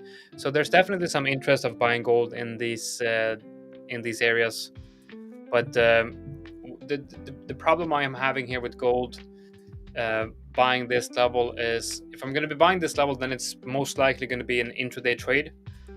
And there's so many different levels of resistance right above price. So I feel like it's and that's usually what you get within the range, especially if the range has been going on for such a long time. You can always find a reason like not to take the trade, because if you go long, you're going to find so many different resistance level to the upside. So I don't know, it's a difficult one. Yeah, and it's really dependent on your strategy, right? Because I can see where you're coming from. I can see what you're talking about.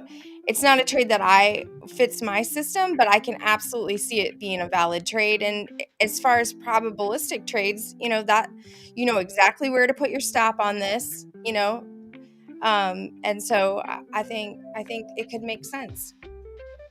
Looks like NASDAQ. Let's take a look at NASDAQ here. So the S&P and NASDAQ, I've mostly been looking at, let's start with the S&P just so I can compare it to gold, or to the NASDAQ.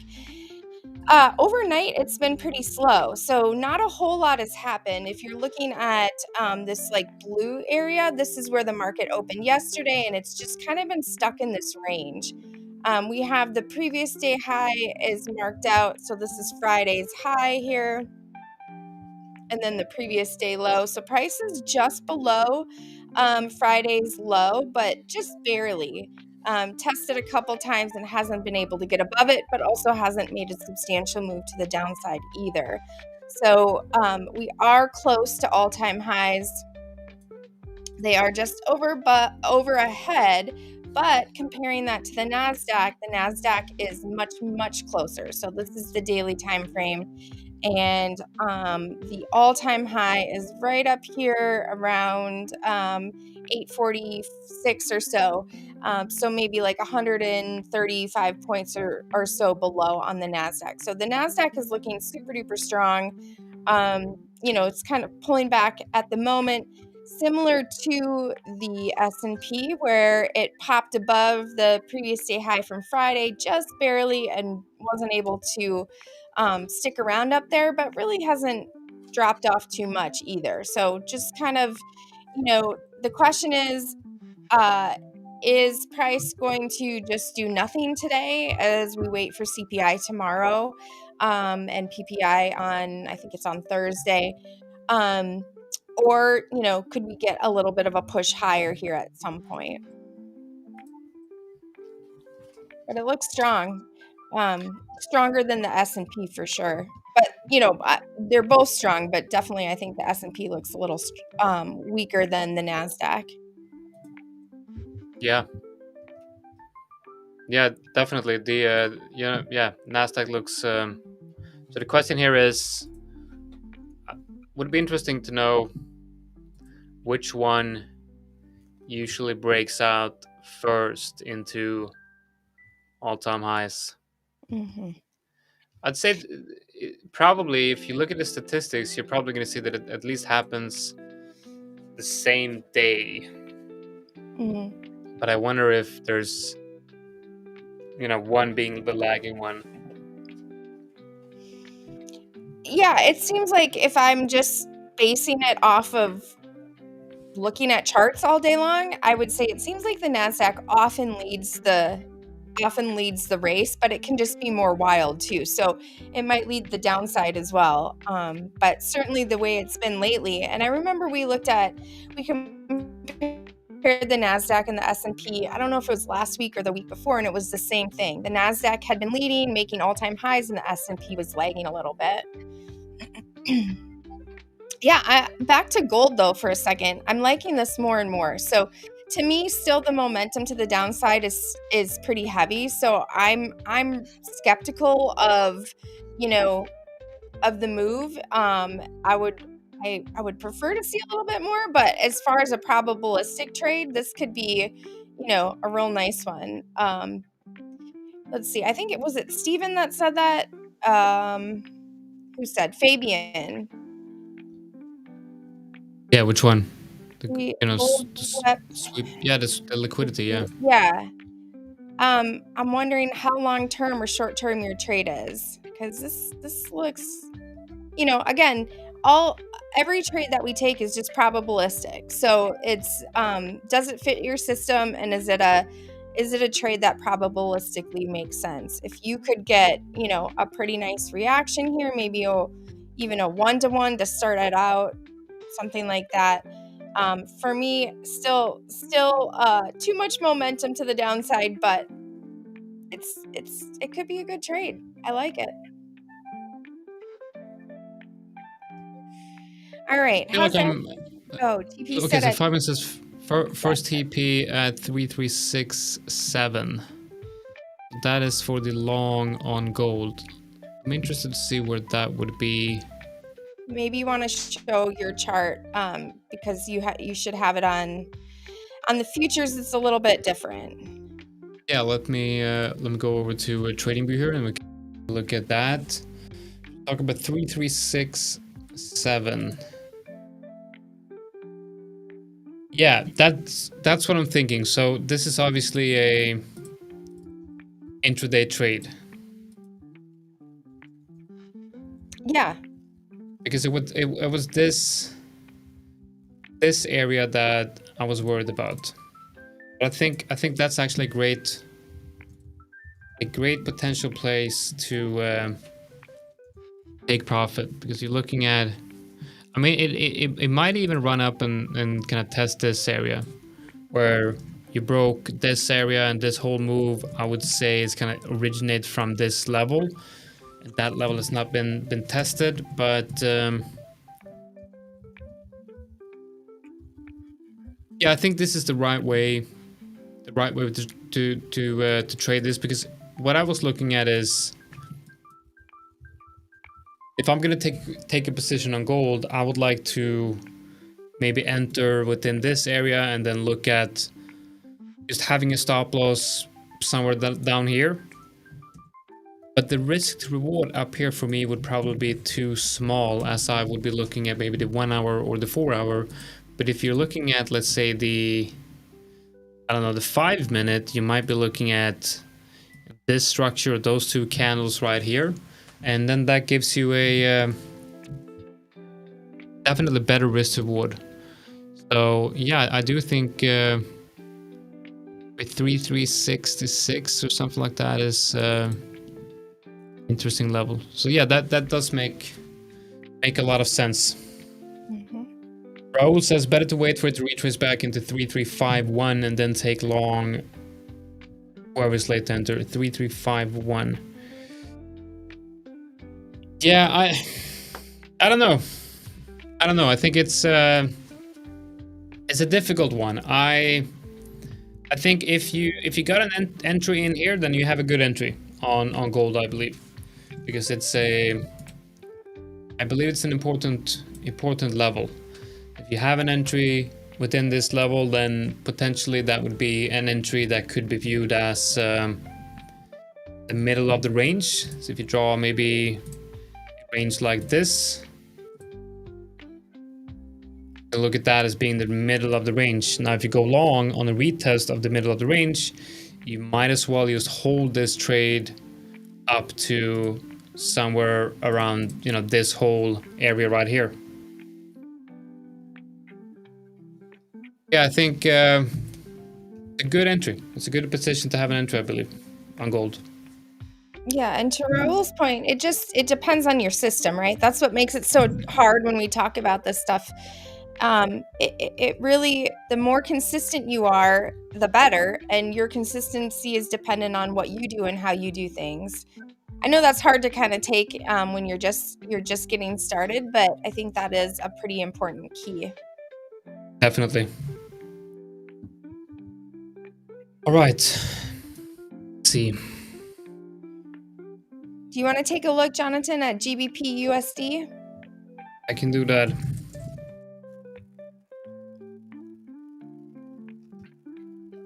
What I think here is, so to me, this is a potential short, because what I see here, the first thing that I see is a uptrend that kind of looks like this, and then we have a head and shoulders here, and we have a break, a retest of the head and shoulders neckline right here, and this is something that I see quite often play out on the daily. Okay, so this is a type of trade that I think is rather effective on the daily, looking for a market that has shown accumulation pattern, like we have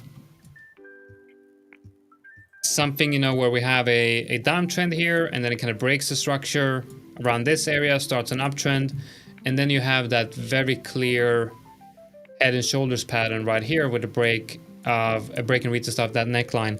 So to me, GBP USD would be a short, but it would not be fully confirmed, in my opinion, unless you have,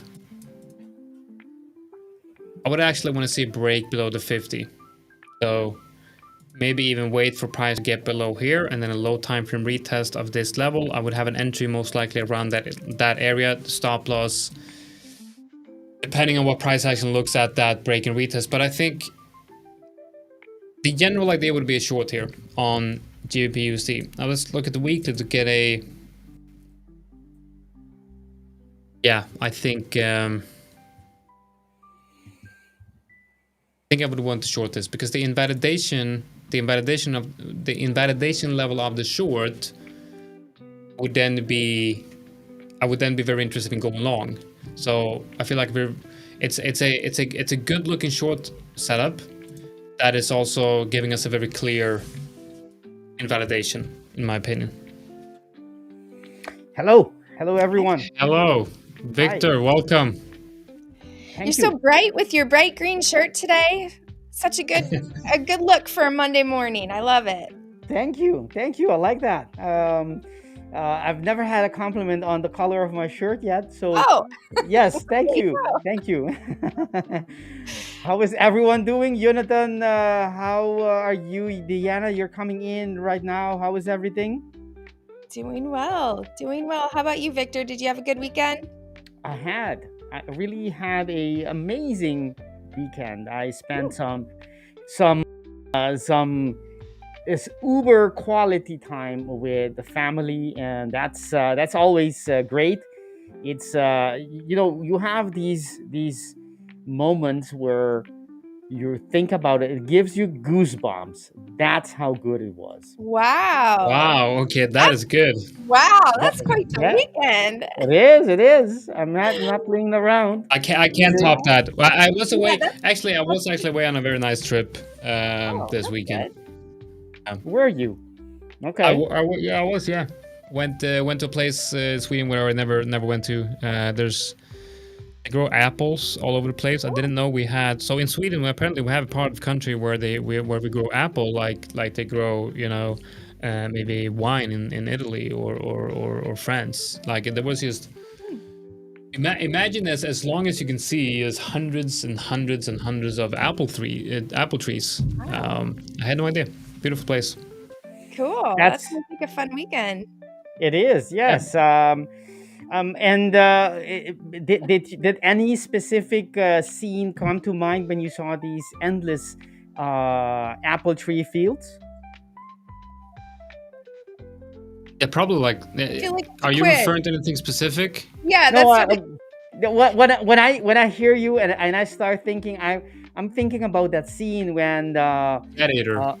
The gladiator Maximus Aurelius whatever is coming back home, and you see in the background. Yeah, that's right. He goes up to the dimension, right? And he's like has the field in the background. Yeah, and he has the feel of the weed flowing through his hands. Yeah, between his hands, and the background, the backdrop of those tall Florence. I think they're from Florence or Firenze region, and you have these hills.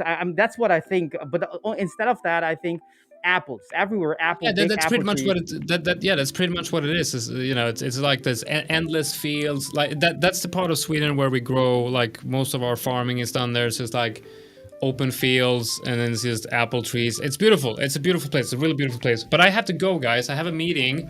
I'm a little bit late to a meeting, so I will have to jump off, and we'll talk more about apples in another live stream. All right. Good stuff, guys.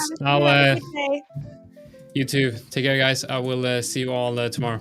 Bye. Perfect, Jonatan. Thank you for that memory or that mental picture. I will keep that in mind because it's beautiful, and it makes me happy to know that our dear colleague has had that that scenic moment. You had goosebumps, though. I know. I was gonna say apple trees. My goodness, your weekend gave you goosebumps. Yeah. Well, I want to hear more about that, but I'll have to wait. All right, take care, guys. Take care. All right, so we're back. Let me adjust the size of my head. Right, so people at home don't think I have a huge head. It's just a Zoom, right? It's just a Zoom, nothing else. And even if I were to have a bigger than usual head, it's okay. It's okay. There are many. What it is, It is what it is. I'm happy with the size of my head. Okay. Deanna, let's change topic. what are you before we already asked you how was your weekend, but did you do anything specific, anything that Um, pops to mind, any scenery from any gladiator or I any? know it goes so fast every time. My oldest son had a football game, so he got to play in a football game on Friday. Okay, Saturday, American that is. American football. Yes, Okay, American okay. football. You say football, I think soccer. Oh, yes, American football. I forget about that. Probably so does everybody else on stream, I but think American you, yes. football. And then I just hung out with my kids on Saturday, did different things, and I went to the driving range and hit some balls yesterday. So it was a great weekend. I pretty much did all Oh, the things. and was this at that very entertaining Top Golf Nope, place? this is a real golf course this time, just at the Oh, driving range. So wow. super fun. Yeah. I think I would be a great golf player. Not a great one. Let me rephrase that. I haven't done anything golf related at all. Never in my mind. Ever. Oh Ever. wow. Ever. Confident you'd be good at it. Well, yeah. I gotta rephrase that. Not great at it. I think I can have a great swing. Okay. Great I swing. believe that. Because I've been a baseball player. Perhaps I've told this. I told you guys this, and I haven't been like all star or anything. But I mean, I wasn't that bad. I was pretty good. So, and I think I can still I still have it in me, and I there is no other way. I should be able to put some of that into the swing of the golfing swing. I don't know. That's just a hunch, but perhaps we will we will have to find that out next time I try it out. I was going to go with a friend to try it out on a golf course. I think it was a nine course, nine Manuals. hole, Uh-huh. nine, yeah, Yeah. half the complete course, but we never got to it. It was on a tropical island one Ooh. time. That, yeah, it was supposed to be very nice, but we didn't get to do that. Maybe next time. Maybe this year I'm planning on going again. So I might try, and I'll tell you guys if I'm even half that good as I think I am in my mind. Well, I was actually thinking you might be good, not because of baseball, because you love precision and you love Ah, repetition. And so I was thinking, golf really does fit your personality. You might really enjoy it. I think so. I think I would be, with some device measuring the wind, the direction, and calculating the angle and the humidity and all of that. That seems fun to me. That Yes, could be up your alley. yes, that would be something I would be definitely enjoying the process of before hitting any ball. I'll be already enjoying myself. I think that's true. Yeah, you get all the fun gear and everything. I Hmm. think it could be it could be a thing for you. I'm actually surprised to hear that you haven't No, I golfed. haven't. No, I Yeah. haven't. Something on my bucket list. Yeah, it is one of those things though that it's hard to get into if you've never done it. Like there's some barriers to entry, but then once you get over that, it's so much fun. So I you don't should see any try it. barriers, but I you mean, mean mental barriers? no, like for example, when I started golfing, I didn't know like the basic etiquette or like, do you know what I'm saying? Like Sure, sure. when I you're can see putting, that could be a discouragement or just stopping you or yeah, breaking you down. But I don't mind that. I mean, well, that's good. yeah, I Well, don't then mind you'll be being fine. wrong. I mean, Yeah, I'm just gonna go there and tell me if I'm doing anything wrong. I'm just gonna be myself, and yep, yeah, it's fine. I think yeah, I'm let's put it this way. I'm not too sensitive about that that's good. That's good. personally. Yeah, Sometimes golfers can be, so really. well, just like there are kind of like etiquette. Like, for example, when you're putting, you can't walk over somebody's putting line. You know what I mean? Like, if the ball is here and the tee is here, you can't cross that. You have to step over so you don't like press the grass down. I never would have thought of that. I would have just walked right through. That does make sense though, Yeah, it because totally makes sense. But would you yeah, have yeah. thought of it? I know I wouldn't have. I would have just, No, I don't you know. know, No, so difficult to imagine if I have never been in that situation. But yeah. I like the golf cart. That's for Or sure. what clubs to use. That was the other thing. I was like, oh, it's terrifying to know what clubs you're supposed to use. But you'd be fine. You'd do. Yeah. I think there must be a formula. There must be some logic to it, and There is. just yeah, there is. And if I'm not, I don't know the whatever the logic is to find out which is the adequate one to use. Then that means that I need to learn a couple of things before I start swinging. That's right. Yeah. And it helps if you go with a friend, right? Okay. Somebody who has some experience. And then also, just like with trading, be graceful to yourself, gracious to yourself, right? Yep. And set your expectations kind of low. Maybe don't keep score the first time, and maybe start at the driving range and get a feel for it, and go when it's not busy, those type of things. Just common sense applies. Without being without having any experience with golfing, now that I start to think about it, and I imagine myself, trying and starting, and the parallels of this sport, I think there's a lot of parallels with Yes. trading, because I would imagine, even though you have to swing hard sometimes, when you have reach a certain distance, it's not just about brute force. It's about concentration. It's about calmness. It's about precision, right? So there's a lot of things that will come to mind. And also there you have to do a lot of, you mentioned a lot of repetition, and that's also for trading very, very important, right? If you're Sorry to distract you. No problem. Do we have sound in the background? Because I don't hear anything. You can't hear it? Yeah, it's very vibey. Okay, cool. Let me switch here. Maybe I have to switch my... I still can't hear it. Can you say something? That's okay. Okay. Yeah, I still can't hear. It doesn't matter.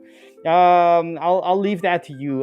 So maybe we should organize the 5ers golf day. Yes, I like Fabian that is... idea. Yeah, I like that idea. Well, you will see me fail miserably, but enjoying myself by doing that.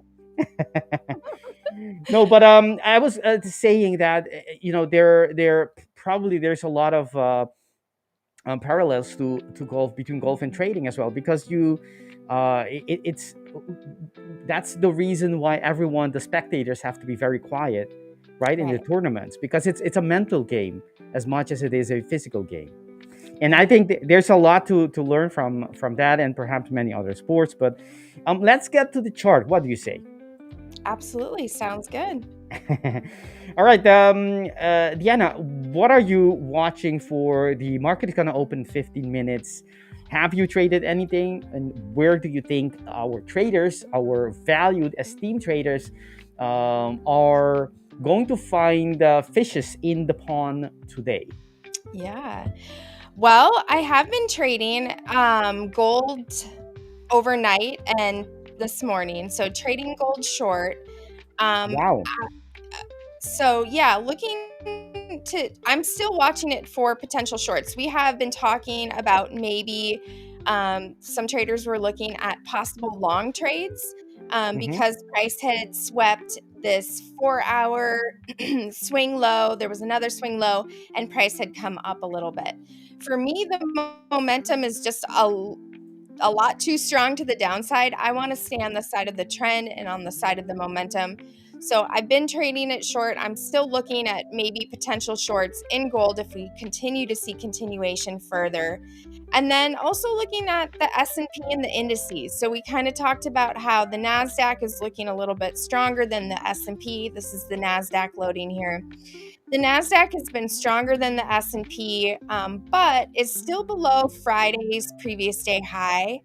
I like to see it push higher, and then that is a little bit more confident, push above and then stay above. We saw little pops above, but it hasn't really been able to stay above. Same with the S&P, has made a couple attempts above, hasn't really been able to stay above, but is kind of forming this little shelf action. So I'm just watching to see maybe around the open how price responds, or if it's just going to be a quiet day because we have CPI coming up tomorrow. Yes, indeed. Tomorrow, and actually that is not a bad thing to do. And by that I mean to review the upcoming, this starting new week, what we have in terms of macroeconomical events. So I'm going to share, let's say if I can, Yes, I can. I'm going to switch to my screen so we can go through that. Because do you have any? Do you have anything? You always say you have a probabilistic. You're looking for that probabilistic setup. Do you have any preferences in what direction you're looking for? Are you looking for longs? Are you looking for shorts? Or you just waiting for more data to come in terms of price action to before looking for your setups? You're asking me in terms Yes. of the S&P specifically or gold? Yeah, no, the S&P, the equities, the S&P specifically, and in light of tomorrow's CPI. It just depends on, right now the S&P really hasn't done anything. It really hasn't moved. So from where it opened last night, it's just kind of stuck in this little trading range. And, until that changes, there's just not a whole lot to do at this point that I can see. So I'm just kind of waiting for it to, pick up a little bit and show Okay. its hand a little bit. So um, as far as like what I'd be looking for, I'm making it worse here, trying to. There we go. We're stuck in this little consolidation. And so Mhm. just want to see it, pick up some momentum. I pay a lot of attention to the ADX, average directional index. And,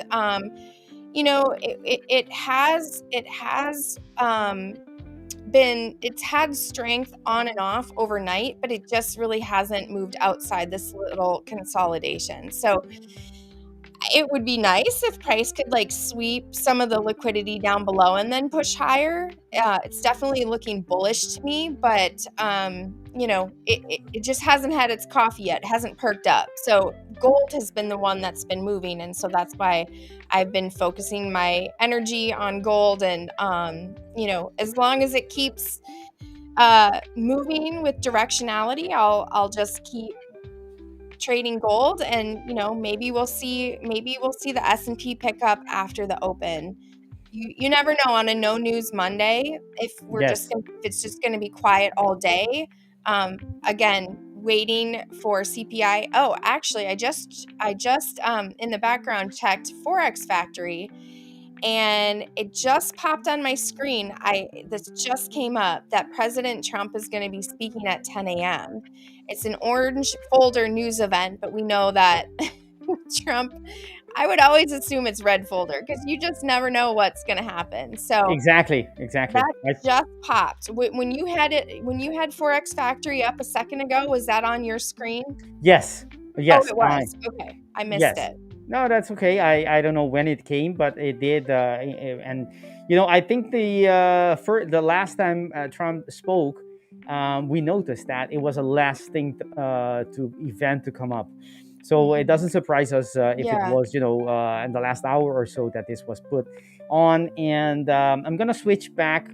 Actually, before we switch back, did you catch? You said you traded gold short. Where did you get in? I'm sure the audience would like to see what did you catch? What was the idea, and how did it turn out to be? Were you able to catch a big piece? How did it go? Yeah, I started trading gold in the Asian session last night. So I Okay. pretty much, pretty early on, like nothing really happened the first 2 hours, but then it started to increase. So I was kind of scaling into my position, and then I left it on overnight, with a stop in place, of course, and then it just continued. When I woke up this morning, it was, still moving to the downside and had moved pretty nicely below my average. Below my average price. So I added a little bit and then I scaled out. And so now price is kind of at this area, like I think it was Fabian was mentioning this 4-hour swing low. Now, I would be looking to reinitiate a position if we start to see momentum continue to the downside. This is kind of like a question mark area for me. Is this a place where it wants to hang out for a bit, or will we see further downside? So if we see price start to move and sort of stay below this area, and momentum continues to be strong, like for example on the ADX, right now on the two that I look at the 20 range and the 40 range. Mm-hmm. Both are under 20 right now. So the threshold that I require is 20 for the ADX, and it's 17 on the 20 range and 18 on the 40 range. So things are just a little bit quiet. Mainly I'm looking for that momentum to pick up and ADX to reflect that price is ready to move again. So if it is above 20, that's the a green light for you to start to continue looking for your setup. Correct. It's Okay. it's not enough for it to be above, but it would be like checking the box, so to speak. Exactly. In terms of the ADX, you're free to go or ready to go. Yeah. You have to check other things as well, obviously. Correct. Perfect. Perfect. How did you? Because at what time? What made you short gold? Obviously, gold has been during the Asian session has been very. Let me. How? At what point was it clear that gold was a short trade? Mm-hmm. Well, so last night I have another chart up. Let me see. Last night, it was right around the open. The ADX started to go above and momentum was down to the downside. So it popped above 20 right at 6 o'clock, and then it started to make a move down. So after, let's see what time this was here. After, Is that the screen we're watching? no, I have another screen open as well. I'm trying to see what Okay. time it was. It looks like it was 6:05. Nope. It was later than that. Okay. I have too many screens open. So it was a little bit later than that when it picked up on the 40 range. So more like 8:30. So Okay. 8:30 it was starting to put in a really nice move to the downside. So let me pop over to this screen again. So around 8:30, let's Okay. do this. Around 8:30. So initially when price opened, right? Take a look at the daily chart in the over in the right-hand corner. Okay.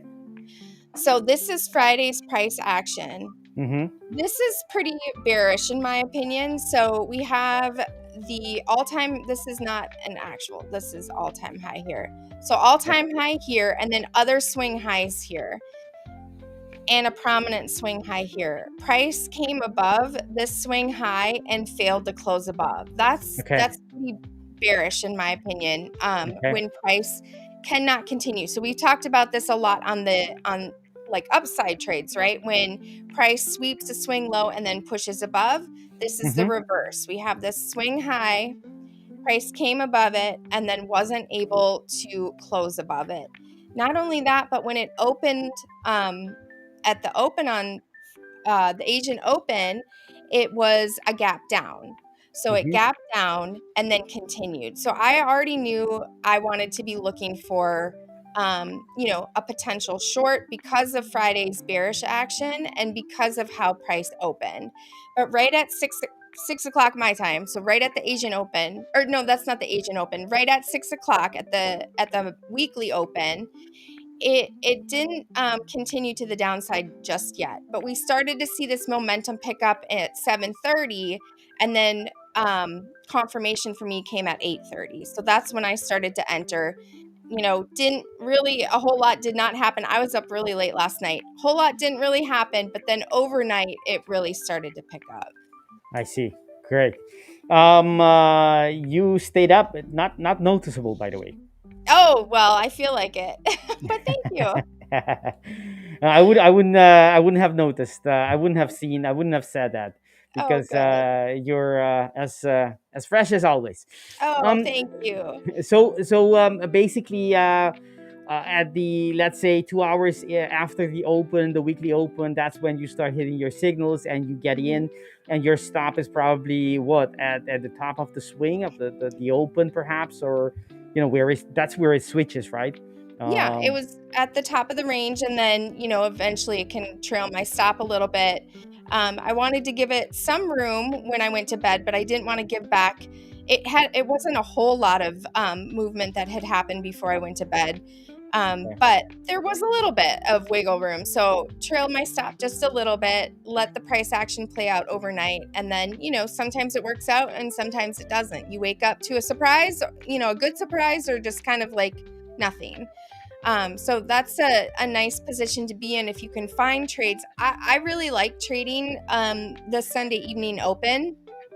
You do. Sometimes it can be an absolute, just nothing happens, and then you can get yourself in trouble, or at least I can, by doing too much. We all have the weekend. I don't know if this happens to you, Victor, but it's like you wait all weekend to achieve your goals and to accomplish what you want to accomplish in the market, and it's like sometimes Sunday night's not the time to do that, right? But sometimes it is, and in the S&P definitely did not work out last night. It was very slow, basically since the market opened. We really haven't seen a whole lot happen in the S&P, but gold was the one that was moving last night. So I understand that. Okay, perfect. So how do you sleep, by the way? I sleep very well. I mean, with a trade open, you open the trade, you add on it, and then you go to sleep. I would be, checking my phone, or back then I would definitely stay up all night watching my phone. Even if I tried to, I wouldn't be able to. Nowadays, I have a certain way to do that, but if I don't do what is necessary for me in order for me to sleep, I would be, in terms of trading, I mean, I would be definitely watching all the time. How do you manage that? How do you make sure that, how do you let go of that trade while you're closing your day?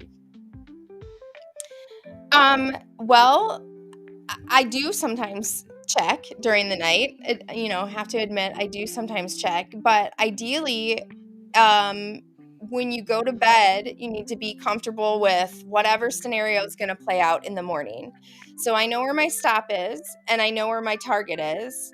And one of two things is going to happen. Either my stop is going to get hit and I know what my loss is going to be, or it might not hit my target, but it's going to move in my favor.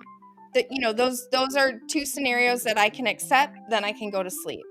If those aren't scenarios you can accept, then either you have too much size or, that's just not a fit. But if I know where I'm right or wrong, it's kind of actually easier, because during the day you can look at it and you can wonder and you wait and you get impatient. Maybe you change your stop or your target. When you put your trade in place overnight, you just fall asleep, but if you have too much size, you probably wouldn't sleep well. I didn't have too much size and I was comfortable with the outcome either way. Obviously I want it to go in my favor, but if it doesn't, it wasn't a big deal to take a loss. Whether that happens at night or during the day, it's all the same to me. So we just had the US Open, kind of quiet. This is 9:30. 9:30 a.m. So we're a minute into the open and it's a little bit quiet. It would be lovely to see price come down, take out some of this liquidity below, and then maybe push higher.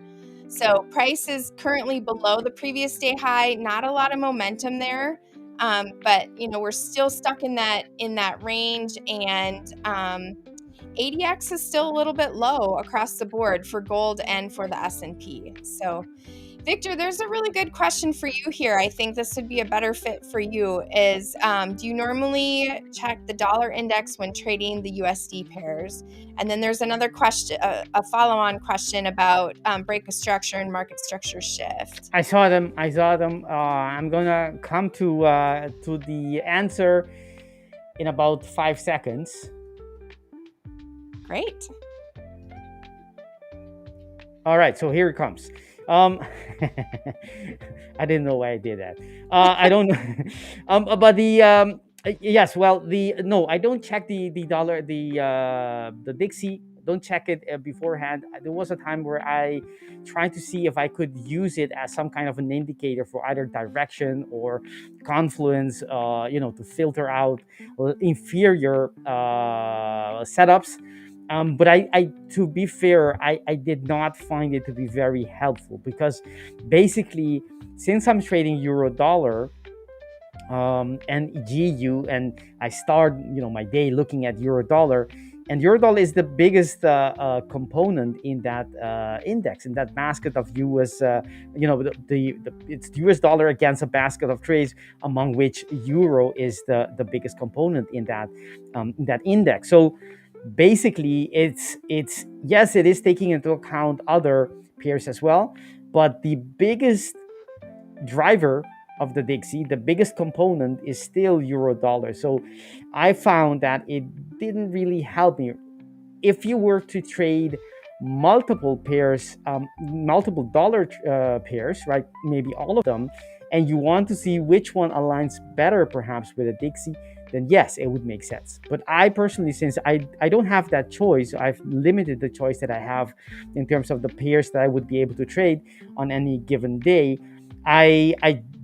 It didn't help me. It's extra information that may or may not add some edge to my strategy, but it wasn't big enough for me to add another rule to my checklist. So I don't do that. And there was another question you mentioned about the break of structure or market structure shift. Exactly, that's the one. As you guys may have heard me before, I don't necessarily trade the same way as other people do. So my strategy is self-taught, in self built. I don't use typical concepts that everybody knows as a smart money concept or even ICT. There are things that will have I use perhaps similar terms like order block, but the definition I use is completely different. So talking into those terms will not help you understand how I trade, because I don't use those definitions. So it's gonna be, there's no need, no use in using a term that I'm not using in my system. And I don't for example, I don't explain things about ICT because simply I never learned about it. I never followed the courses, and don't nothing against it, just I didn't. And so what I would consider is in the way that I trade, and that's my answer. The way that I trade, I understand that the break of the neckline on the quasi is, to me, and it is specific to or it's subject to a specific set of rules that define where the line exactly is. It's there's no discretion there. It's rule based. Once it's broken, I consider that a break of structure, and I will show you guys on the screen so you follow along. So we have let's see, I'm still on the other, there we go. That's the chart that I was gonna explain. If you have an uptrend, let me start from the beginning. Let's say you have an uptrend, doesn't matter where, and at a certain moment you have the break of the neckline, right? And how that neckline is there, how is positioned, where exactly will it be positioned? Will it be here or will it be there? That depends on the set of rules that I follow. And I don't talk about this set of rules because in the sense that I don't give them out exactly, because I think you need to find them out for yourself, in the sense that I strongly believe it is not my set of rules that is special, right? It's if I were to give out the exact definition of these rules, it's not going to help you necessarily. What I can tell you is that you will have to look for where exactly what definition suits the rest of the system, because every other rule that you might have in your system will affect which one to use, which swing point to use. Is it going to be a little tighter, or perhaps a little bit more away, or perhaps even more? And so that's one thing. And I understand that for each, at least in my case, for each time frame that the neckline is broken, I have a reversal pattern, and I trade that time frame, not in isolation, but that time frame triggers me to start looking for a setup. And by that's my process, and I go that through all the time frames that are relevant to me, and I find alignment, and that's how I get it in. As you can see, I don't use microstructure shift at all, right? So I'm just using breakup structure, which is the neckline being taken out in the quasi. And to me, this means that I do have a quasi, and that I should be starting to watch for price to come back and possibly go the other direction, right? And and I do that. I focus a lot on the time frame, right? So whatever time frame has switched, has triggered, that one I will start looking for the structures, the relevant structures, for price to come back to, and I do that. I trickle down all the way to the entry time frame, which is in the minutes, to get in. That's what I can explain on the subject. Yeah, very good. Here's Let's- another question for you, Victor. If you want to take a look at USD JPY. Yes. There's a lot of good comments and questions. Thank you so much, everyone. We'll get to all of them. It just sometimes takes us a little bit to get through, but it's great to have everybody so engaged in the chat. I like that. I like that a lot. I want that to be as much as possible. And while you guys are doing a great job in typing those questions, don't forget the like button. Don't forget the subscribe button. Give them some attention as well while typing. And for everyone watching, if you're enjoying this and you want this to be, better, getting more of this, then keep supporting our channel as well. Right, so let's do the top-down analysis on yen dollar, or dollar yen to be more precise. We have we are in that monthly trading range, where we have already reacted from the bearish structure on the above, which is no longer fresh, and also from the direction or the order block below us, the biggest one, right? This one. And both of them has been retested, and we're moving away from it, from each one of them. So basically, there isn't anything actionable in here. The only thing we understand is that on the monthly time frame, there isn't anything above us. Okay, and we did get out of this order block with a huge candle, huge body, telling us that it's safe to assume that we're going to continue that way. And the only question, as always, is: are we going to go from current levels, right, without more retrace, or are we going to get first and retest the order block here, the one that we're getting out of, or perhaps even the one much deeper, to go to the opposing structure? That's what those are basically the two scenarios that I consider, or I assume, for price to be doing. So nothing really to do currently at current price levels, other than understanding that the market has reacted from a bullish structure and left another one, fresh one, behind. So if it does get back to these structures, we should want to get in the direction of the move, which is to the upside. Other than that, let's see, on the weekly, there is no bullish order block being created. Price has been basically going sideways by the looks of the bodies. We did interact with a weekly order block, a bearish one on the bearish quasi, which is what we see here, right here, right? So that's the uptrend. Break of the neckline goes all the way down, and it can react, typically reacts on one of the three structures we have here. It's not very specific, especially this one, which is quite wide, but that's what it is. That's the area, right? You still have to align that, refine that further to get your direction or your area. And you can see as well, as price is touched the first one, had a nice reaction by the looks of that big wick that it left behind. But it is a threatening to take out yesterday, previous week's range. As we can see at current bar, it's only Monday, but it's already trying to it's bullish and approximating that previous week's high.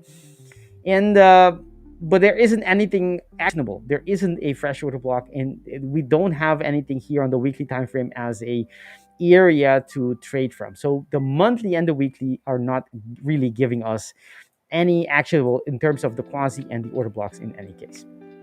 What we still have here is there you have it, the fresh order block that was retested just now. Well, not now, but I mean a couple of days ago, right there.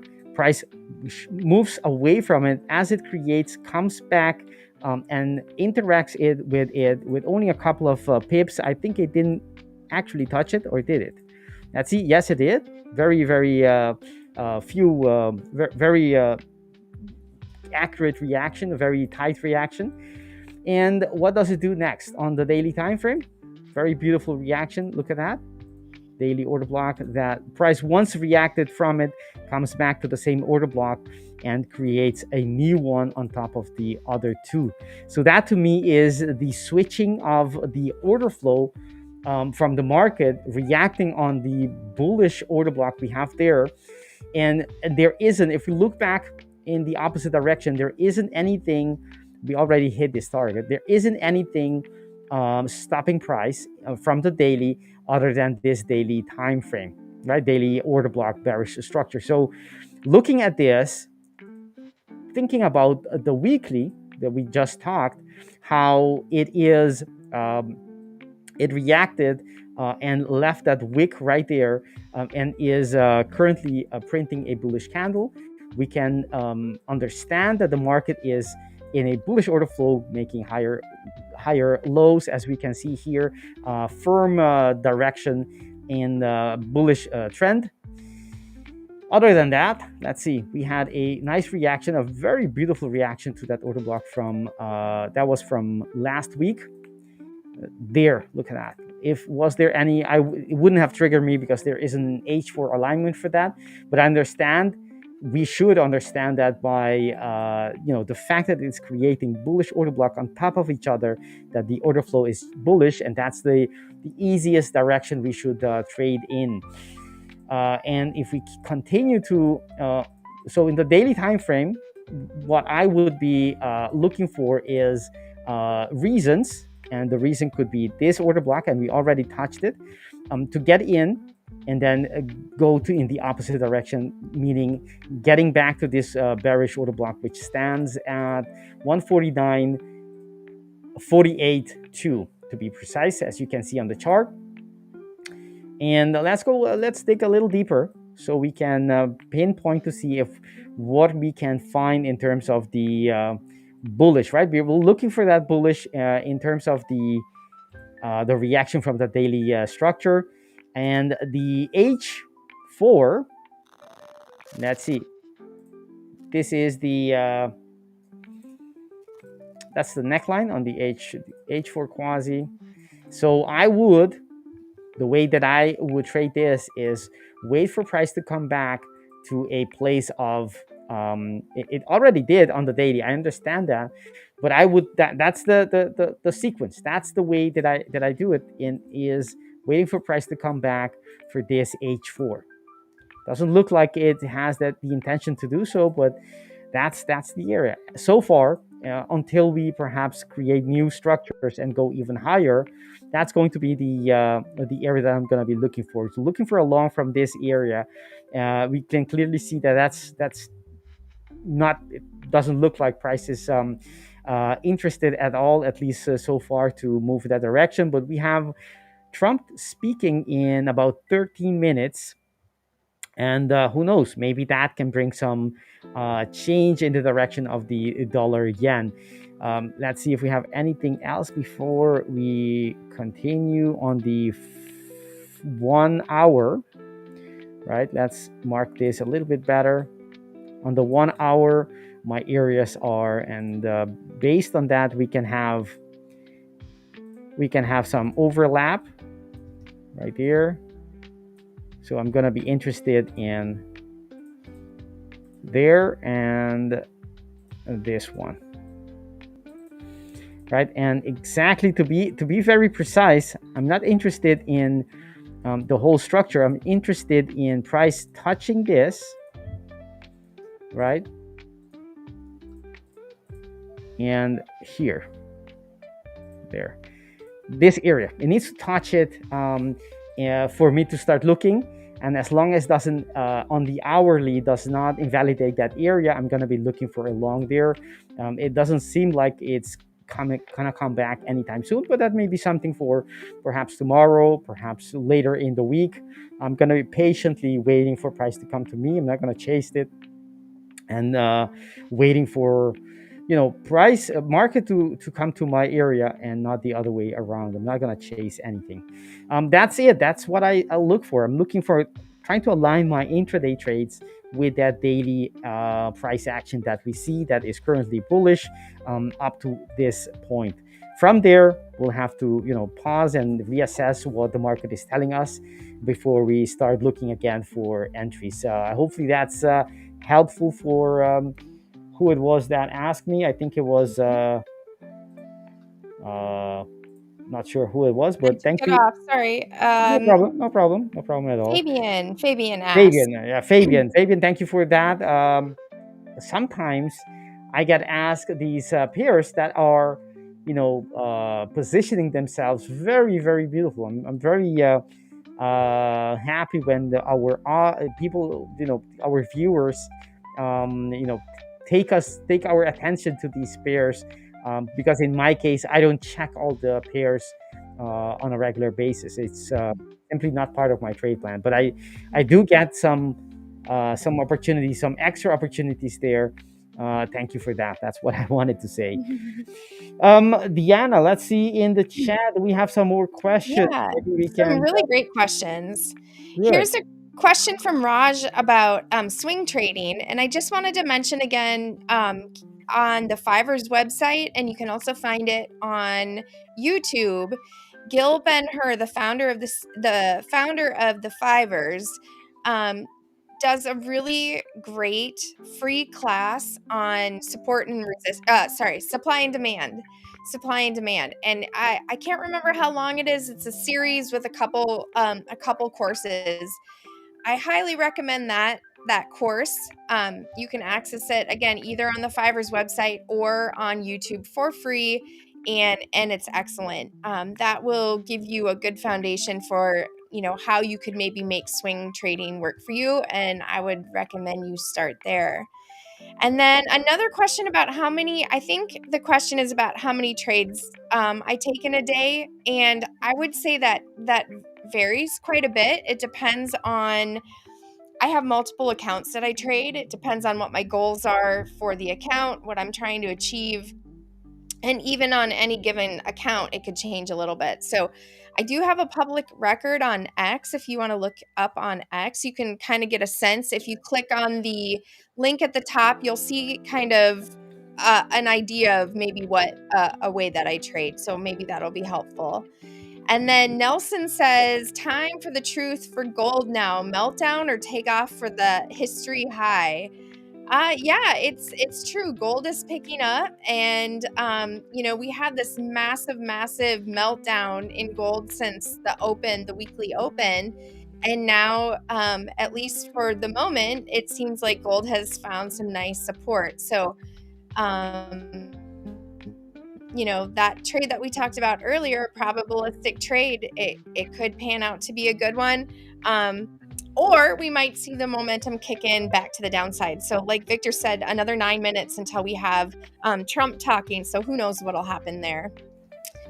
And then here's another great question. How do you see the orb strategy? A strategy or just luck? Gamble. So the orb strategy is the opening range breakout strategy. Victor, do you have any experience with this? I have some experience and I have some opinions on it, but I haven't heard you talk about orb.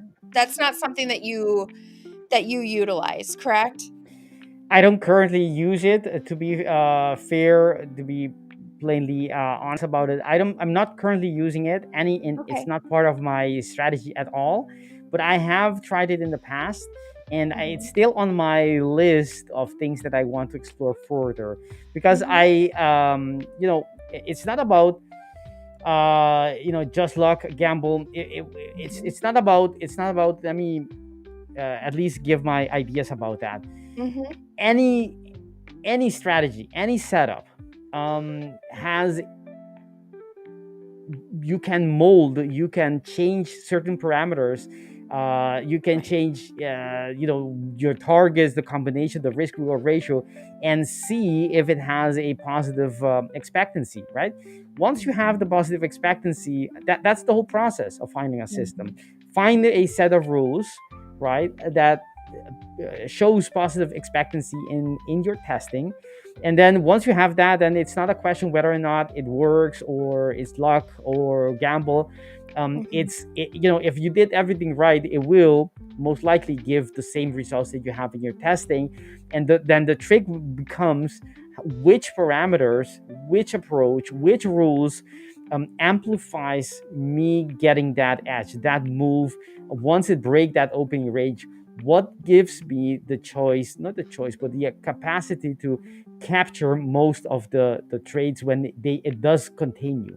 And that's not a matter of, that's just sound system building, right? Edge exploration, nothing luck about it. If you think about it, gamble, from what I see, Nelson, is when the person does not know, doesn't have any data on the probabilities, and that person trades it anyway, and then it becomes a gamble, of course, because you really don't know, you don't have an idea what to expect, and it's an unknown to you. But in trading, that shouldn't be the case. We shouldn't be trading something that you don't know what to, what the outcome is going to be in terms of probabilities. We don't know the exact outcome of the next trade, but we will, if we are responsible traders. You would have done back testing, forward testing, and based on that data, you can say with a margin, say, okay, my trade is the next 10 trade, 50 trades, whatever. I'm gonna have let's say in my case, I'm gonna have a 30, around 32% win rate with give or take 5%, with that kind of a range, and I would have my average risk reward ratio is going to be such and so, right? Because it's not fixed, so it depends on the the structures that I will have. That's why I mentioned that, because otherwise you would be fixing it yourself from before time and not being a variable. But if and I know that in advance, it's not unknown to me. So to me, trading, when you approach it that way, it never is a gamble. It's still an unknown on a individual trade, Right. but in a series, it's not an unknown. It can deviate from your measurements, but it's not supposed to be unknown. That's so I think any system given enough data should not be experienced as a gamble, because it's not. Well, and I think you touched on something really important there, that you have to be consistent in how you use the orb or anything else in order to have the data to know if you have edge or not. So it's not enough to just, for me, I've used the opening range. I don't know that it's exactly the opening range breakout strategy that you're talking about, but I've used it as sort of a line in the sand and looked for ways to consistently approach the market using that opening range. And frankly, for me, I've just have found better ways to do it, but I don't think that there's any problem using the opening range by itself. It's just one aspect, right? So there's more that has to be a part of your strategy in order to have a full strategy, including risk management, how you get in, how you get out, how you size your positions, those types of things. But I don't necessarily think it's like nonsense or anything. It's just a piece of what you do, though. So finding a way to be able to do that consistently is really the key. And again, a lot of great activity in the chat, a lot of great questions today. We are getting very close to 10 o'clock here, Victor. We have just 2 minutes to go before Trump speaks and before 10 o'clock. So almost time for us to wrap it up here. Yes, yes, indeed. The orb, to stay on that topic just a little bit longer, there are many variations of that, right? Some people take half an hour, 1 hour, others take 15 minutes or even 5 minutes. But it doesn't matter, these are variations that you can have. The point in the relevant point is that you take a certain period, let's say let's say 1 hour, and whatever the price did in between, you take the high of the low of this range, and that's going to be your playground for the rest of the session, right? So let's say in this case that was the low, and this is the opening range in that case, and you wait for price. There are many variation approaches to this. You wait for the price to break, and either you trade the breakout or the fake out, whichever is, whatever it is. There's so many ways you can do this, right? You trade the breakout, either you trade that as the orb, or you are assuming that it's going to come back and within the range, and you take it perhaps to target the next side of the range, because you understand that fake out means that it's going to go for the other boundary of the range. And you can, just by giving this framework of how to, two scenarios here, but there are countless other things you can add to your, what you're looking for to the setup. And orb strategy is just another way to put it in it's just another variation of putting within a certain time constraint, have a framework to understand what the market wants to do. That's it. And it's the same thing with order blocks. It gives you a framework, an objective framework, where you can understand and measure, if it does this, let's say retest, and it doesn't close below, then it means that the likely is that the market is going to push higher. And that's the same thing with orb, or basically a lot of these price action strategies.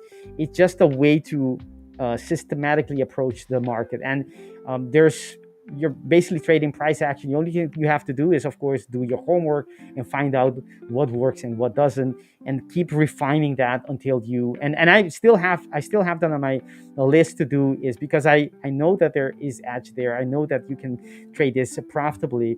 But I haven't had the time to add that to my portfolio of strategies that I'm trading. And we have come to the end of the stream, Deanna. I'm dragging. I'm talking as usual, longer than I intend to. What? It happens. It happens to all of us. I'd like to thank everyone for watching, especially those who are thanking us. And remind everyone that we have a workshop on the Discord community in about 44 minutes. It's going to be fun.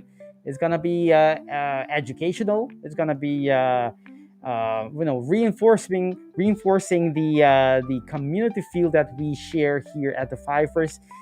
Get an account if you haven't done so yet, and to get your access to our Discord community inside the dashboard.